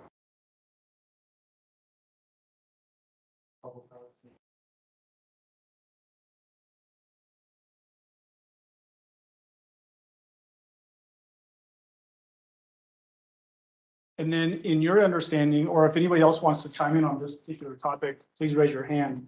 But in your understanding, is there a higher burden when you get further down the road into a trial process? Yes. Do you know what that's called? Okay. Those are definitely words, yeah. Anybody else want to chime in on what the next higher burden is? And I'm going to jump back here. I'll get to you in just a second, but juror 49. Beyond a reasonable doubt. Okay, beyond a reasonable doubt. That's exactly where I wanted to go. So what does that phrase mean to you, ma'am, Miss juror 49? Reasonable person. I have doubt, and if the jury is reasonable. If there's any doubt that the elements are met.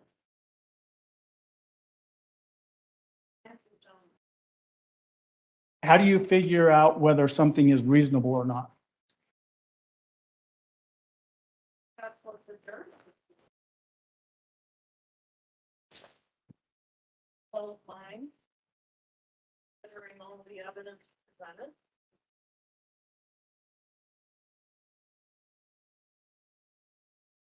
Very good.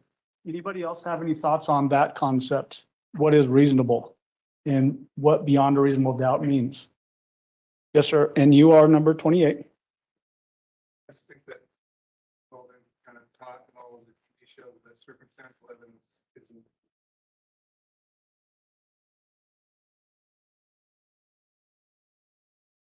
How they were, all the different things, so getting all that information.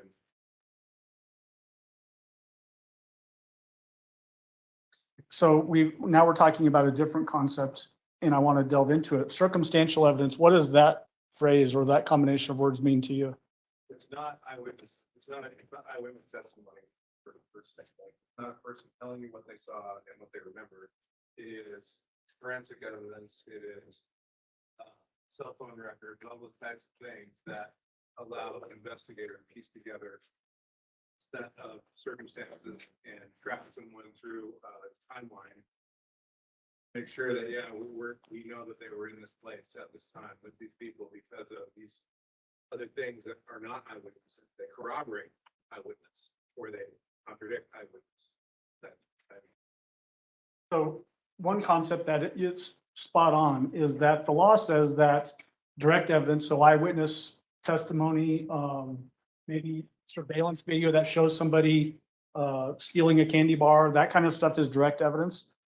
The law says that circumstantial evidence is just as strong as direct evidence, meaning that those other things that you can prove circumstantially that something happened is just as valid as that direct evidence. Does anybody have a problem with that concept or think that they could not follow that part of the law? Not seeing any hands. Thank you for that. So you probably noticed when we were here this morning, when we finally got these juror packets, that both sides were rifling through these things as quickly as possible, trying to decipher things that we want to talk about. And thankfully, the judge gave us some time over lunch to do that because we were able to dig into some of these questionnaires. And so some of this stuff that I'm going to do is because of that time that we got to look into it. Juror number 20. Right here. Yep. So juror number 20, you mentioned in your questionnaire that you need all the facts. What do you mean by you need all the facts? So as what the judge said earlier, like you only hear certain facts through the news outlet. I just happened to be so lucky where I didn't hear it. I was out in the country at the time. So I didn't hear anything about the story I knew.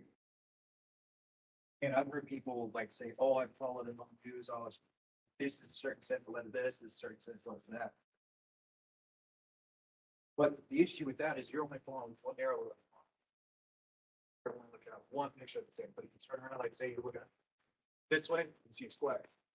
Over here, you see a rectangle. You only get one plane of view, not get struck. Get the whole picture, you get more of a broader understanding. Okay. So I really like the way you described that. I use Pikes Peak as an example of what you're describing. From down here in Colorado Springs, Pikes Peak looks a certain way, right? But if you go to Cripple Creek, Pikes Peak looks completely different than it does from here, but it's still the same mountain. And that's what you're talking about, right? Having that all encompassing perspective. What if you don't hear a particular fact? Are you going to be able to weigh the case based on the facts you do hear, and the facts in this case and in every criminal case will come from right up here at the witness stand. If you don't hear a particular thing, is that going to be difficult for you to get to a verdict? Well, with my personal, with my background of my job, I kind of use decisions like this. I take one party side, other party side, and I know I'm only going to get 80% of the truth. One person's only going to figure out his 40%, the other person's going to spell their 45 to they someone win. So I have to piece the last 20% myself to figure out what happened. And then that information that I have, and that information I think what happened, I have to go from there and make a just call in the situation. Whether I deem it right or wrong, it's what the facts say. So that's a really interesting concept. So it sounds like what you're describing it, when you're doing that sort of process, that last 20%, you have to fill in the gaps on your own. Yes. What the judge will tell you is that if you're on this jury and there's some gap there that there's no testimony on or no piece of evidence, you don't get to fill in the gaps. You don't get to speculate as to what the facts may or may not have been on that particular point. What are your thoughts about that? Like I said, for my job, it's what I have to do. But for this situation, I can't fill in those blanks. So I'll go on the information I have at hand and make a proper decision from that information that I received. Okay, very good. Thank you. Juror number 2, what are your thoughts about that concept that we were just talking about can't speculate about gaps that maybe exist in a particular case and fill in the gaps on your own? What do you think about that? I think it's human nature to try to fill in the gap on your own. But we would have to follow what the judge was saying as far as the law went and just deal with the facts that are presented. You know, and maybe we'd have an opportunity to go back and ask for additional information before we had to make the decision. Okay. I'm going to stay up here in the jury box. Juror 11, what do you think about that? You can't. You have to follow your evidence. Even if your evidence doesn't fit your preconceived notion of what you think it is, you have to follow the evidence. You cannot make your own determination until you have all of that evidence. And if there's a gap, well, then you can't put your ideas in there because it's what you want to put or how you feel. Feelings have no place in evidence. Perfect. Preconceived notions, the idea that she just put out there, the preconceived notions, that's a big area of, I guess, inquiry as we get into jury selection for this case. There's already been some mention from people that have already been accused about having seen some media coverage in this case. And they may or may not have been excused because maybe they did have a preconceived notion. Again, having a chance to look at the juror questionnaires, juror 36. So back here, second from the left, you noted that you've seen some news articles in this case. And you have to speak up for the court reporter. Okay. And don't be offended when I do that. It's really for the court reporter's benefit. What are your thoughts as it relates to preconceived notions and the stuff you may or may not have seen in the media?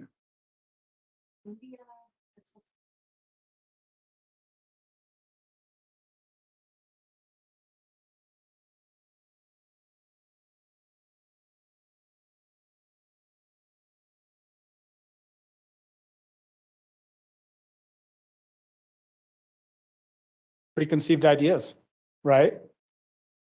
Do you think and this is for everybody, but I want to talk to you first about this, that the media gets stories 100% right? No, and I thought about that too. You know,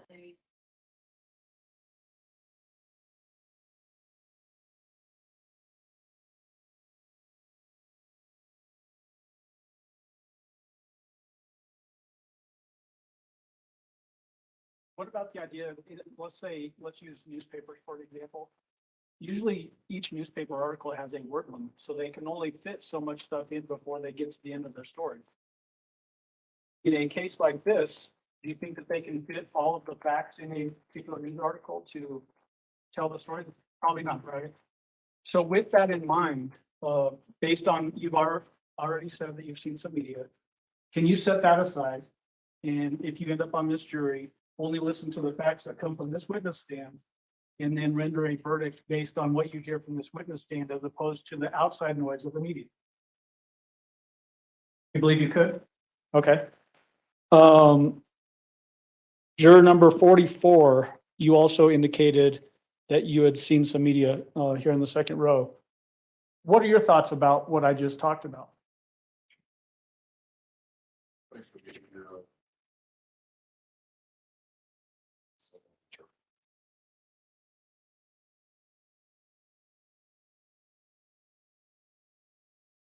Do you think based on what you know today, have you heard any facts in this case? Because it hasn't come from the witness stand, right? If the judge said, you know what, we're done, you got to give us a verdict right this second, what would your verdict have to be? Not guilty. Yeah, exactly, not guilty. Can you set aside what you've heard in the media and just listen to what happens from this witness stand and those facts and then make up a verdict based on that information? Okay. What about juror 49? Jumping back here. Yes, ma'am. Can I set media information as Okay. That's very definitive. Why do you say it so definitively? talked about, and Judge told us several times, the only fact.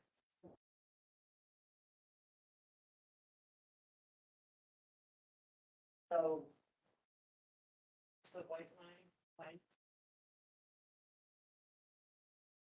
Kind of like Men in Black, they flash that light and then your memory's gone. No, we don't. And again, that was juror number 28. Does anybody that has seen the media, and if I could just see a show of hands, I'm not going to call on every particular person, but a lot of people indicated they'd seen some media. Any of you think that you would have difficulty setting aside what you've heard in the media and just listen to the facts that come in from the witness stand? And we're going back to juror number 70. say that. I had any questions.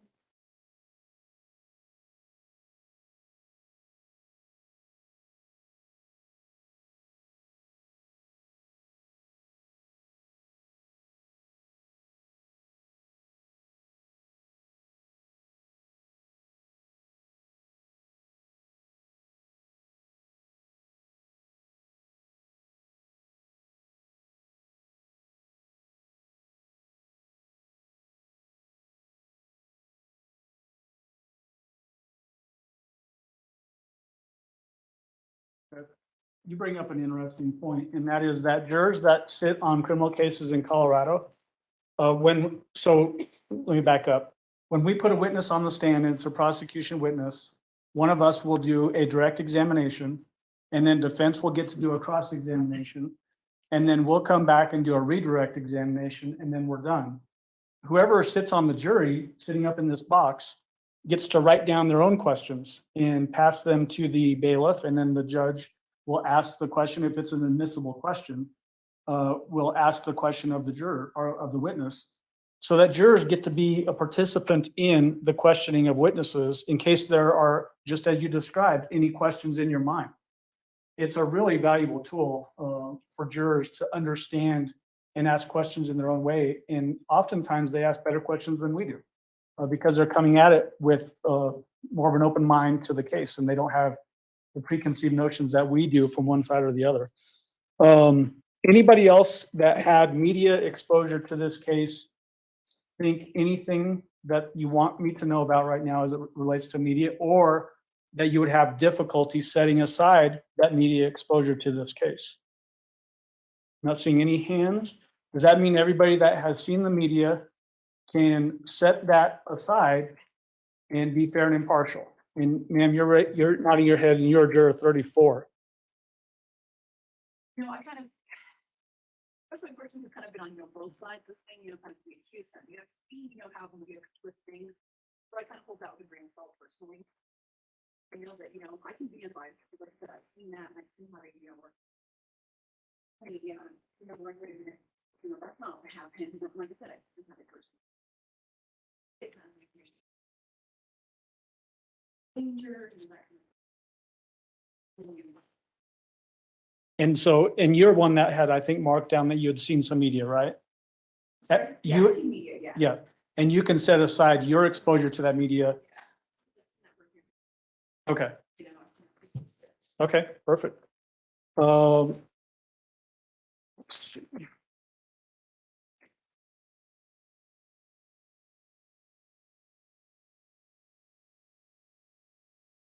Juror number 57.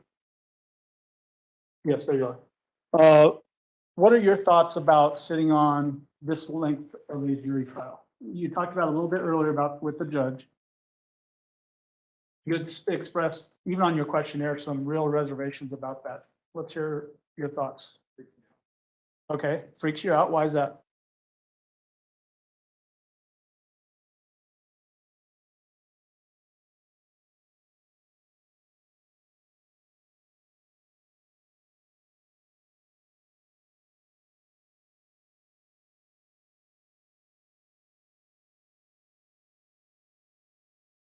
If you end up on this jury and you're dealing with that stress where you're pulled away from your job, affecting, I think it's D11, right?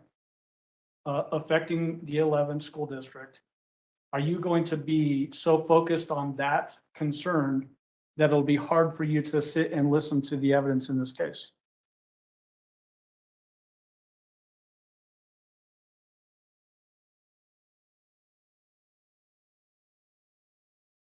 Okay. So you have to tell us whether you think you can do that or not. We can't jump in your head and make that call for you, right? So what are your thoughts about that? You don't think you can? Okay.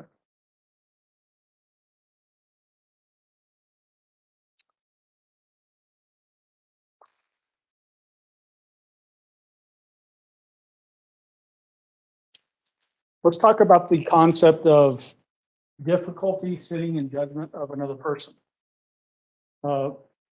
Occasionally, we get people that come into this process and say they cannot sit in judgment of another person because they can't know every single fact about a particular circumstance. Does anybody in this room feel that way? Yes, ma'am, and you are 15. 15 again, thank you. I kind of going back and forth on that because I know my personality and I don't see just black and I don't see just white. Usually I can see both sides and I feel a little confused about that. I have a little bit of fear about if I'm not completely sure how to pass judgment or pass sentence, how I'm going to feel if, let's say, I'm the only one that's thinking not to go along with everybody else, how that's going to feel. I mean, I'm a little nervous about the whole thing, actually. Okay. So tell me if this calms your nerves a little bit or does it really help? Every single day we hear stories from two different people and yet we can figure out kind of what happened. Do you have trouble in those situations, trying to figure out which one is more accurate? Well, like I said, most of the time I can see both sides. Sure, yeah. You know, like a situation like that, like, you know, when my kids were growing up, there was always, you know, a conflict here. One would say one thing, one would say the other, and I would try to resolve it that way, unless I can know for a fact that maybe one's lying and this one's being completely honest, you know? Sure. I don't know how else to answer it. Okay. I think the way you're answering it is the way you should answer it, which is what's in your mind and what your thoughts are on it. Have you ever had a situation where maybe you hear two people that went to the same wedding and they describe it almost like they were at two different weddings? Yeah. Does that mean the wedding didn't happen? No. Okay. So do you see what I'm saying? That even in normal day life, we hear stories and we're still able to figure out that something happened and figure out what that something was. You agree with that? Yes. Okay. Anybody have any input or thoughts about that idea? About hearing different people talk about concepts or stories or events and maybe having conflicting recollections of that event and yet still being able to decide one thing happened? Anybody have any concepts or thoughts about that? Juror 35, what are you thinking about when we're talking about these different ideas? Yes, ma'am, that's you. What's going through your mind when we're talking about just basically, I'm doing like a status check. All the things we've talked about so far, including that last topic, what's in your mind? What do you think about those different ideas? Nothing right now?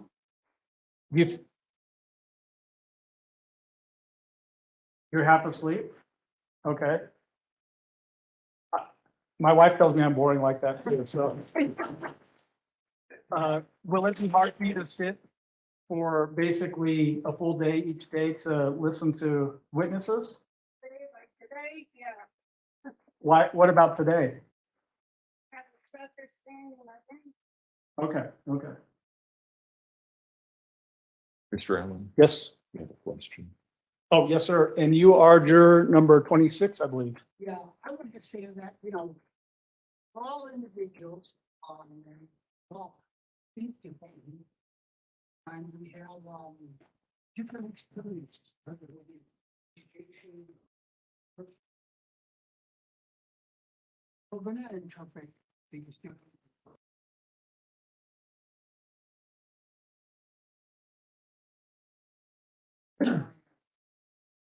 Really that kind of what the differences are, we can kind of overcome that for this type of say. Okay. So what you're describing is sort of that deliberative process that whoever's on this jury is going to go through when we get to the end, where you come together after all of the evidence has been presented and you're back in the jury deliberation room and you're talking about the different aspects of what had happened. Does anybody think it'll be hard to remember all of the details in a trial that is this long? And you've got your hand up in the back here. I believe you are number 66. 59, you're right.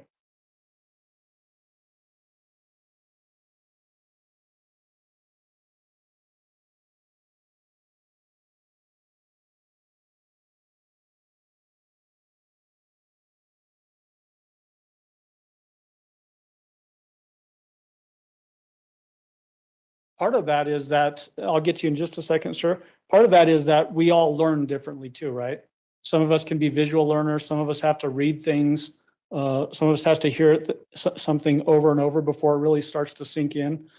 That's the cool thing about jury service is that it's the collective mindset. So all 12 of the jurors that are deliberating on this case work together to figure out how the evidence fits together, how those pieces fit together. And one thing, I don't know if the judges talked about it, but you'll all get notebooks and you can write notes as the witnesses are testifying. I think it's really important when you're thinking about if you end up on this jury to take notes because of the length of the trial. Mr. 66, I believe.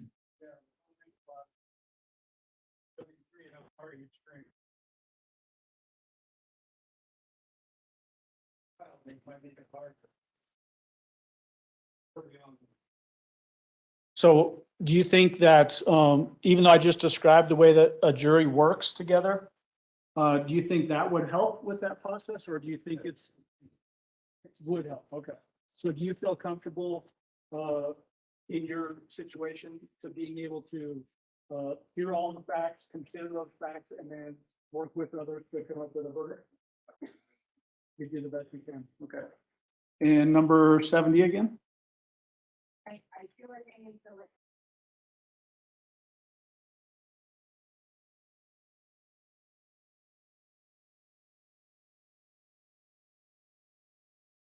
I think that's what I learned. What was explained that.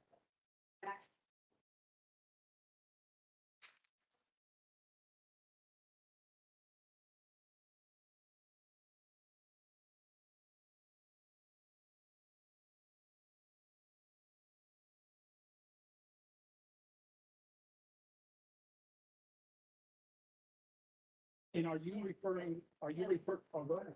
Oh, and I'm also referring to the fact that if you talk about the fact that they to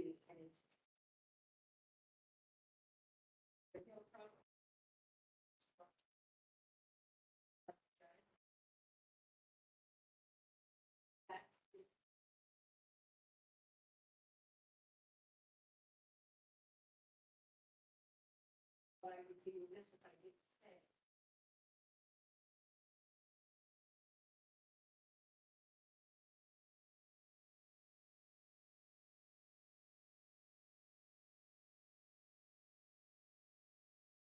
So when you, let's assume that you get on the jury and you get to the very end of this case and then the judge reads the law to you. The judge will read out the instruction as it relates to not guilty by reason of insanity and other aspects as it relates to that particular defense. Do you think you could set aside potentially what you learned from psychology? Basically, it's like, that's, he's telling jury what his definition.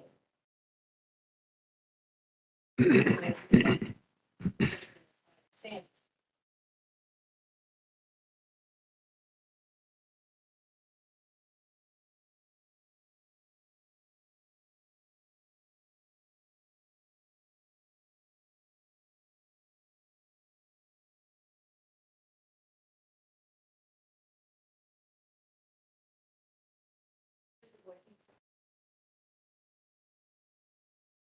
Okay. So I'm glad. Well, I'm glad you brought that topic up because that's a central part of this discussion as well. And that is the mental health aspect as it relates to a plea of not guilty by reason of insanity. Yes, sir, Mr. 28 again. And I don't mean that in a bad way when I say again. Seems like this kind of defense, which isn't even allowed in all states.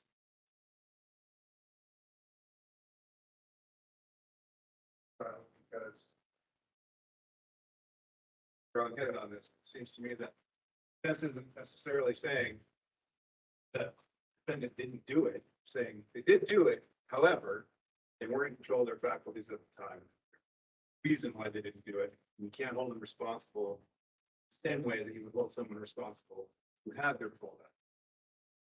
So the evidence that we're looking at, like, why is there the same level of preponderance of evidence if everyone on that side are agreeing that the person did it from a evidentiary standpoint? Now we're arguing over whether they should be held responsible because of the way their mind was working at the time that the crime was committed. Okay. So let's think about, remove ourselves from as it relates to this case and look at a different type of case that also had a lot of attention. And that would be the Aurora theater shooter case. Does everybody know what case? Council approach, please.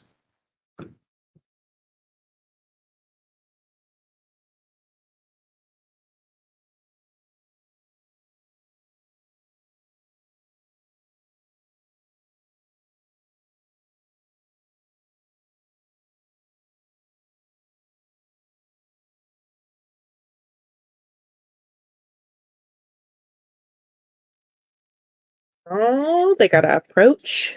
Let's see. Because, yeah, T is. See, oh, they got to approach. Let's see. I forgot I'm listening from my phone too, so I can walk around the house. Yeah, the jurors have notepads and they leave them on their seats. They're not allowed to take them out of the room. And they're allowed to have snacks, drinks. They're allowed to stand up when they need to. Was all stuff that he talked about. There must be something wrong with that person that did that bad thing. Typically the trial is going to be Monday through Friday, and they're supposed to start at 9 a.m. No, who said no? I heard a no. Typically during court Okay. hearings go And you are past 5 36. p.m. Sometimes they'll actually end earlier than that as well, depending on where they are in examinations and things like that. You know, if it seems like a good stopping point at 3, then they'll end at 3. But if they're in the middle of something at 5, then they'll go till 6 or whatever. You know, it just depends day to day on how things are going. You're doing great. You're 70. From my perspective, you can throw that in.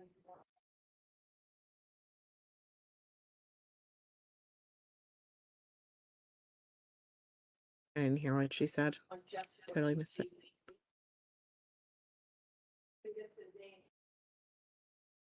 That's exactly right. Who has the burden of proof in this case? I do, right?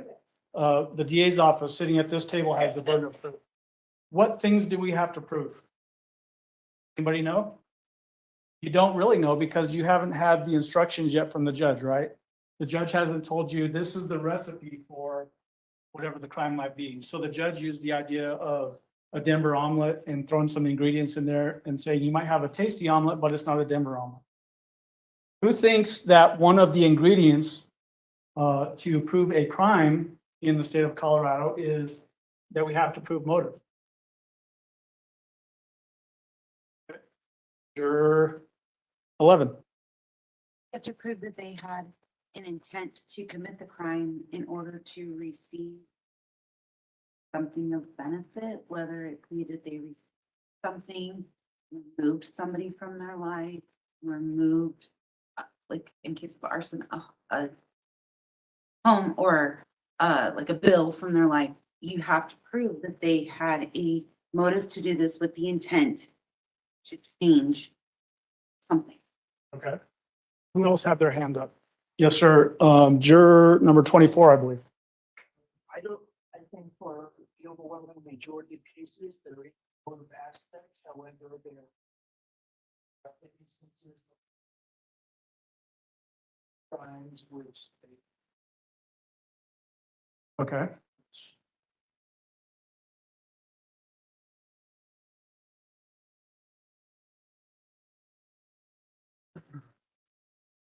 Okay. All right. Other people that haven't spoken, juror 7. I was going to get to you eventually, but you're sort of on an island. Yeah. What are your thoughts about motive? We've heard two different viewpoints now. I think every crime is.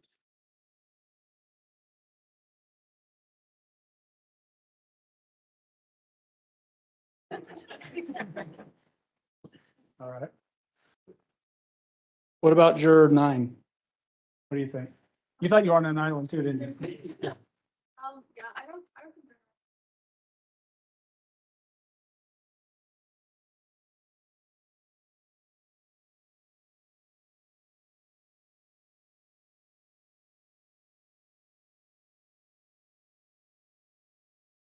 Okay.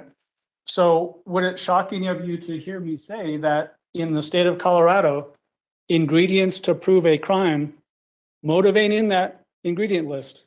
Don't have to prove motive. Juror 47? Yes? You had a interested, curious look on your face. Okay. What went through your mind when you heard that? I guess it's not shocking. I agree with her.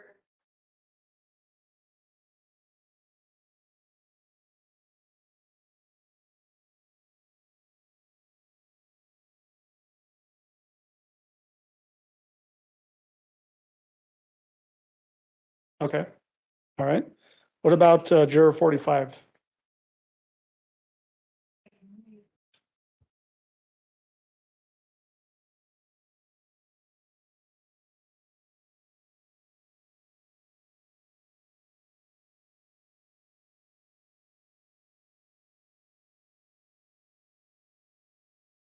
Okay.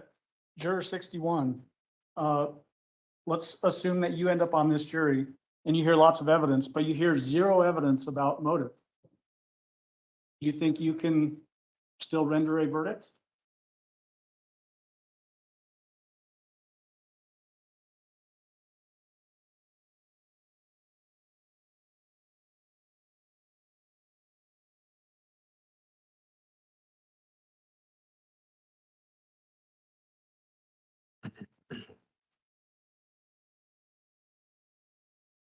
Okay. What about juror 69 way back there? What do you think about this idea of don't have to prove a motive? There doesn't have to be a motive ingredient.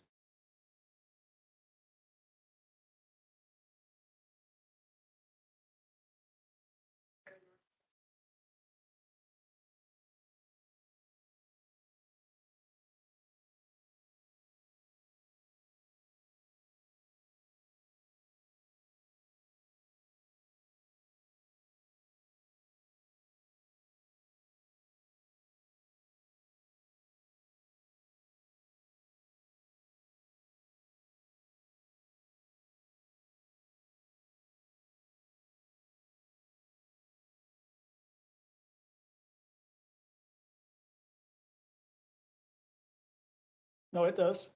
Again, this is a safe space. We get to talk about these concepts as we're hearing some of these things. We probably have never in a group like this considered them with this many people together, right? So these are all very fair and safe things to talk about. Juror 28.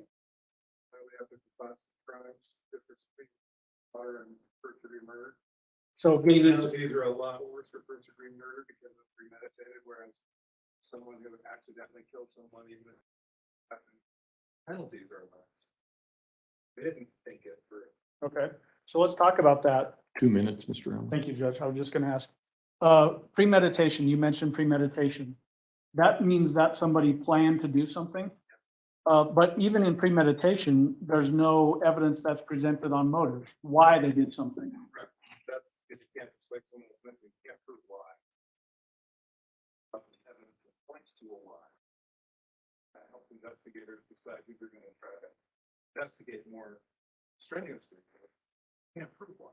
Okay. So how can you use that as a way to fix something? Do you feel like if you end up on the jury, you could be okay not hearing the why and still getting to it? Okay.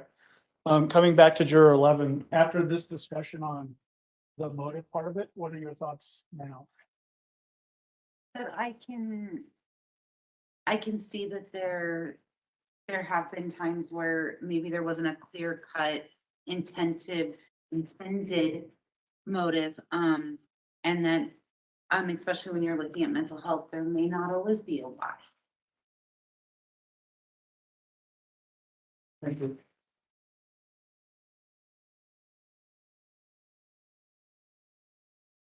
Is there anything that, for any of you, that is gnawing at you? I wish Michael would have asked this particular question because it's really important I get this out.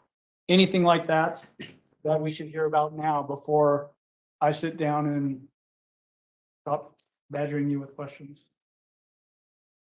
And I apologize, I didn't get to hit everybody, tried to get as many as we could.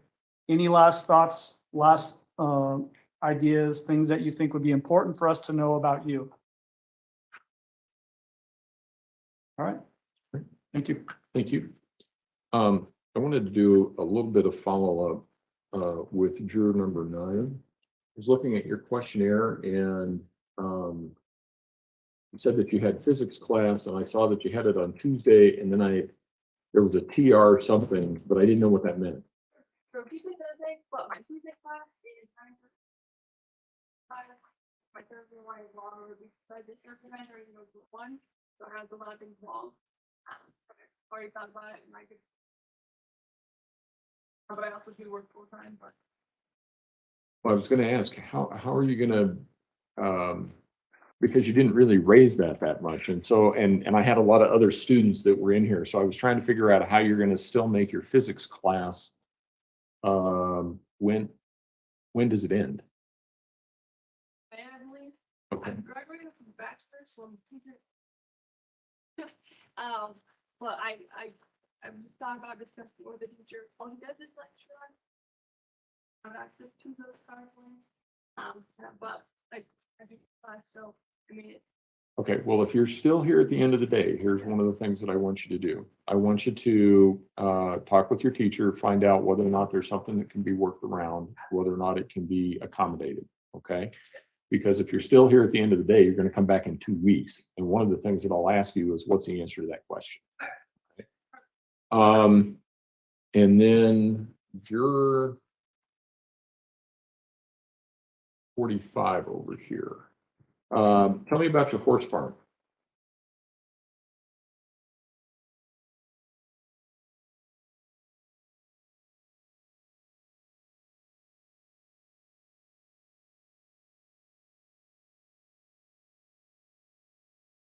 On the questionnaire.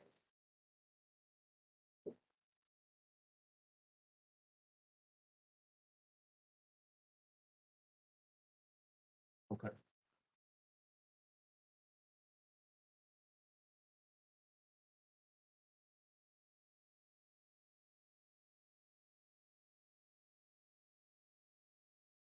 Okay. Well, I wanted to talk with you a little bit about that because you hadn't mentioned it. And I have had people in here serve as jurors that came from a ranching or a farming occupation, I suppose. And they have very early mornings, as you know. And we had one gentleman who he made sure, he said, you know, I can do this. I'll get up, I'll feed the horses before I go. I'll feed them when I get home, and it'll all be okay. It'll just be a long day.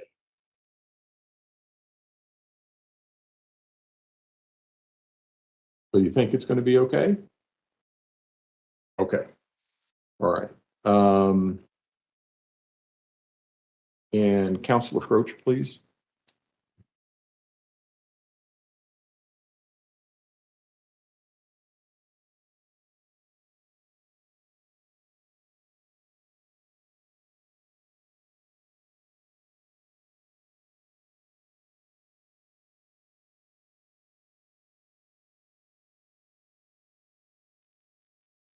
They'll probably read off a number of people that will get sent out again.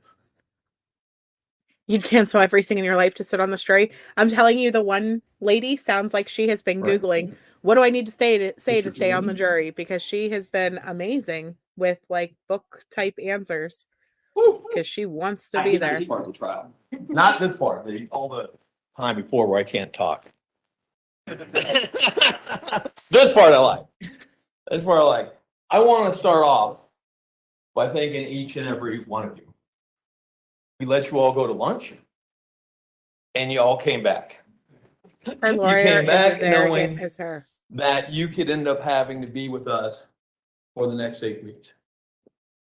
And that actually talks a lot about each of you, and it talks about our community. They do statistics in each different county and jurisdiction about the number of jurors that actually shows up in the summons. And El Paso County is always 1 or 2.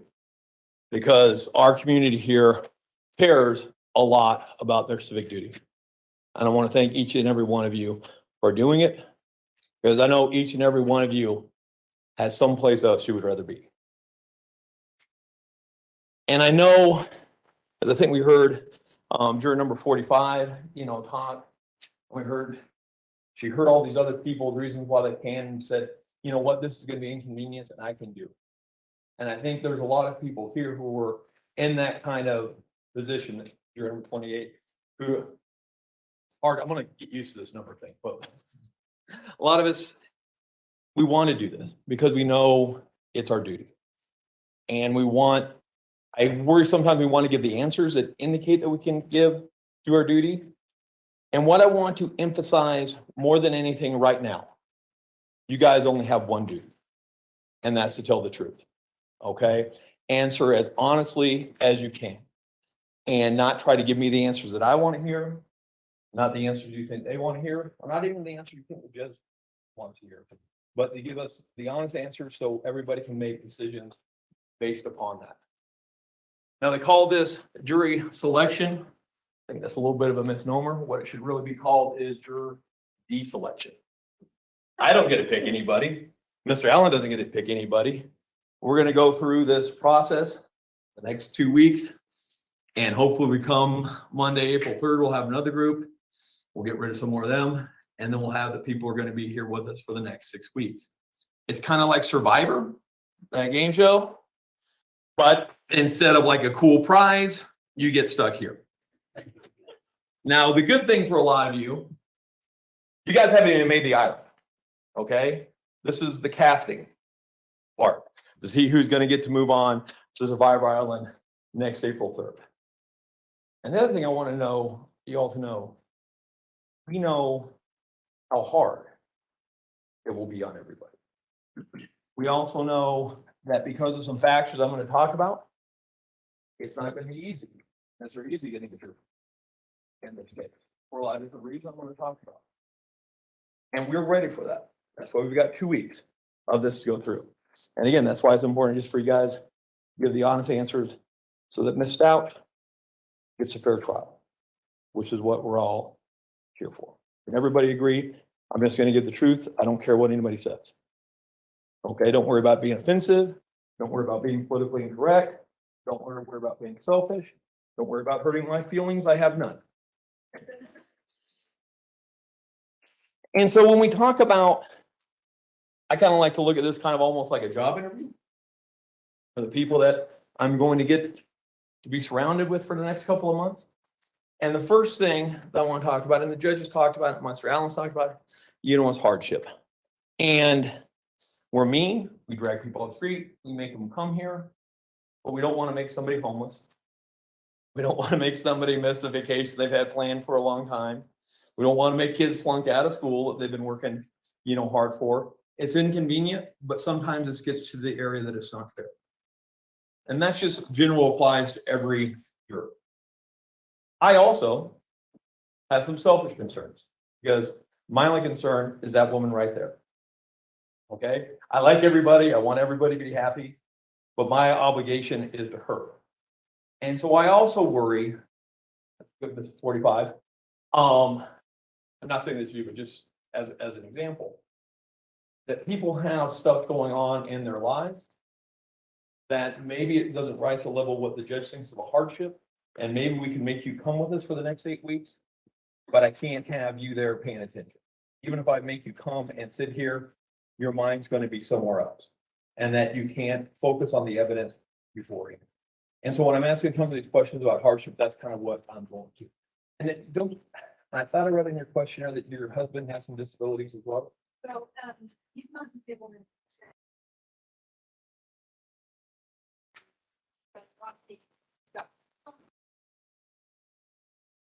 Okay. Oh, okay. He takes care of himself. Oh, okay. Okay. And if we make you be here for the next 8 weeks, are you gonna be worried about your horses or are you gonna be able to pay attention? Well, no, I'd be able to pay attention. I would just. Okay. Back and get them fed. Okay.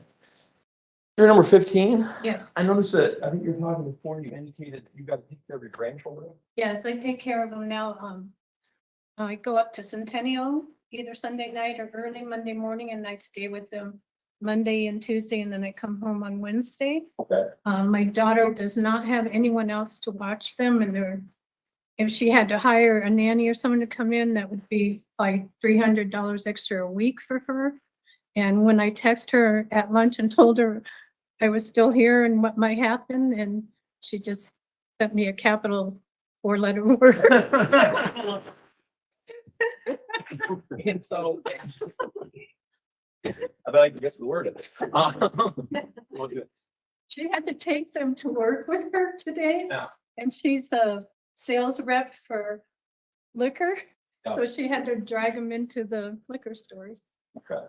And so what it sounds like, while this might not necessarily be a direct hardship to you, it would be a gigantic hardship. I mean, if to it your wasn't for that, I would Huh. be glad to, do the service. So, but I don't want to put that hardship on her and my son-in-law either.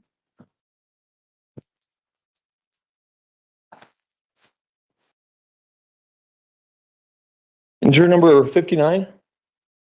Yeah, you have a kid that you have to transport to school, correct? What time do they get out? And if we make you be here for the next week, who's gonna pick them up?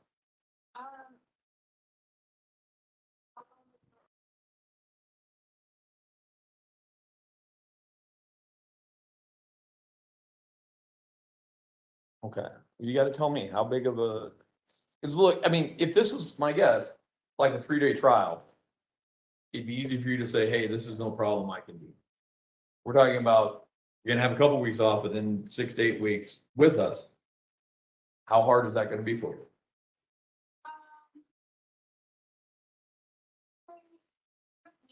If I absolutely had to, I would figure it out. Okay. But if I have to, And juror number 65? Yeah, and and how old are your kids? Oh. Okay. Well, and I guess kind of who's taking care of them right now? Yeah, so kind of goes into like little back history, which maybe is good to bring up. I have a history in teaching, and it's that. So I feel like that should just be known. But right now my husband he works at UC Health for heart surgery, so he's trying to call if there are no cases. He's sometimes call town. And also literally tomorrow interviewing position to start next fall. So. Figuring out. Yeah.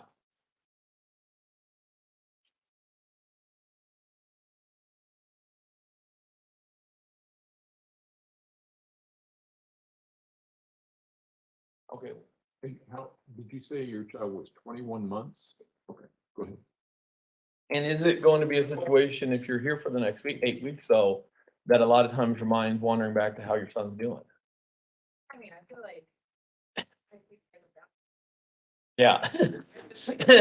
Either way you answer this question, it's gonna look bad for you. I think especially where I'm at now with, like where I'm at now with him and.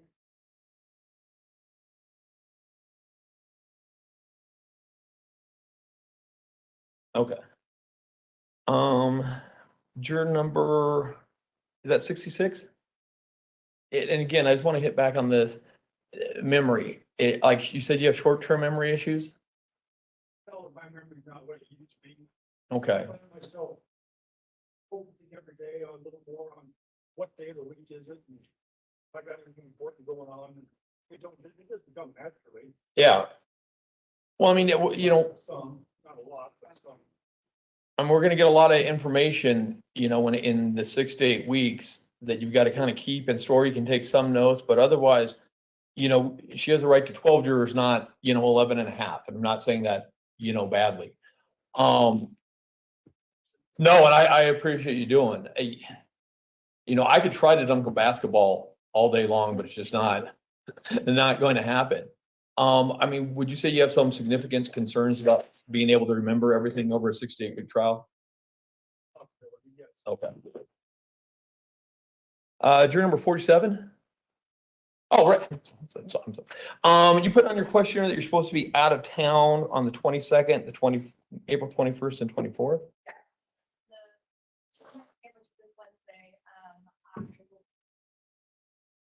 Okay. I'm actually moving up to Denver for a job on the. Okay. So then you wouldn't be able to be here with us. Correct. Well, I will be unavailable. Okay. Well, that answers that question.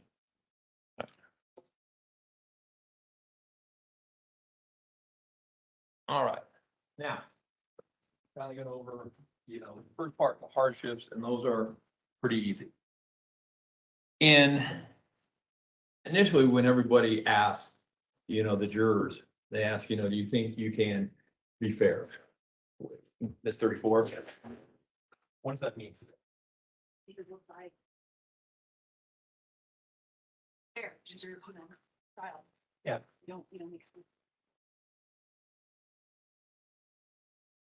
Juror number 44? What does that mean to you? Yeah. Gotta look at both sides of the story.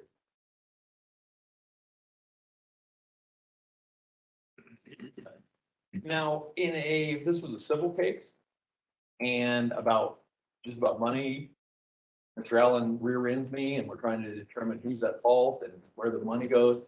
That's all really that we ask of jurors is come in, kind of have everybody be even, fair, and do the best that we can. In a criminal case, it's a little bit different than this 43. In a criminal case, you come in with a presumption of innocence. Okay, so not coming in, everything's equal. I'm coming in here thinking she didn't do this or she's innocent for whatever reason that she's innocent. And it's kind of different than what we normally do in life, right, Ms. 43?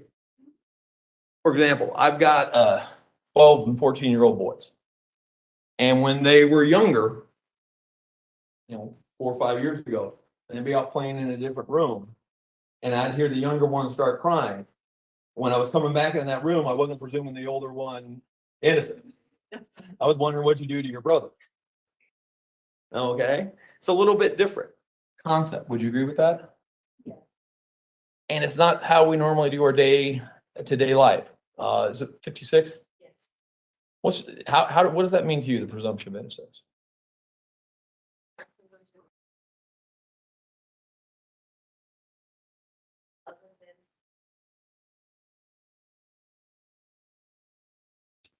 Say that again? I'm saying she's Yeah. admitted she's done it, but there's mitigating circumstances to do it.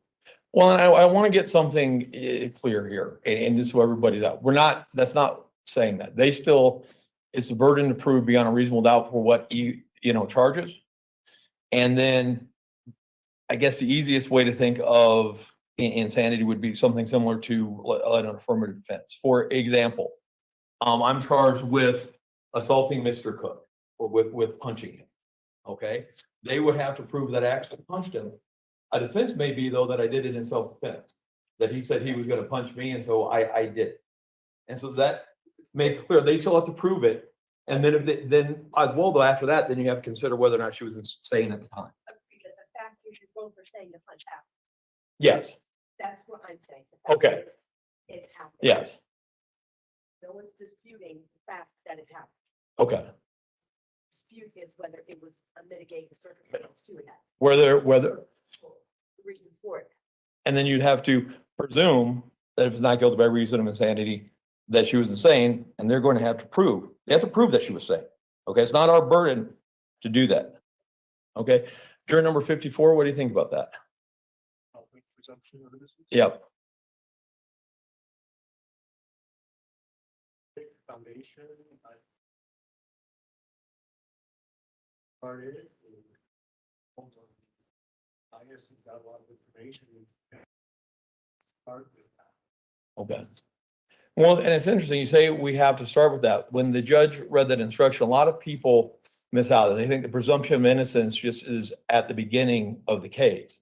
Presumption of innocence actually goes through the entire case, up until all the evidence is done, up until they get to argue, we get to argue, they unfairly get to argue again, and then it goes back to you guys. Until you get back in that jury room, you have to maintain believing that she is innocent. Can you do that, number 54? Now, I think one of the reasons why we have so many people, it's kind of a counterintuitive thought process, Mr. Number 2. I think it's even harder, or the thought process is harder, when you have cases that have a lot of media exposure. I guarantee you, everybody at that table, and even that gentleman right there, which there had been no media exposure in this case because it'd make picking a juror alive. Sure. What I worry about is when people have read stuff on the news, seen stuff on the news, that this concept of presumption of innocence is more difficult. And it's not, to me, it's more than just like, I'm gonna try to put it aside and not, think about it while the evidence is coming in and whether or not they've done the evidence. But for me, it's difficult. Can you, even though you've been exposed to stuff in the news, breathe life into that concept of presumption of innocence and believe her innocence up until this case is done? Sure, because that's what she's entitled to under our system. Absolutely. Ms. 11? Yes. Yeah, do you see why it scares me? Why I'm nervous? Yeah. And I'm nervous that everyone just wants to tell me, that answer, that I can do it. But it's seen, how much news have you seen on this case? I live in Fountain. When it first happened, a lot, because we were looking for this kid. Yeah. Since they found Gannon, I kind of went, okay, at least know where he's at. He's not out missing somewhere. So when you say we were out, like out and people that are actually looking out. If you went to the Safeway, Fountain's small, you went to the Safeway, every little dark cardboard. Look, see if maybe he's been picked up by somebody. And when he was found, it was like, well, there's gonna be judgment at some point. And there was no point in following it any further from that. My concern was that there wasn't a little boy missing out there somewhere in the woods or wherever. Were you angry? When I found out he had been found. Yeah. As any parent would be. As any parent would be, and that had been deceitful and everybody was out looking for him and he'd been dead. And everybody, not only are you angry about a child being dead, but you felt like, I'm not sure a lot of people felt like they've been kind of duped. Yeah, a little bit. Yeah. But You're actually part of the Facebook group. I was part of a Facebook group that was Find Gannon, for people who live in the Fountain area. Hey, I just saw a kiddo here. Has anybody seen him? And since since he's been found, that group has gone pretty much silent, other than they do give updates of court appearance here, court appearance there, if anybody's following it, but I don't really do a lot on Facebook. Well, my job, I go on there, search when you search, and I stand at that. And I want to talk briefly on either, but, your job, so you work for DHS Yes. and you investigate people who are Community welfare fraud. doing welfare fraud, and then you take that evidence and you present that to the attorney and they choose whether or not to file charges. The short of it, yes. Yeah.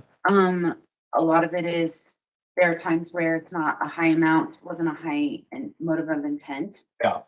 Those we deal with in-house, either through the Office of Administrative Courts in Denver, or we even have a waiver process where they can sign, I screwed up, I'll pay it back. Okay.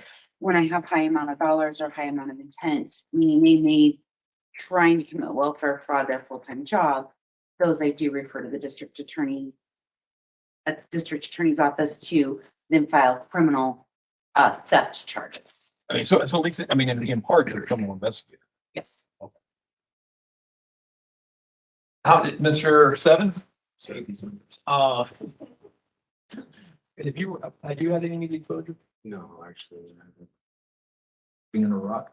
No, I've been at work all the Okay. time and then come home and so I go to sleep at like 9. You're number 20? No, I got no media coverage. I was currently overseas at the time. Okay. Number 21, I noticed that on your questionnaire that based upon the media coverage, you're going to find it hard to be impartial.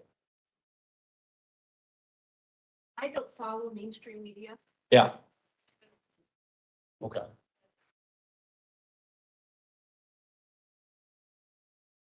Stories. So I don't mainstream media.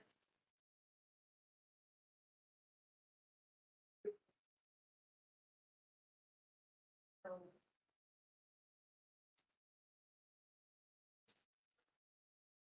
things have been presented. It's like, oh yeah, I really did know. As far as like, Okay.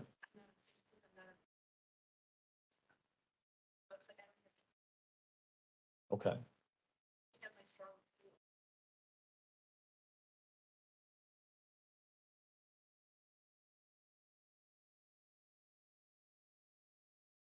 Okay.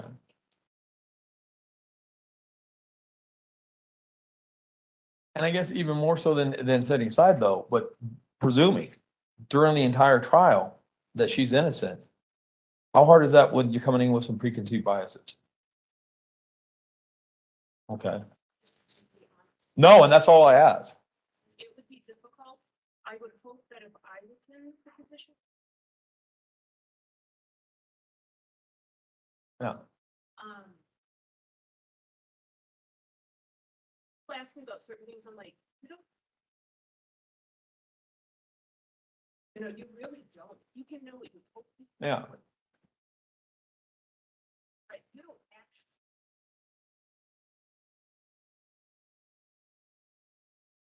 Trying to.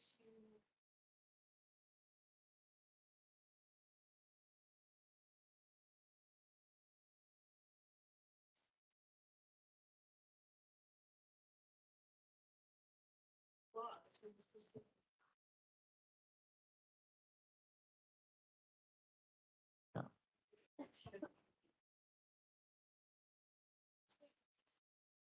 And if I'm mishearing you, absolutely tell me. What I'm kind of hearing from you is you understand the importance of this presumption of innocence.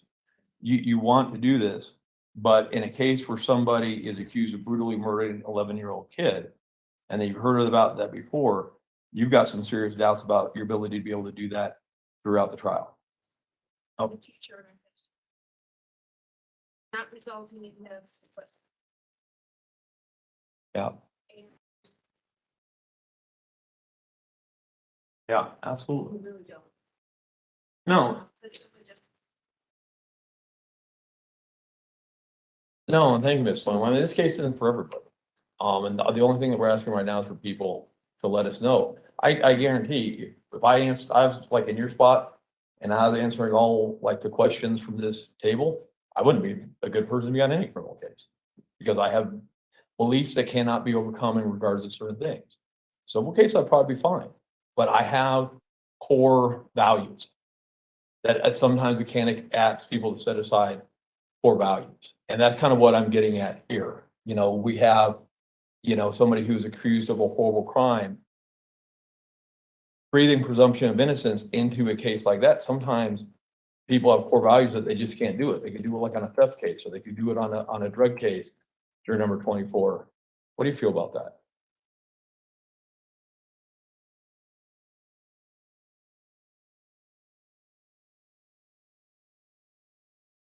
That sometimes people have just the core values in certain cases that they can't do, that they understand, like, I've got to presume this person innocent during the course of this trial. And if this was about stealing a candy bar, I can do that. It's about brutally murdering an 11-year-old kid, I can't. I'm asking you. Okay. Number 26. I can as well. I'd like to believe that in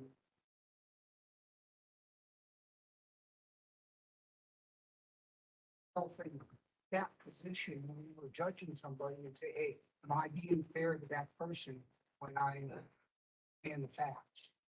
Not using any bias or anything. Want to be as honest as I can.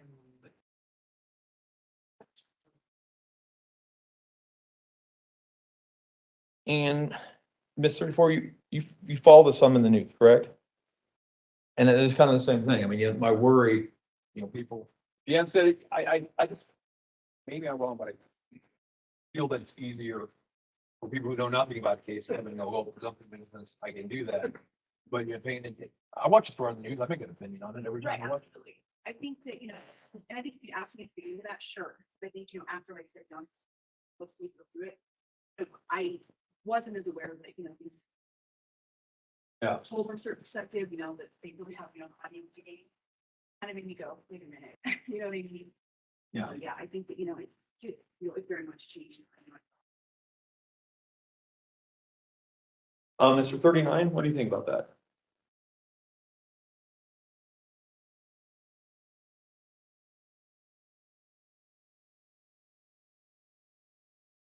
And just let me know, are you saying as you sit there right now, when we're talking about a horrific murder of an 11-year-old kid, you've got some concerns about being able to breathe life and presumption of innocence during the whole case?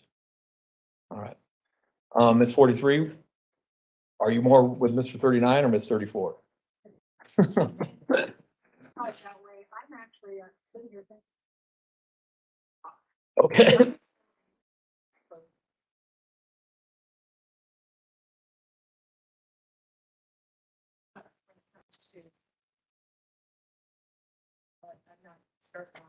Okay. Mr. 44? Can you breathe the presumption of innocence when the accusations are the horrific murder of an 11-year-old kid? All right, Ms. 45? And Mr. 44, have you heard anything about this case on the news? Oh, I just read that. Okay. Ms. 62? What do you think about this? Can you, when this charge of horrific murder of an 11-year-old innocent kid, can you breathe life in the presumption of innocence?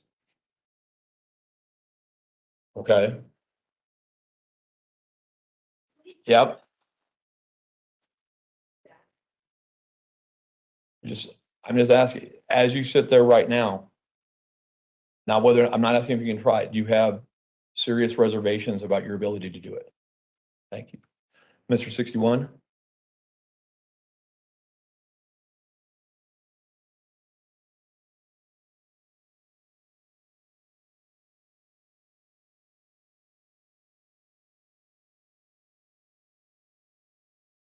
All right.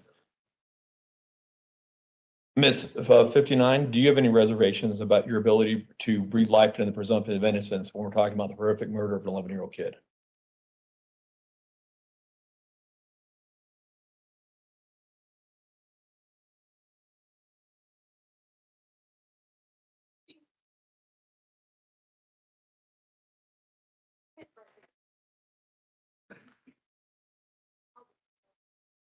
Well, and that's one of the things we'll transition to.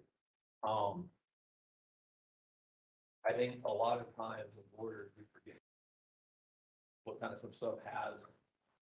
You're going to have to, in this case, you're chosen to be one people insured.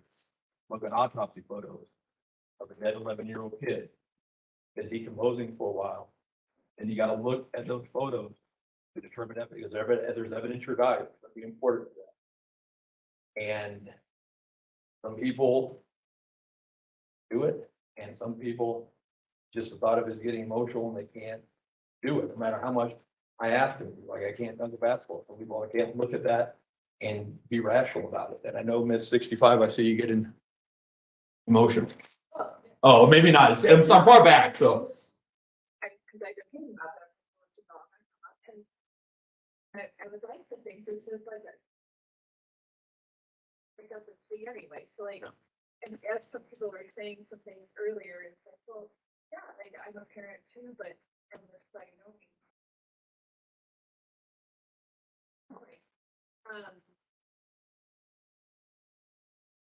Were previous questions?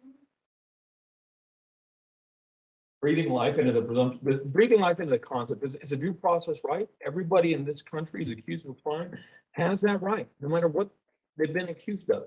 And that's why we're taking, we know that it may be hard in a case like this for some groups to do so. That's why we're taking the time. And only you can answer these questions. Like, again, I do stupid sports analogies. That's all I'm good at. You know, if somebody's saying, hey, can you dunk a basketball? There's no way I can do it. Can I hit a 3-point shot? Maybe 2 out of every 10 tries. Okay. There's like a layup, boom. I'm going to get that 90%, you know, time. I'm just trying to gauge where people are. Yeah, no, I think, yeah, and I don't think let's have like the stomachs for this, but Yeah. I think that's kind of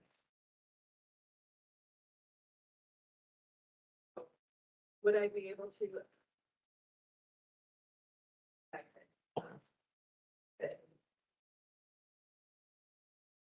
It's not gonna be fun. Right. Miss 74? What do you think about that? Some of the evidence, I mean, you're gonna have to see autopsy photos that are gruesome. And have to be able to look at them to see what those autopsy photos are trying to tell you.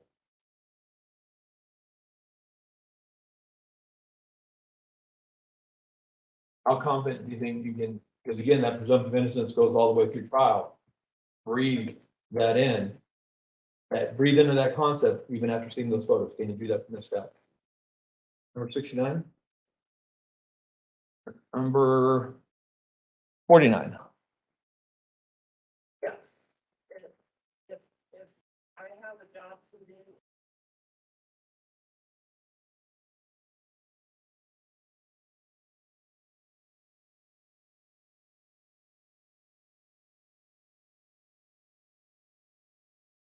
That's as he said.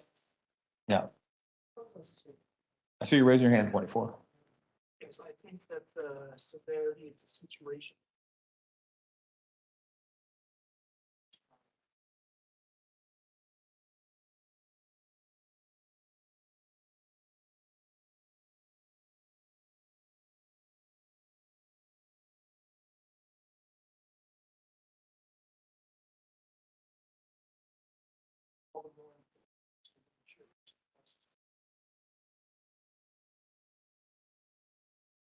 The 70?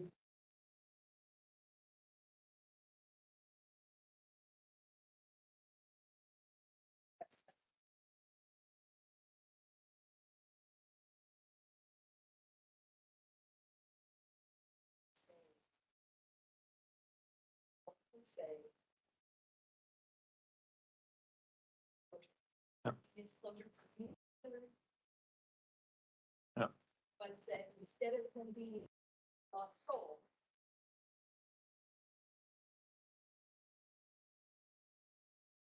Yeah.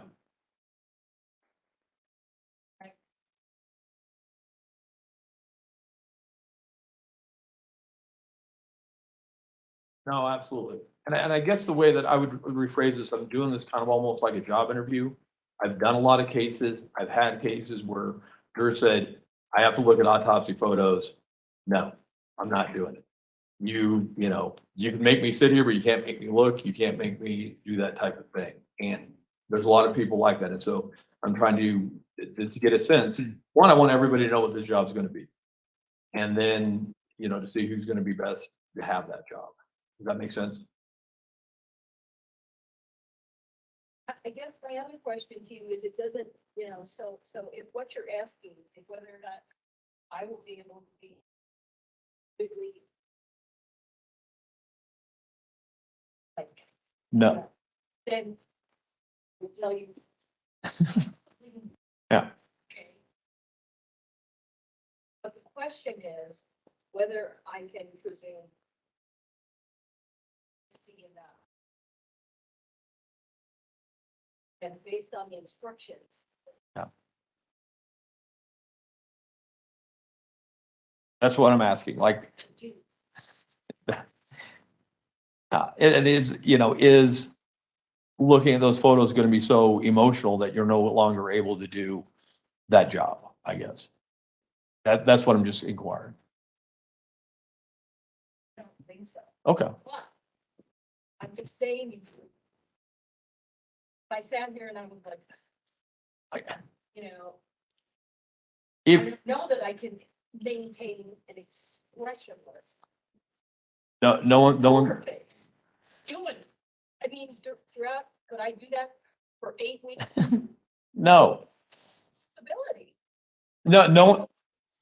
And I just want to be clear. I'm not asking that. No one's asking that. And if you're telling me you could do that, I know that you've already messed up rule number 1, which was to be honest. There's going to be emotion in the next 8 weeks of this whole thing. The question is, can you have those emotions come up and set them aside and still presumption of innocence, hold them to their burden, you know, look at all these facts like that? Or, you know, is this going to be something that I have concerns as I am right now? I can feel the emotion coming up that I'm not going to be able to do that. That's kind of what I'm trying to get at. Does that make sense, Mr. 29? Glad you asked. All right. I think the scenario, I almost don't get the scenario you're thinking. Okay? So you're expecting, I actually see a jury starting and saying, yes, this defendant is innocent. But we have both sides of the table presenting evidence, trying to convince us that one way or another, you're going to be giving us evidence, trying to convince us of a certain thing. So to sit there and say that until after 8 weeks, at the end of 8 weeks, when I walk into a jury room, that's when I can start forming opinions. And you can imagine that. Because I would be sitting in that jury box, and every piece of evidence that comes apart has to be playing into my opinion building. That means I no longer think she defended innocent. I don't think so, but It's a little confusing. And the law, like I said, what the law requires is for you to presume your innocence, and that presumption of innocence, according to the instruction you're gonna get from the court, maintains throughout the trial, all the evidence up till they're done talking and I'm done talking. And I guess one way I've analogized it is, do you like James Bond? You've seen James Bond movies? oh Yeah. yeah, I think so. Yes, yeah. Okay, and you go see a James Bond movie, and you're watching all the movie, and no matter what happens to James Bond, I think he's getting out. I mean, he can hide up like this. He's got a laser coming up right there for him. He's telling him all his evil plans. But I'm presuming that James Bond is somehow going to get out. I'm not ignoring the situation, but that's how I think this movie is going to end. And if that laser came up and cut James Bond in half, I would be shocked. But that's, I guess, the nearest analogy, that something's going to happen that you presume that she's going to be the innocent until this case is done, and you go back and you can look at everything all at once. And it's not saying that you don't make opinions while it's going, but it's at the end of every day, say, these are all the stuff I've learned, and when I come here and you're said every day, I'm going to presume I'm going to find her not guilty until the end. But you don't ignore all the stuff that they're doing, everything. But every day we got to put on a presumption of innocence hat, come in and go, one of my jobs today is I presume her innocent. Things are going to come in, you're going to have opinions, or to put that back hat on every day. Does that make a little more sense? Yeah, a little bit more, yeah. Kind of like I was gonna go to the jury room. No. Flip a switch, because now you get to think. No, we want you thinking the whole time. We want you thinking the whole time, but it's just, we want you thinking from the perspective that you believe that she's innocent and they've got to change their mind. You know, but that I guess that's the easiest thing, you know? Everybody has their different politics, you know, and you go into one thing and you think, I disagree with you and everything like that. And people try, you know, to change your mind. It's your politics up until the end of this thing, or she's not guilty. And they're going to be trying to change your mind, and everything they say, you put in there and you think about it and you form opinions, but still every day you got to come back and presume innocence. Can you do that, number 29? Okay. All right. Anyone else? You know, we don't have a lot of trying to pop around to anybody, but this presumption of innocence, even having to look at some horrific photos, Miss Diane, what do you think about that? Let's look at them, obviously, but keeping printing the innocent.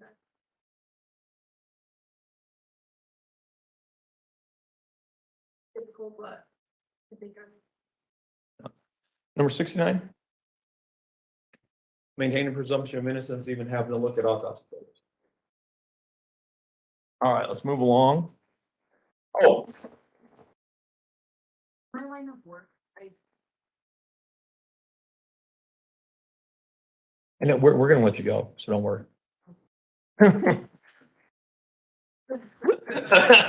See, look at this. See how nice I am? Your now that stress is. Yeah.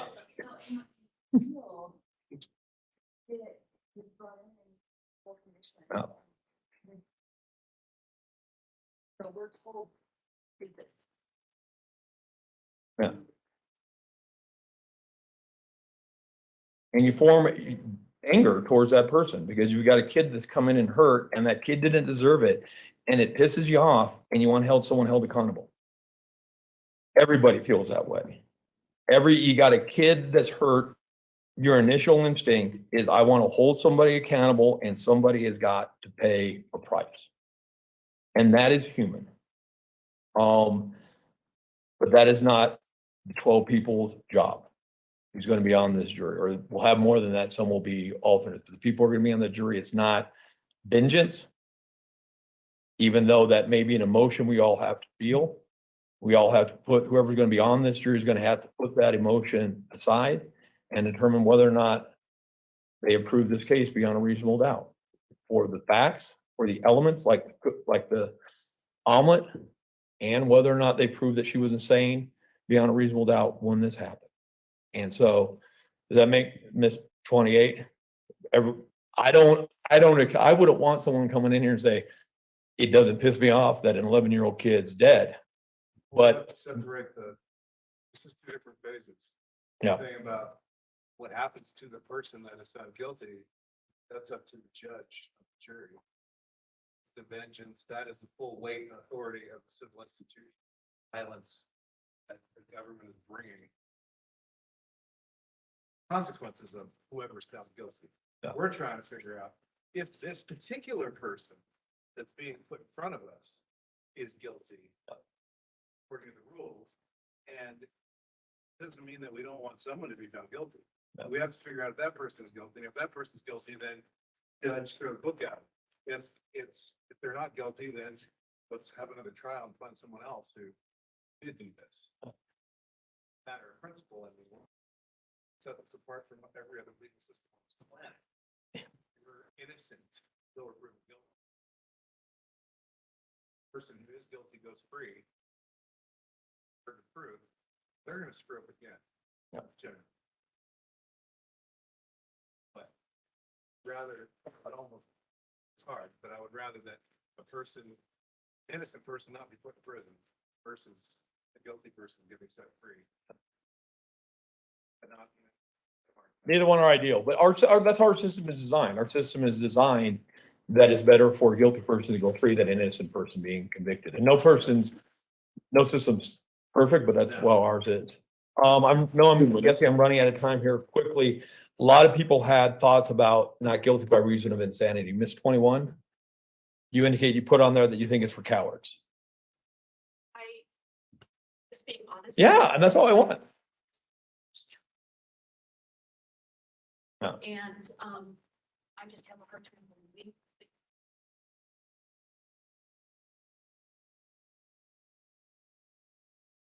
Yeah. All right, well, I mean, who thinks not guilty by reason of insanity is a BS defense? We got 62, correct? It's okay. Yeah. Sorry, I couldn't hear you. I think it's useful. And would it be fair to say it'd be harder, because in this case, they have to prove beyond reasonable doubt that she was sane. They have to disprove it. What I'm getting from you, that's, you're not really buying that as a legal defense. That's okay. Okay. Juror number 69, you feel the same way? Here, do we ever, number 47? Oh, don't worry, you're fine. Need to wrap up. Number 53, what do you feel about in your eye? Juror number 70, you have a degree in psychology? All right. Say one other thing. Yes. Relative to, I have a little bit of a frame of reference, which is my cultural background. And when it comes to the, no jury by trial and not being given an opportunity, my parents were in it. So I know what happens when you come to a decision based on sanity, reasons. Because I'm not so certain that government decision on Christmas. So I'm just saying, I do have that bias, which is everybody deserves their day in court. And I understand the direction of innocent. There is some. Yeah. Juror number 6. No, it's good. I mean, it's good information. That's all I'm asking for, is just be honest, and thank you for being honest. Last question. Number 61, you indicated you don't believe in not guilty by reason of insanity. You think it's no excuse.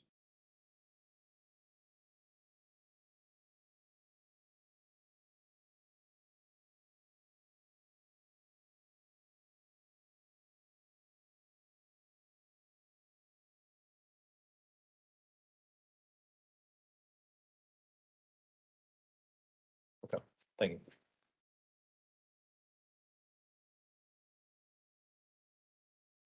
I wanted to follow up on a couple of things.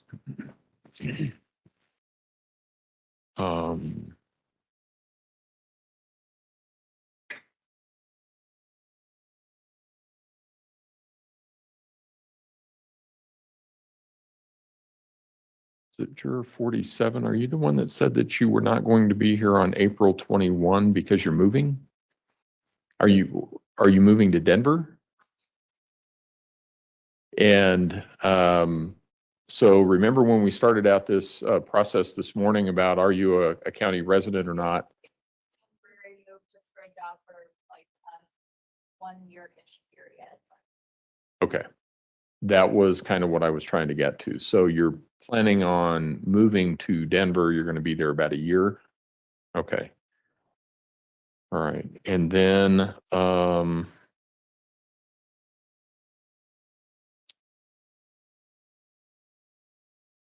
juror number 62, I had a little bit of difficulty hearing part of your answer.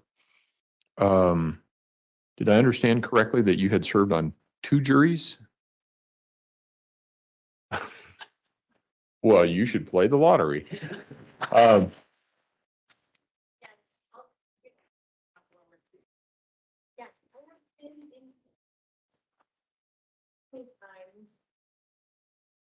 Okay, and were they on criminal jury? Were the cases criminal or civil? That would have been a criminal case. Probably a criminal case as well. Let me ask it this way. when you were on those juries, were there 6 of you or 12 of you? Okay, so they would have been criminal cases. Okay. Okay. So you've been through the process a couple of times, and I did not hear your complete answer regarding whether you can or cannot give the presumption of innocence to someone.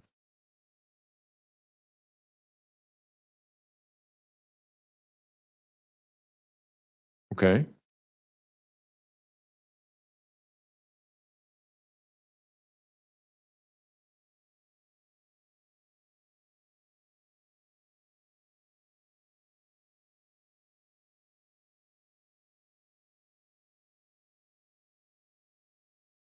Okay.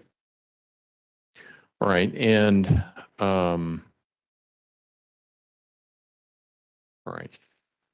There's one other.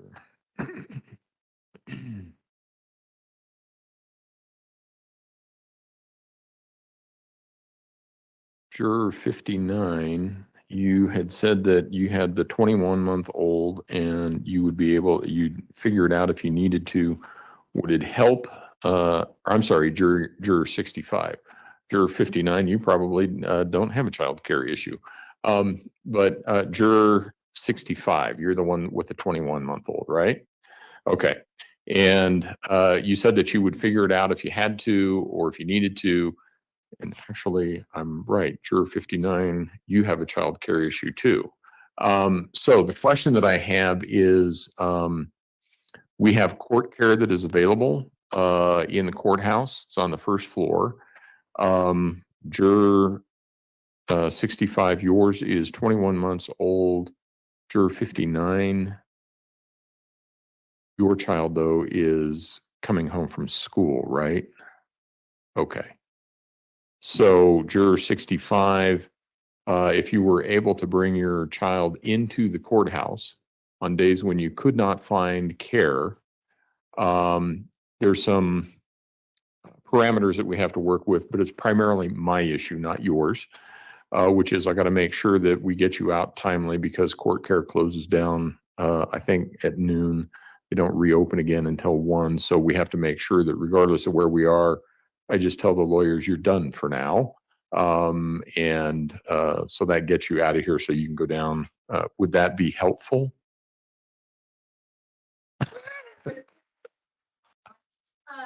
No, and my husband works at the Memorial Hospital and off of that a lot of times. Okay. But yeah, that would be. Memorial, Maine or north?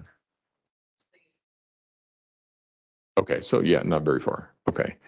And juror 65, or I'm sorry, juror 59, let me make sure I understand your situation.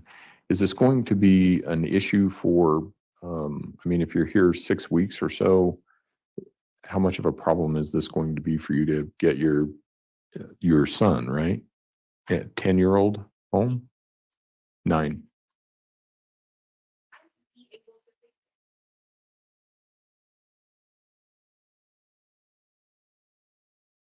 Okay. All right.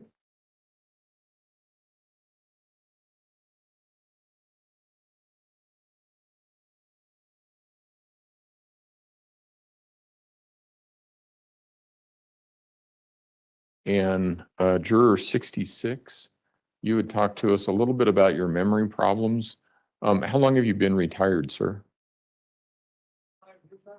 And what kind of work did you do before that? I was a surveyor for a land survey company for the last 12 years before I retired. Okay.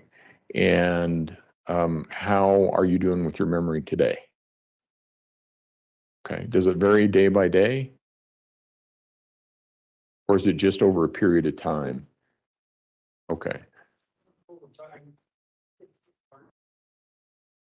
come and go. Very slowly fades. Yeah, no, I get that. My children tell me I have the same problem. It's amazing though. They say, Dad, you forgot about this. And other times they will say, are you ever going to forget about that? So, I mean, okay.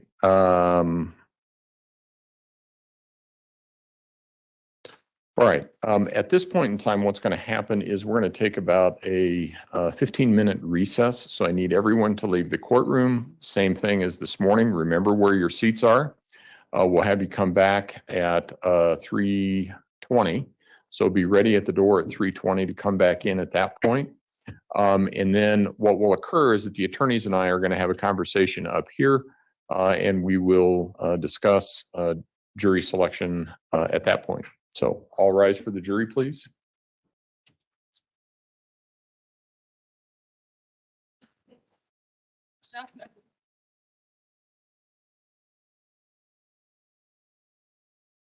I don't care.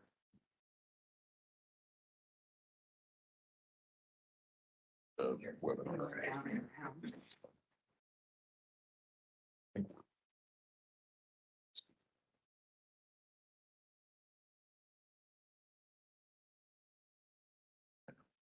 No, I was thinking, I just don't want.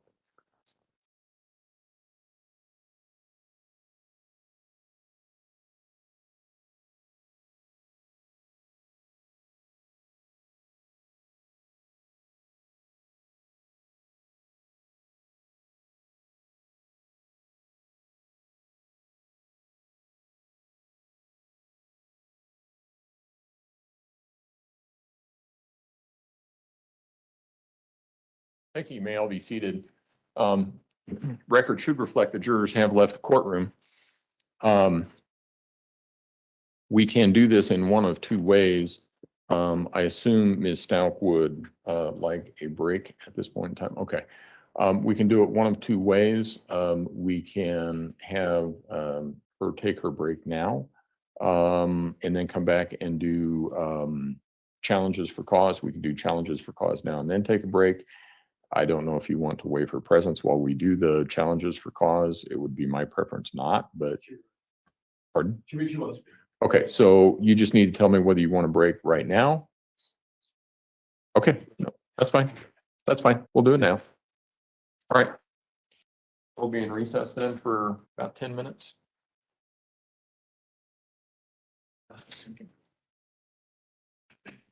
So hey guys, sorry for the delay there. Unbelievable that they decided to go to break. I literally just told my mods, I was like, I gotta go up the road and run my son to karate. Let me know if you guys can hear me okay, because I am in the car, I'm on the phone. I was like, I'll be back in like literally just like 10 minutes tops. To, of course, go away for break or face here. Okay.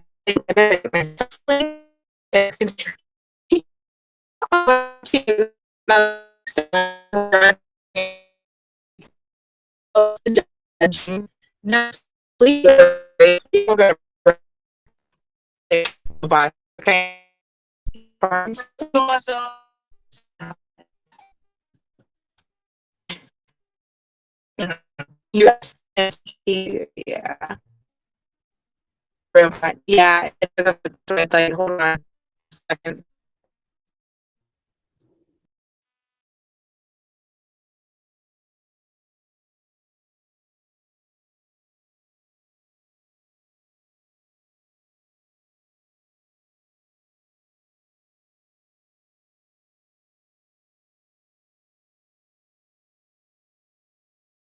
Okay, how are we now? Can you hear me now? How you like me now? How you like me now? How you like me now? How me now, now, now? How you like me now? Oh, too much. It's too much. I don't know if they can hear us or not, to be completely honest. You're like, I don't know if you can hear us or not. How you like me now? How me now? Okay, much better. Good.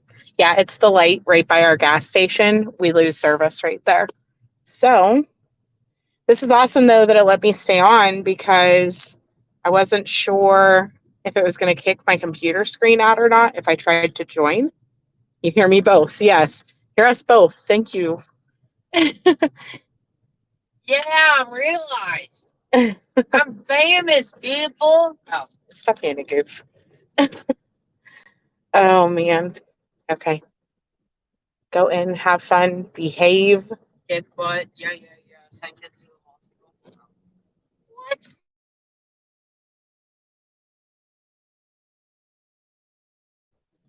Okay. Make sure you shut the door whenever you get out, please. Oh, wow. It's literally right up the road from my house, so it was just really funny because I'm like, in. yes, you are famous. Exactly. He is. He's funny. Have fun. Hasta la vista, baby. Bye. I know I did. I did just take the fun out of it. Adios.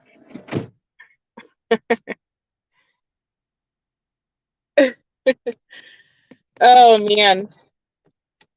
I was like, what are the chances that they're going to take a break as soon as I walk away from the computer? Very good, apparently.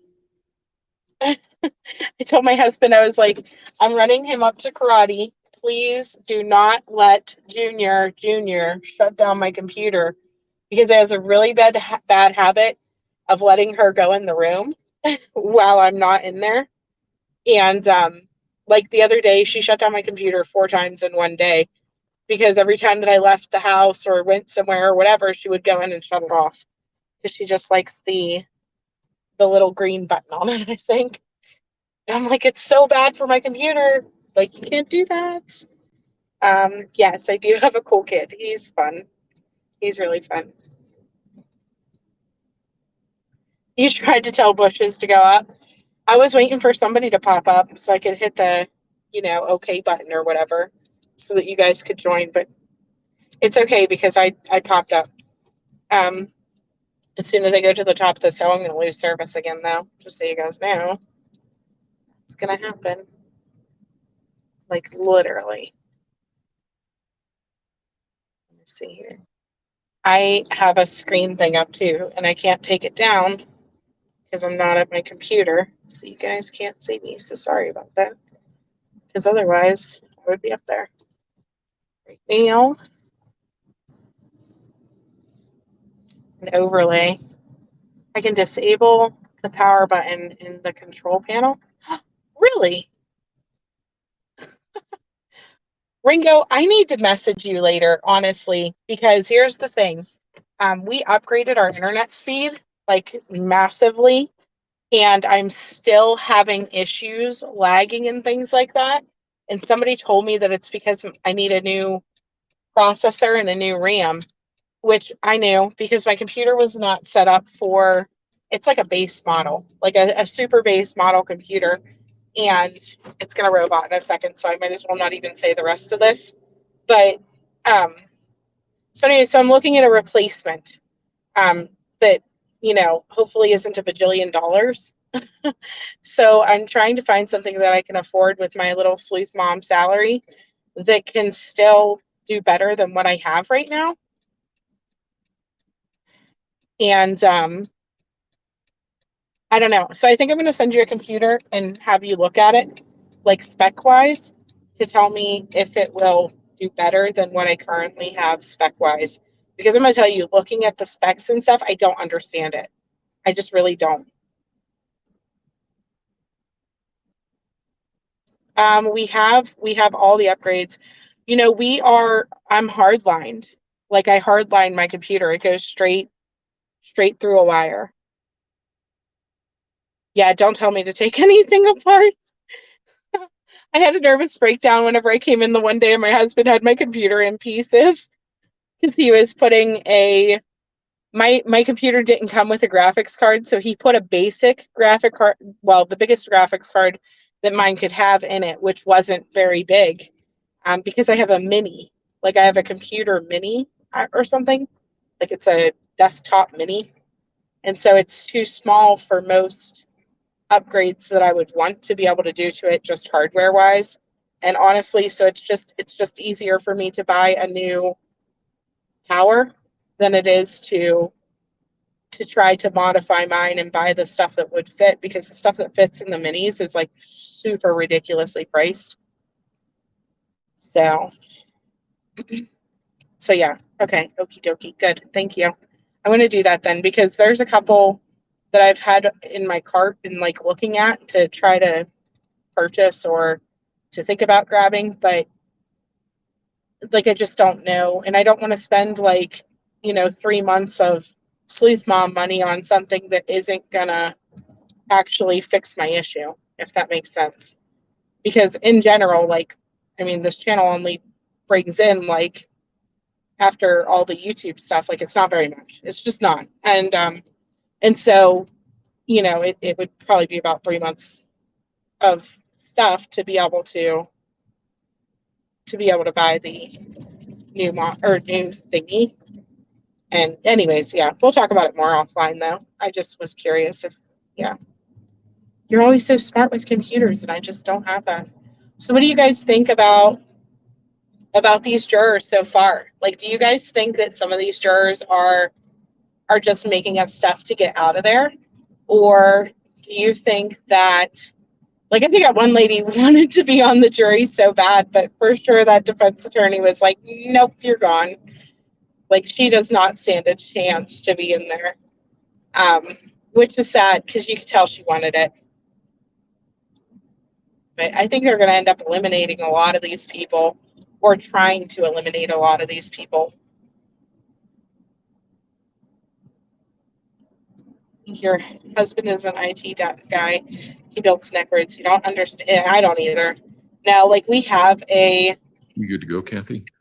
Oh, here they are. They're back. Court will recall 20 CR 1358, People versus Letecia Stauch. Record should reflect the jurors are not present in the courtroom. Since they're not present in the courtroom, we can do the challenges for cause not at the bench. So prosecution, tell me everybody you want to excuse first, and then we'll go through them one by one. Well, I think, as it relates to, we were discussing where we both agreed, 11, 21, 62, and 24.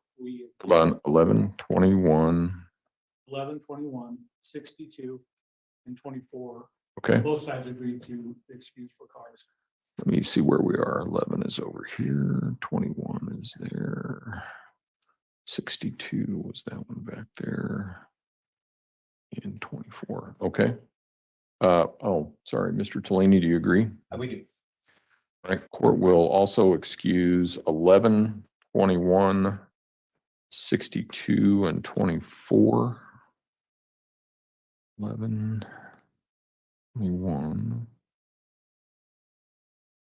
62, 24. All right. What other challenges does the prosecution have? That was the yes, I did it first. Oh, you don't have any additional? Okay. Mr. Tellini? Additionally, we would challenge 15, 9, 66, 69. Is he just going to call every number that's left sitting there? Okay, with respect to 15, I'm going to grant that. That's the woman who has watches her grandchildren 2 days a week. Say 15, yes. Yeah, 1-5. And with respect to 66, I'm going to grant that based on his purported memory issues. Tell me your issue with respect to 59. 59 had some childcare issues. She also, when questioned about the presumption of innocence, where it's the murder of an 11-year-old boy, said that she has significant concerns about her ability to do that. Mr. Allen? She also said that she could follow the presumption and felt like she could survive.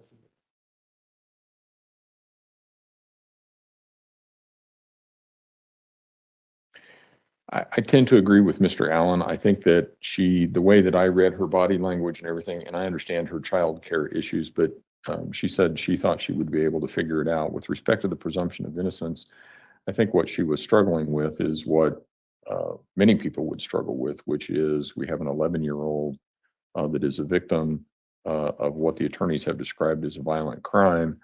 And she's juxtaposing that against the presumption of innocence. The impression that I got from her, from what she had to say, was that she could do that It might be difficult. She might have to remind herself, but she thought that she could do that. I think that's sufficient with respect to rehabilitation to allow her to continue to serve. So that request will be denied.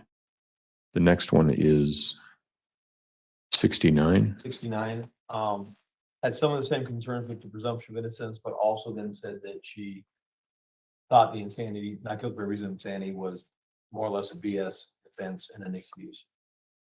Mr. Allen? So my recollection is that 62 is the one that indicated on her That's what I thought. questionnaire that insanity was a BS excuse.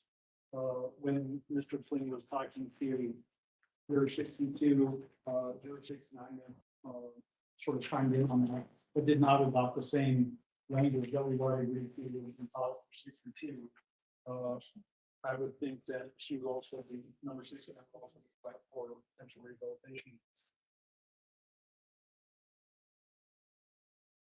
Yeah, that I have the same recollection as Mr. Allen, and I'm looking at the questionnaire, and I think what juror 69 actually said on the questionnaire anyway was that she has opinions regarding insanity, and she said only if it applies. Not everyone who pleads this is insane, and I don't recall any specific comments from her otherwise. And I think that's just an accurate statement of the law that, you know, sometimes it's raised as a plea when maybe it shouldn't be, but that doesn't mean that she can't follow the law in this case. So I will deny that one as well. 74. 74 had on our questionnaire in regards to not guilty by reason of insanity. I believe anyone that hurts a child is crazy, exclamation point, but is not a reason to get off or be found not guilty. Yeah, I remember that one. I wrote that one down too. Mr. Allen? Trying to just check on.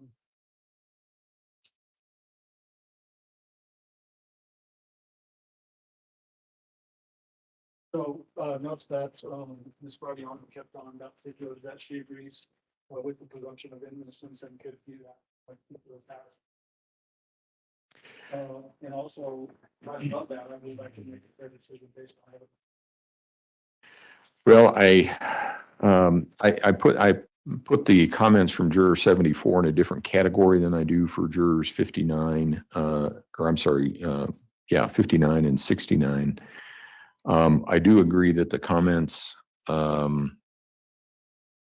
mean, essentially what she's saying is, this is not a reason to get off or be found not guilty. There wasn't a lot in the way of questioning of juror 74. She would have been the one in the far back row, far corner. And so there was not a lot more to go on, but based on the questionnaire, I just see that as, I mean, if you look at it, let's see, 74. I mean, she has the exclamation point. 69. No, I got the exclamation point.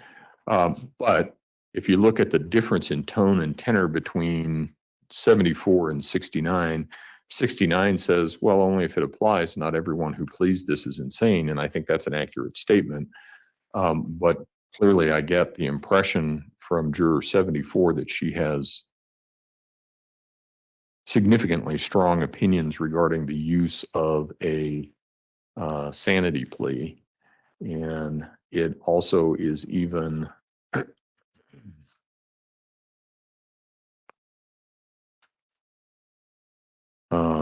much worse than juror 59, who on her questionnaire asked, you know, well, what was the history before this crime? Would that explain the plea? Is it being used to not accept responsibility? And I think that that's a logical question, and frankly, probably one that will be at the heart of the case.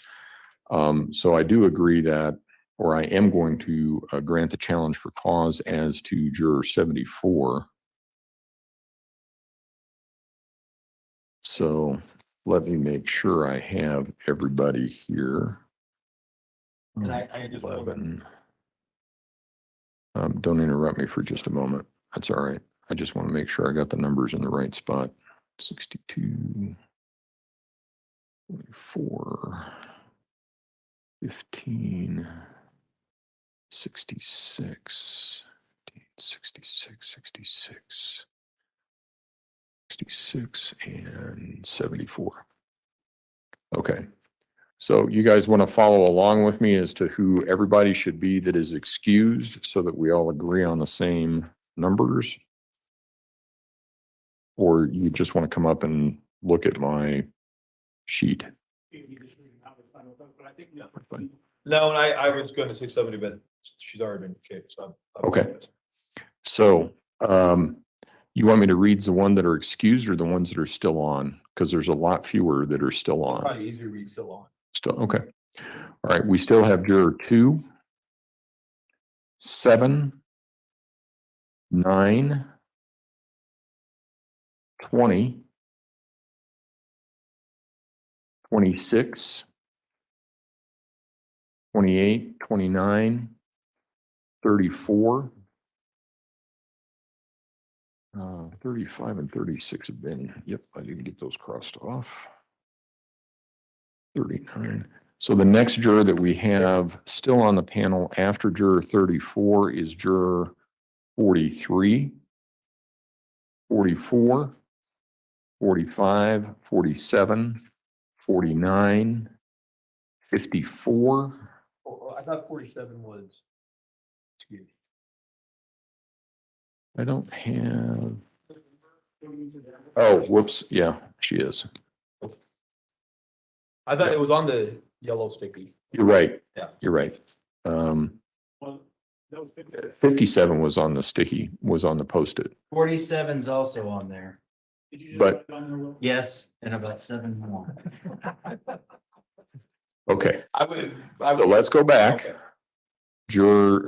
We have jurors 43, 44, 45. I'm going to excuse 47 because I'm a little bit concerned. I understand how she sees residency. I'm not sure that I agree with it entirely, but certainly she's going to be gone by during part of the trial. So we have jurors 43, 44, 45, 49, 54, 56, 57. That's right. Yeah, he was the administrator. 58. Oh, there he is. So 58, 59, 61, 65, 69, and 70. Those are the people that I have as our jurors. You agree, Mr. Allen? Mr. Tellini? I agree. Okay, all right, let's go ahead and let him back in, Todd.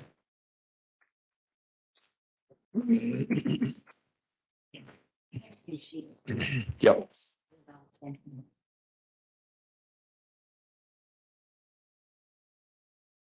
You can get a copy of that if you want, if you need it at the end of the day. Kathy, you can get a copy of that if you want at the end of the day, if that'd be more helpful. Okay.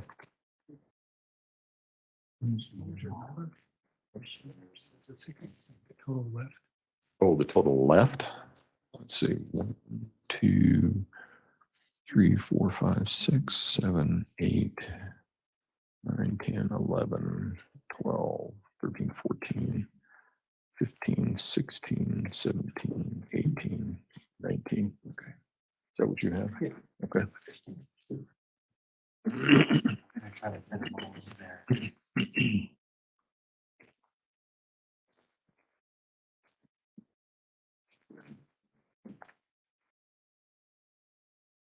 Kathy, do you need a hard copy of this? Yeah. Okay. Okay. We'll get you one. Yeah, but that's what I was wondering about. Yeah, that's fine.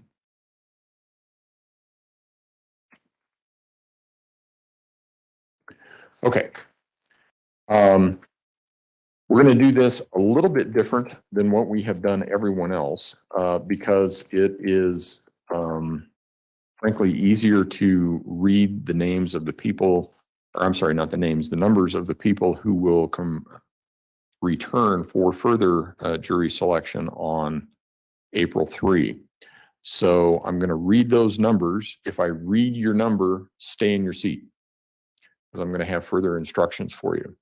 And then everybody else is excused. You can go on about your business, do whatever you need to do today, those sorts of things. But the people whose numbers I read need to stay in the courtroom. So potential jurors in this case will be number 2, number 7, number 9, number 20, number 26, 27, or I'm sorry, 26, 28, 29, 34, 43, 44, 45, 49 in the back there, 54, 56, 58, 59, 61, going into the row behind that, 65, 69, and 70. So those people need to stay where they are. Everybody else is excused. If you have a question as to whether or not you're supposed to stay or not, raise your hand. You are 24, you are free to go.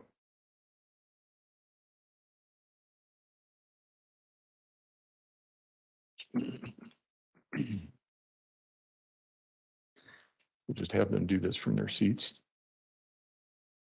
Filling stuff out. Yeah. Okay. That's fine. Okay, thank you. Okay. I have an instruction that I want to give you, and then we're going to ask for some information. You've probably already guessed that there is some public or media interest in this case. There could be more in the coming weeks. You must guard against that, as you will be required to decide this case based on the evidence presented and the instructions that I give to you. You can tell your friends and your family, significant others, people that are important to you, you can tell those people that you may be on this jury and how long you think it will go. You can ask for their help in avoiding exposure to stories or even opinions from others regarding this case. But you cannot otherwise discuss anything else about this case with anyone.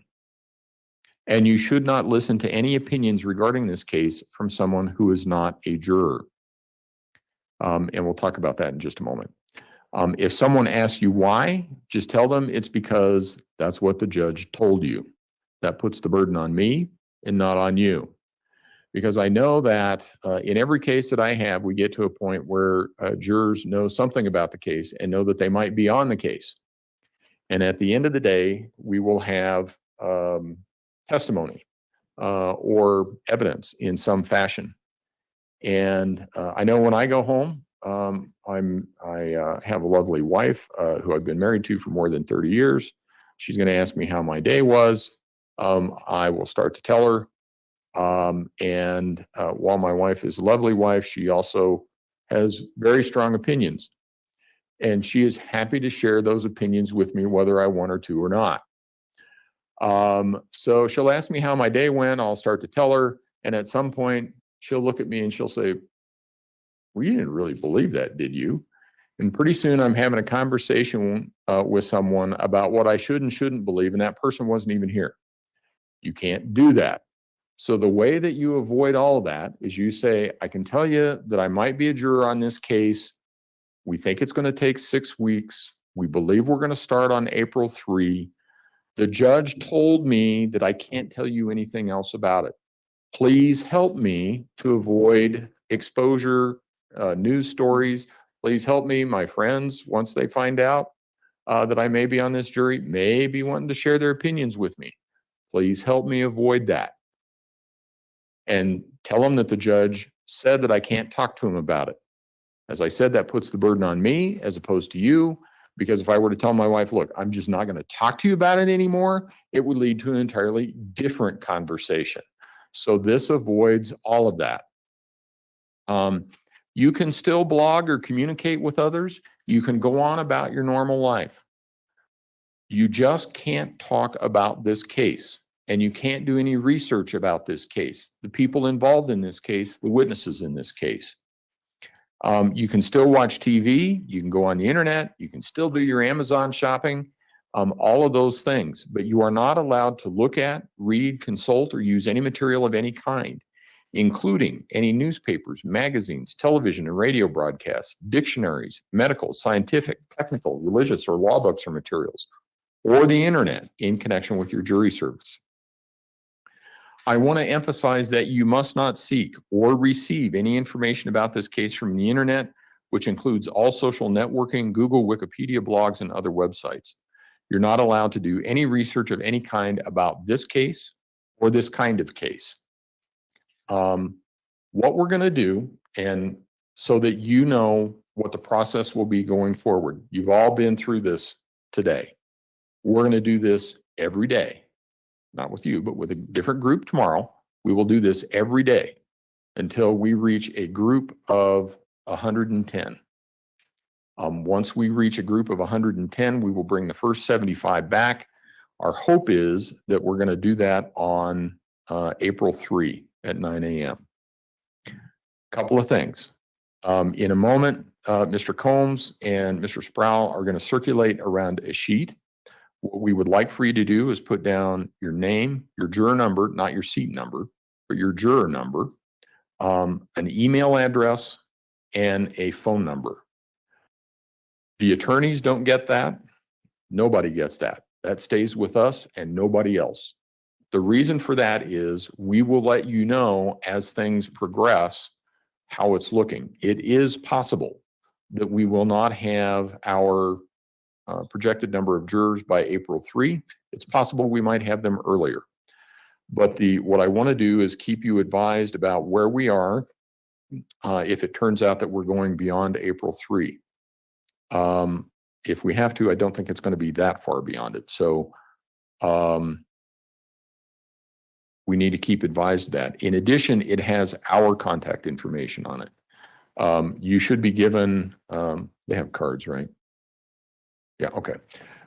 You have a card. We're going to be giving you a card that has our contact information on it. It has my division, my name, my phone number. We also have an email on there. And it tells you to come back on April 3. If something happens, and I've been through this before, so I know that things can change in the next 2 weeks. I don't wish that on anybody, but I know that emergencies can happen. Something can happen in your family. Maybe you can win the lottery and you decide to go to France. I don't know. But things can happen and things can change. So you need to call us and let us know. And if it's an emergency or something like that, just call us, let us know, and we will deal with it. Okay. So the reason why I'm doing this and saying that you can enlist the help and aid of your friends is because I try to learn from past mistakes. And I had a case previously where I said, you can't discuss anything about this case with anybody. And unfortunately, I received a phone call from a husband who was, he was anxious and he was upset because his wife was, I could hear her in the background crying and saying that she had to be here for 8 weeks and couldn't tell him why. So you can do that. You can explain that to your employers. You can explain that to anybody. Juror number 9, you can talk to your professors about it. If you need a letter from me, let me know. If anyone here needs a letter from me to explain to their employer what they may be doing for the next couple of months, let me know. And I can see what I can do. I can certainly get letters out. And certainly if you are selected as a juror in this case, I have no issue with providing you with those letters. So, but we need to make sure that 2 weeks from now, you are still qualified to serve as a juror in this case. The attorneys and nobody from the attorneys are going to be contacting you. Nobody from any other source should be contacting you. If that happens and it becomes a problem, let me know. And I will take steps to deal with that. But your contact information stays with us and nobody else. So that's where we are. Let's go ahead and pass that out. Oh, okay. Mr. Allen? Yes. Somebody, I think it was juror 15 who is no longer with us. She had discussed an issue about, what sort of punishment might be involved or something like that, or she would have some difficulty deciding punishment. You need to understand that if you are selected to serve as a juror in this case, you will not be deciding punishment. The only issue that you will be deciding is whether or not the prosecution has proven everything that it is required to prove in order to establish the guilt of the defendant beyond a reasonable doubt. This is not a death penalty case where the jury decides the punishment. If the defendant is found guilty, it will be my job to impose or decide the punishment that should be imposed, and only my job. So your job is really just to determine the facts of the case and whether or not the prosecution has proven beyond a reasonable doubt everything they're required to prove.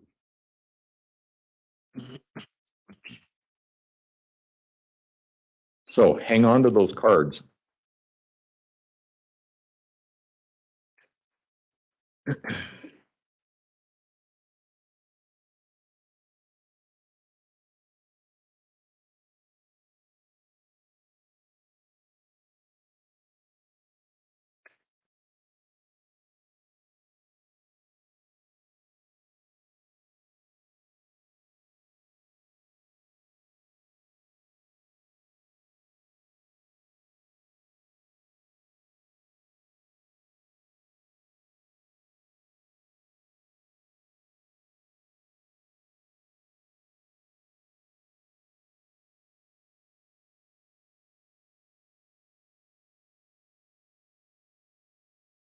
Are you with us tomorrow?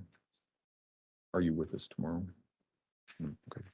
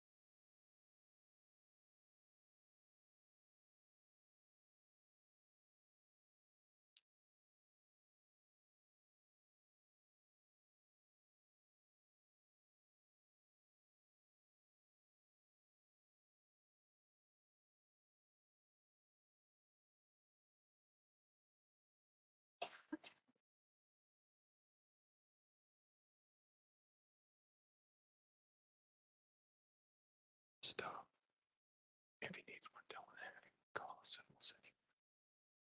Got an email address, right? Yeah. He's got an email address. Just tell him that if he needs one, let us know. Yep.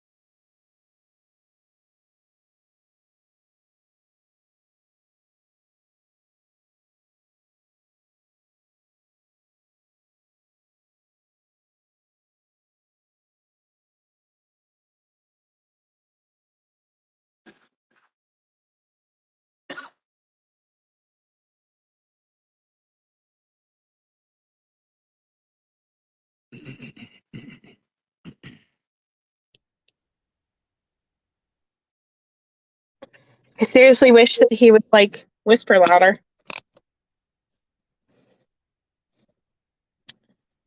Let me know when we're Don't done. understand why they need 120. He was explaining that he was worried that even if they selected a whole bunch, that some of them by the time the trial day got there, that they would drop out. So I don't know if that's part of it or if it's I don't know. I was trying to find where exactly like the article where they talk about how many, because I know that he did talk about 110. I remember hearing that number, but I thought, I think once they get to the 100, like once, okay, so these 20 will be there for potential juries. Once they get to the 110, then they'll weed it down again with like harder questions than what they were asking today. and to make sure that none of their circumstances changed. But honestly, like, it'd be nice if they could just be like, okay, we got our jurors. Like, let's go. We're going to start tomorrow instead. Like, that would be nice. I mean, well, probably not for his family though, because how many of his family members would be there? So, sorry, I'm on my way to go back and get the boy now. So,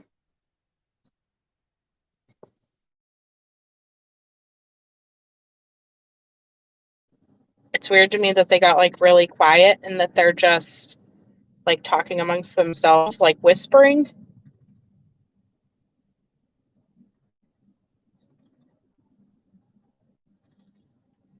Yeah, I know they want some nice.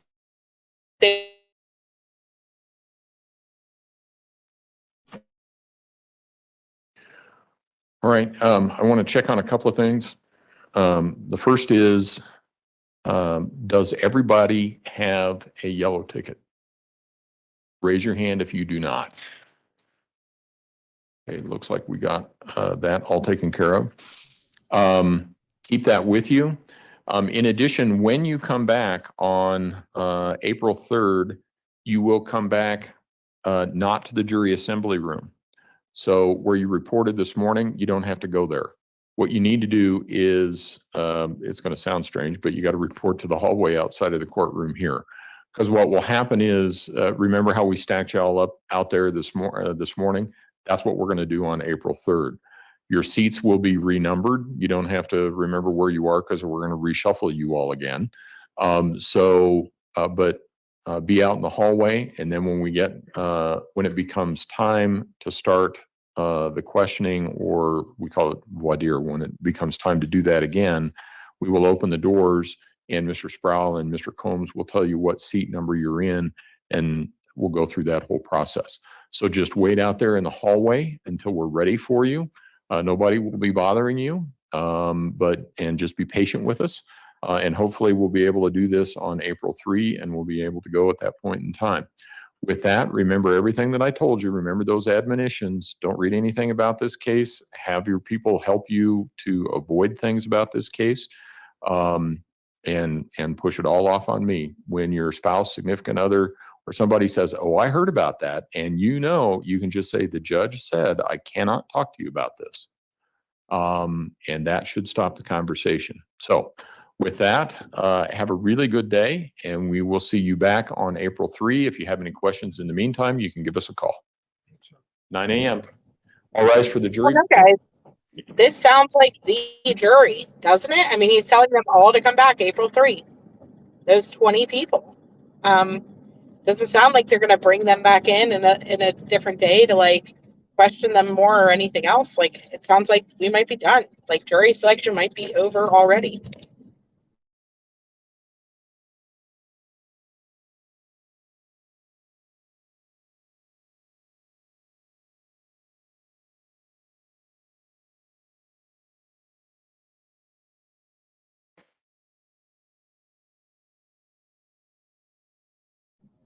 Honestly, I think I'm wondering if it was the original poll. He wanted at least 110 to 150 so that they could find 12 to 16 candidates. And now look, they were able to get 20. Record should reflect the jury has left the courtroom. Oh, almost.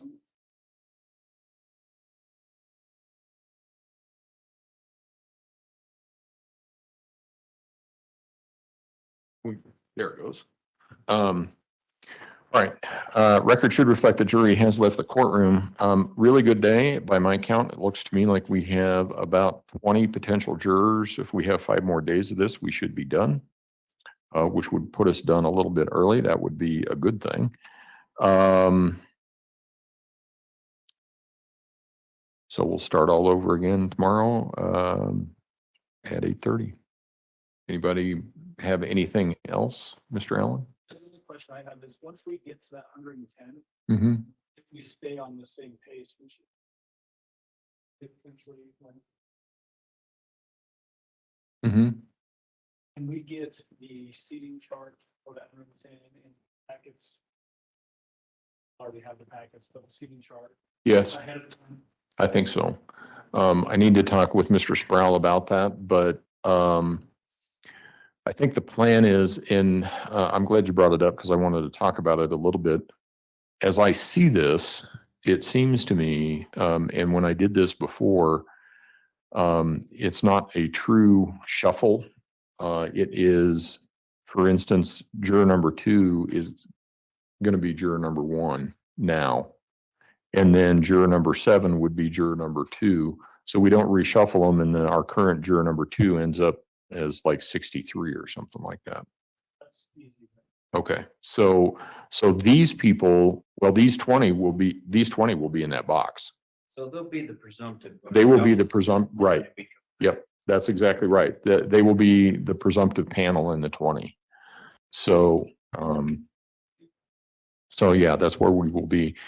And we'll have to talk about, as the day goes on or the week goes on, I can talk with Mr. Sproul about when we might be able to get that to you. It really just depends on how long it's going to take. I'll know once we start getting to about 80, I'll have a better idea about how long it's going to take us. So what? Judge, so we know, and we've already put the jurors' questionnaires that have been eliminated today in this box. Okay. Like to keep the 20 that made it through. We'd like to keep their questionnaires just because we could be asking them questions again in the future. Not today. Not today. I'll think about it. I'll think about it overnight, whether you get them or not. My thought is that probably not until the end. Largely because you're not going to be asking, you won't be able to ask them any questions until we get to that 110. And it may be once we get there, then you have all of them, and that may be appropriate. I just have to tell you, I'm very cautious about letting any of these out of my sight for lots of different reasons. But I agree that you should have access to them. The question is when you're going to get it. So let me think about it. I'm more inclined to say, wait until we get to our pool of 110 or whatever, and then you can have the questionnaires for the 110, as opposed to you need to hold on to these for the next 2 weeks. We were gonna have, I actually thought that you were going to allow us to hold on to the 20, it's actually 21, I think that we kept for today. I think the court could, to satisfy any concerns, issue a protective order regarding these additional 21 questionnaire. Actually, as I look at what I've highlighted, I have 19. So You have 19 head. 1, 2, 3, 4, 5, You 6, 7, 8. You need to look at your sticky note. 10, 11, 12, 13, 14, 15, 16, 17, 18. I have 19. 2, 7, Mhm. 9, 9, 20, 26, 8, 28, 29, 34, 34, 1, 43, 45, 44. 45. 45. That's what I missed.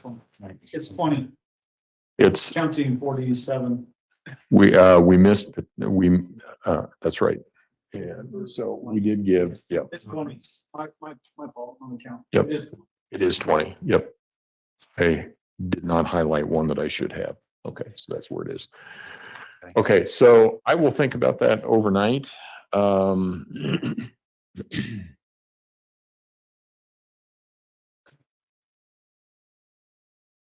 If we put those in, just the ones, Okay.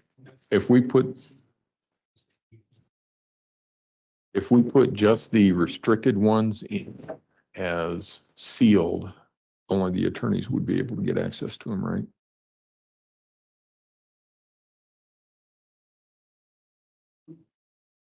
I don't know. I don't know. Sometimes you go in there and it says only a judge can see this or administration. Well, that's sealed, restricted. If we, well, let me think about it. The answer for right now is no, give them back, and I'll think about it. And overnight, you may get them back. would we at least be able to keep because we've written notes on our packets, so keep them separated by Yes. prosecution and defense? Yeah. You got a paper clip or something? We can do that. Clip is yours, right? Clip mine. So this is all. I think it's the same. Okay, we have two stacks instead. Okay. Let me think about it. So this is all other than what you done for that? Yep. And you have your chart with you? The chart, Judge? I'm sorry, I was. The working on- chart. Oh, Meeting chart. yes, we do need the chart back. And the chart's not gonna do you any good anyway. Let's get our name so we can put them in order. I've got so many notes written on this thing. Hand it back and I'll tell you tomorrow. Better start writing on a notepad. Sounds like. Well, the concern is if somebody wants to tell me or give me an idea, because the concern is I don't want any of that information out floating around anywhere. So I could put a protective order of you can't do anything with it. But I'm not sure how to police that. Well, I think you should presume that we're following the court's orders, because we do that with other things. That's true. And then on top of that, I mean, there's so much deliberative process as to how we're going to ultimately pick the jury and referee challenges as it relates to notes that are on those forms. That it'll be hard to recreate that without being able to go back and access our notes. Yeah, and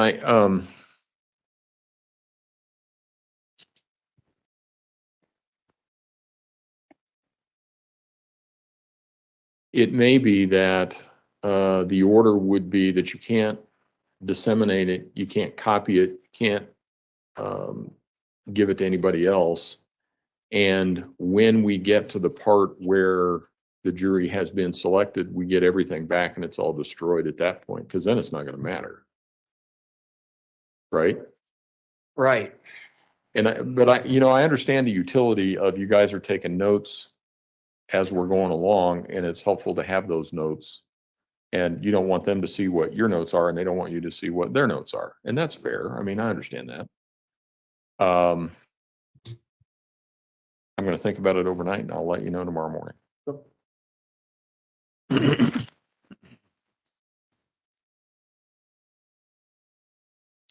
And then you have the original, right? This is not the one that we're keeping. I have a copy. Is this the one that we're going to keep? As original as it gets. Okay.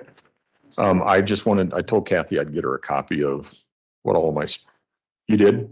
So you're good? Okay. Over here, and I was just trying to get it out of the way. Can we leave our cards in here? Yep. You can leave anything in here that you want. Can I sleep in here, Judge? It's your choice. I will tell you that, let's have the conversation about the microphones. I got to have one on the table. It's not as critical during jury selection. It will be during trial. And I guess the concern is just based upon the recent trials that I did, that people in WebEx can hear the attorneys having conversations themselves. So they can pick up everything on WebEx. And that people who watch this trial on WebEx could hear myself. Can you tell me what that was and when it was? Yeah, it was the Stauch trial that was just 2 weeks ago. Okay. Findorf, right? Okay. I'll check on that. Well, that's a legitimate concern. I did not know that. Yeah. And that's a legitimate concern. The problem that I have is that I need the microphones there during trial so that if somebody objects, I can hear it, because I'm usually focused on the witness as opposed to the lawyers. And so I need to make sure that I understand, but that's a legitimate concern. So let me think about that. And I'm fairly confident that I can legit. I think that's. Okay. Okay. And the only other issue is that you have to talk loud enough so that the court reporter can hear you. But that's a big concern. I get it. I did not know that. I didn't know it either until I got back to my office. Okay. Or you're gonna tell me? Because I do know one of the issues and one of the reasons why we have the microphones hooked up is in part so that the people on WebEx can hear and they can hear well, but they ought not be hearing any of that. Yeah, they pick up, it's still. Okay, let me. I've been advised I'll think about it. That same concern would exist over here. Yeah. So every time we start, I get text messages from the office, hey, we can hear you talking at the table. Yeah. So you're getting messages too that are saying they can hear your conversations. Yeah. Because I obviously cannot. Yeah. So. Okay. I'm sorry to interrupt. There is a mute button on it. Yeah, but you got to hold it, right? You have to hold it and like to be able to think that we're gonna. Yeah, we're not. Think that like the We're not entire doing that. trial. Yeah, it's not, we're not doing that. No, that's not reasonable. We're not doing that. So the question would be.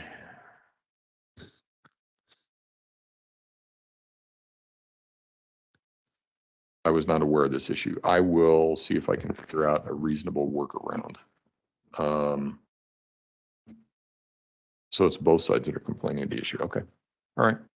Okay. And Your Honor, I know everybody wants to go, but in Don't. fairness, we had 2 attorneys for each defendant, co-defendants in the case in Division 12. It's one of the small courtrooms. Right.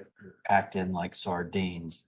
I think probably something like this is probably going to be a little bit more conducive to remain anonymous in our conversations than it was in Division 12.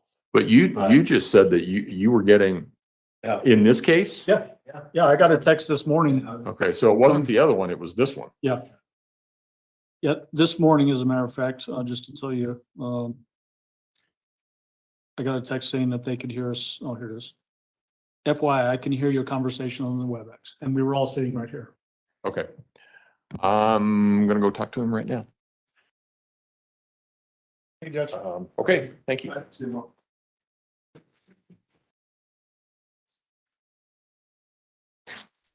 I'm gonna go to the middle. Okay. I wonder if, Robinson, I'm gonna go down there. You wait for me. are they done then?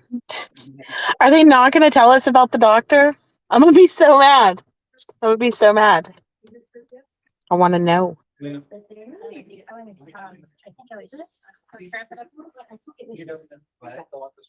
Do they know we can hear them right now? Yeah, I have no idea. Yeah. See you tomorrow. Or for the gym.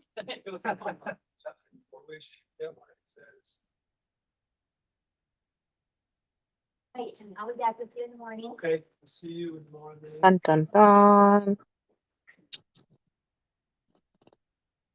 I haven't held my mic in a while, by the way, BC. I mean, right now I'm holding my phone, but it's not the same. Got it. Got it now. 8-hour streams, man. I'm hitting Queen Bee status. Witness list on these things? No. Here we go. I don't know what else. Kelly, welcome. Thank you so much, dear, for joining. And for your super chat. Super chat. I need to get you guys some type of fun video or something for whenever that happens. I do have a gifted membership video that I made. A whole bunch of different Oprah and Ellen DeGeneres running around throwing gifts at their audience. This is the DA's. But I can't show it right now, so don't gift memberships right this second. But Yeah, but it is.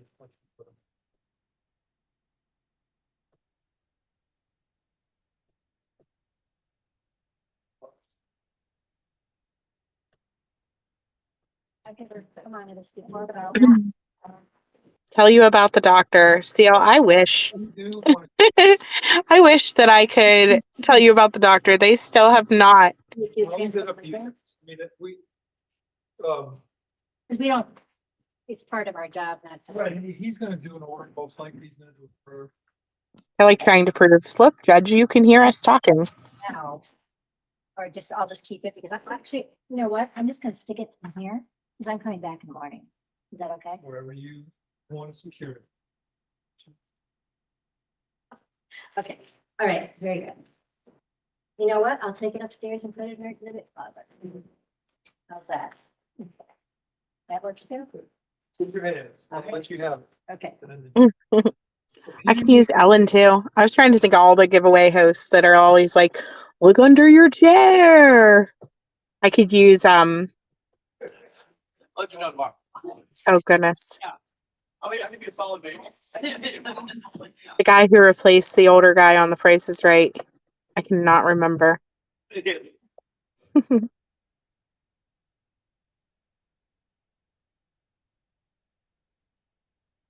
Santa? No, I hate Santa. I'm not a Santa person. Santa don't give stuff to the audience, and he uses slave labor. I'm not even thinking of Drew Carey. None of them. The game shows are still on. They just have all new people. And I think the Game Show Network has all of them now. Wonder how long this judge is going to be gone. Wonder how long my son is going to take to come out.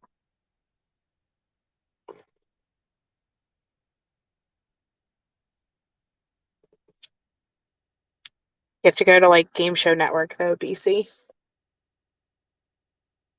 That's where they be. That's The Price is Right guy. Research mode.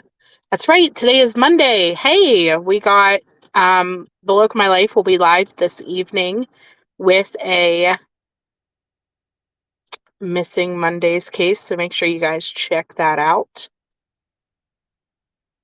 We have been periodically showing missing posters through this today,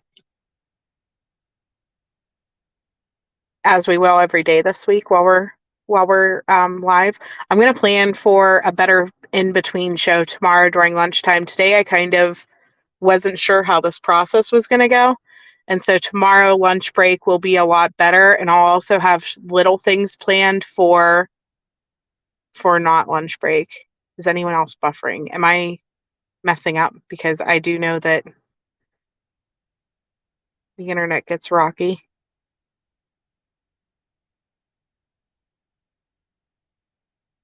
Yes, yesterday was Louisiana girl's birthday. Happy birthday, Louisiana girl.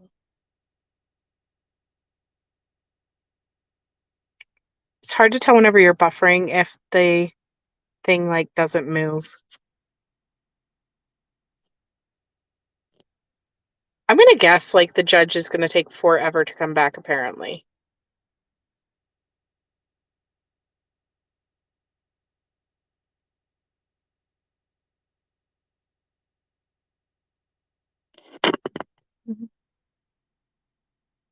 Good. I'm glad you had a good day.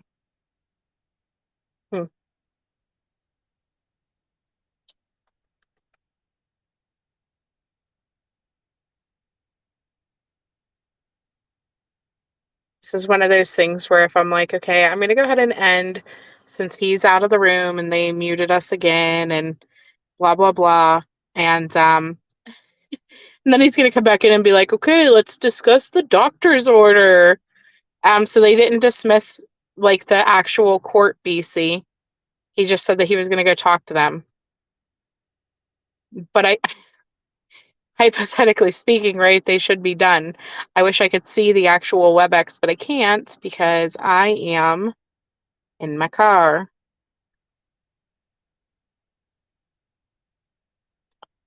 So, what do you guys think? We'll just go ahead and end it.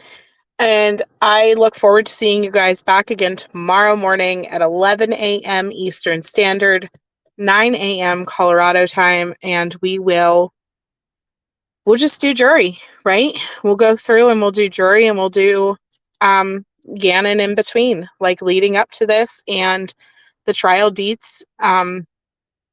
We still have to go through the arrest affidavit. We still need to talk about Letecia being a vampire. We still need to talk about, goodness, the rest of the emails and letters, which I guess that's part of Letecia being a vampire. The dad with a phone call.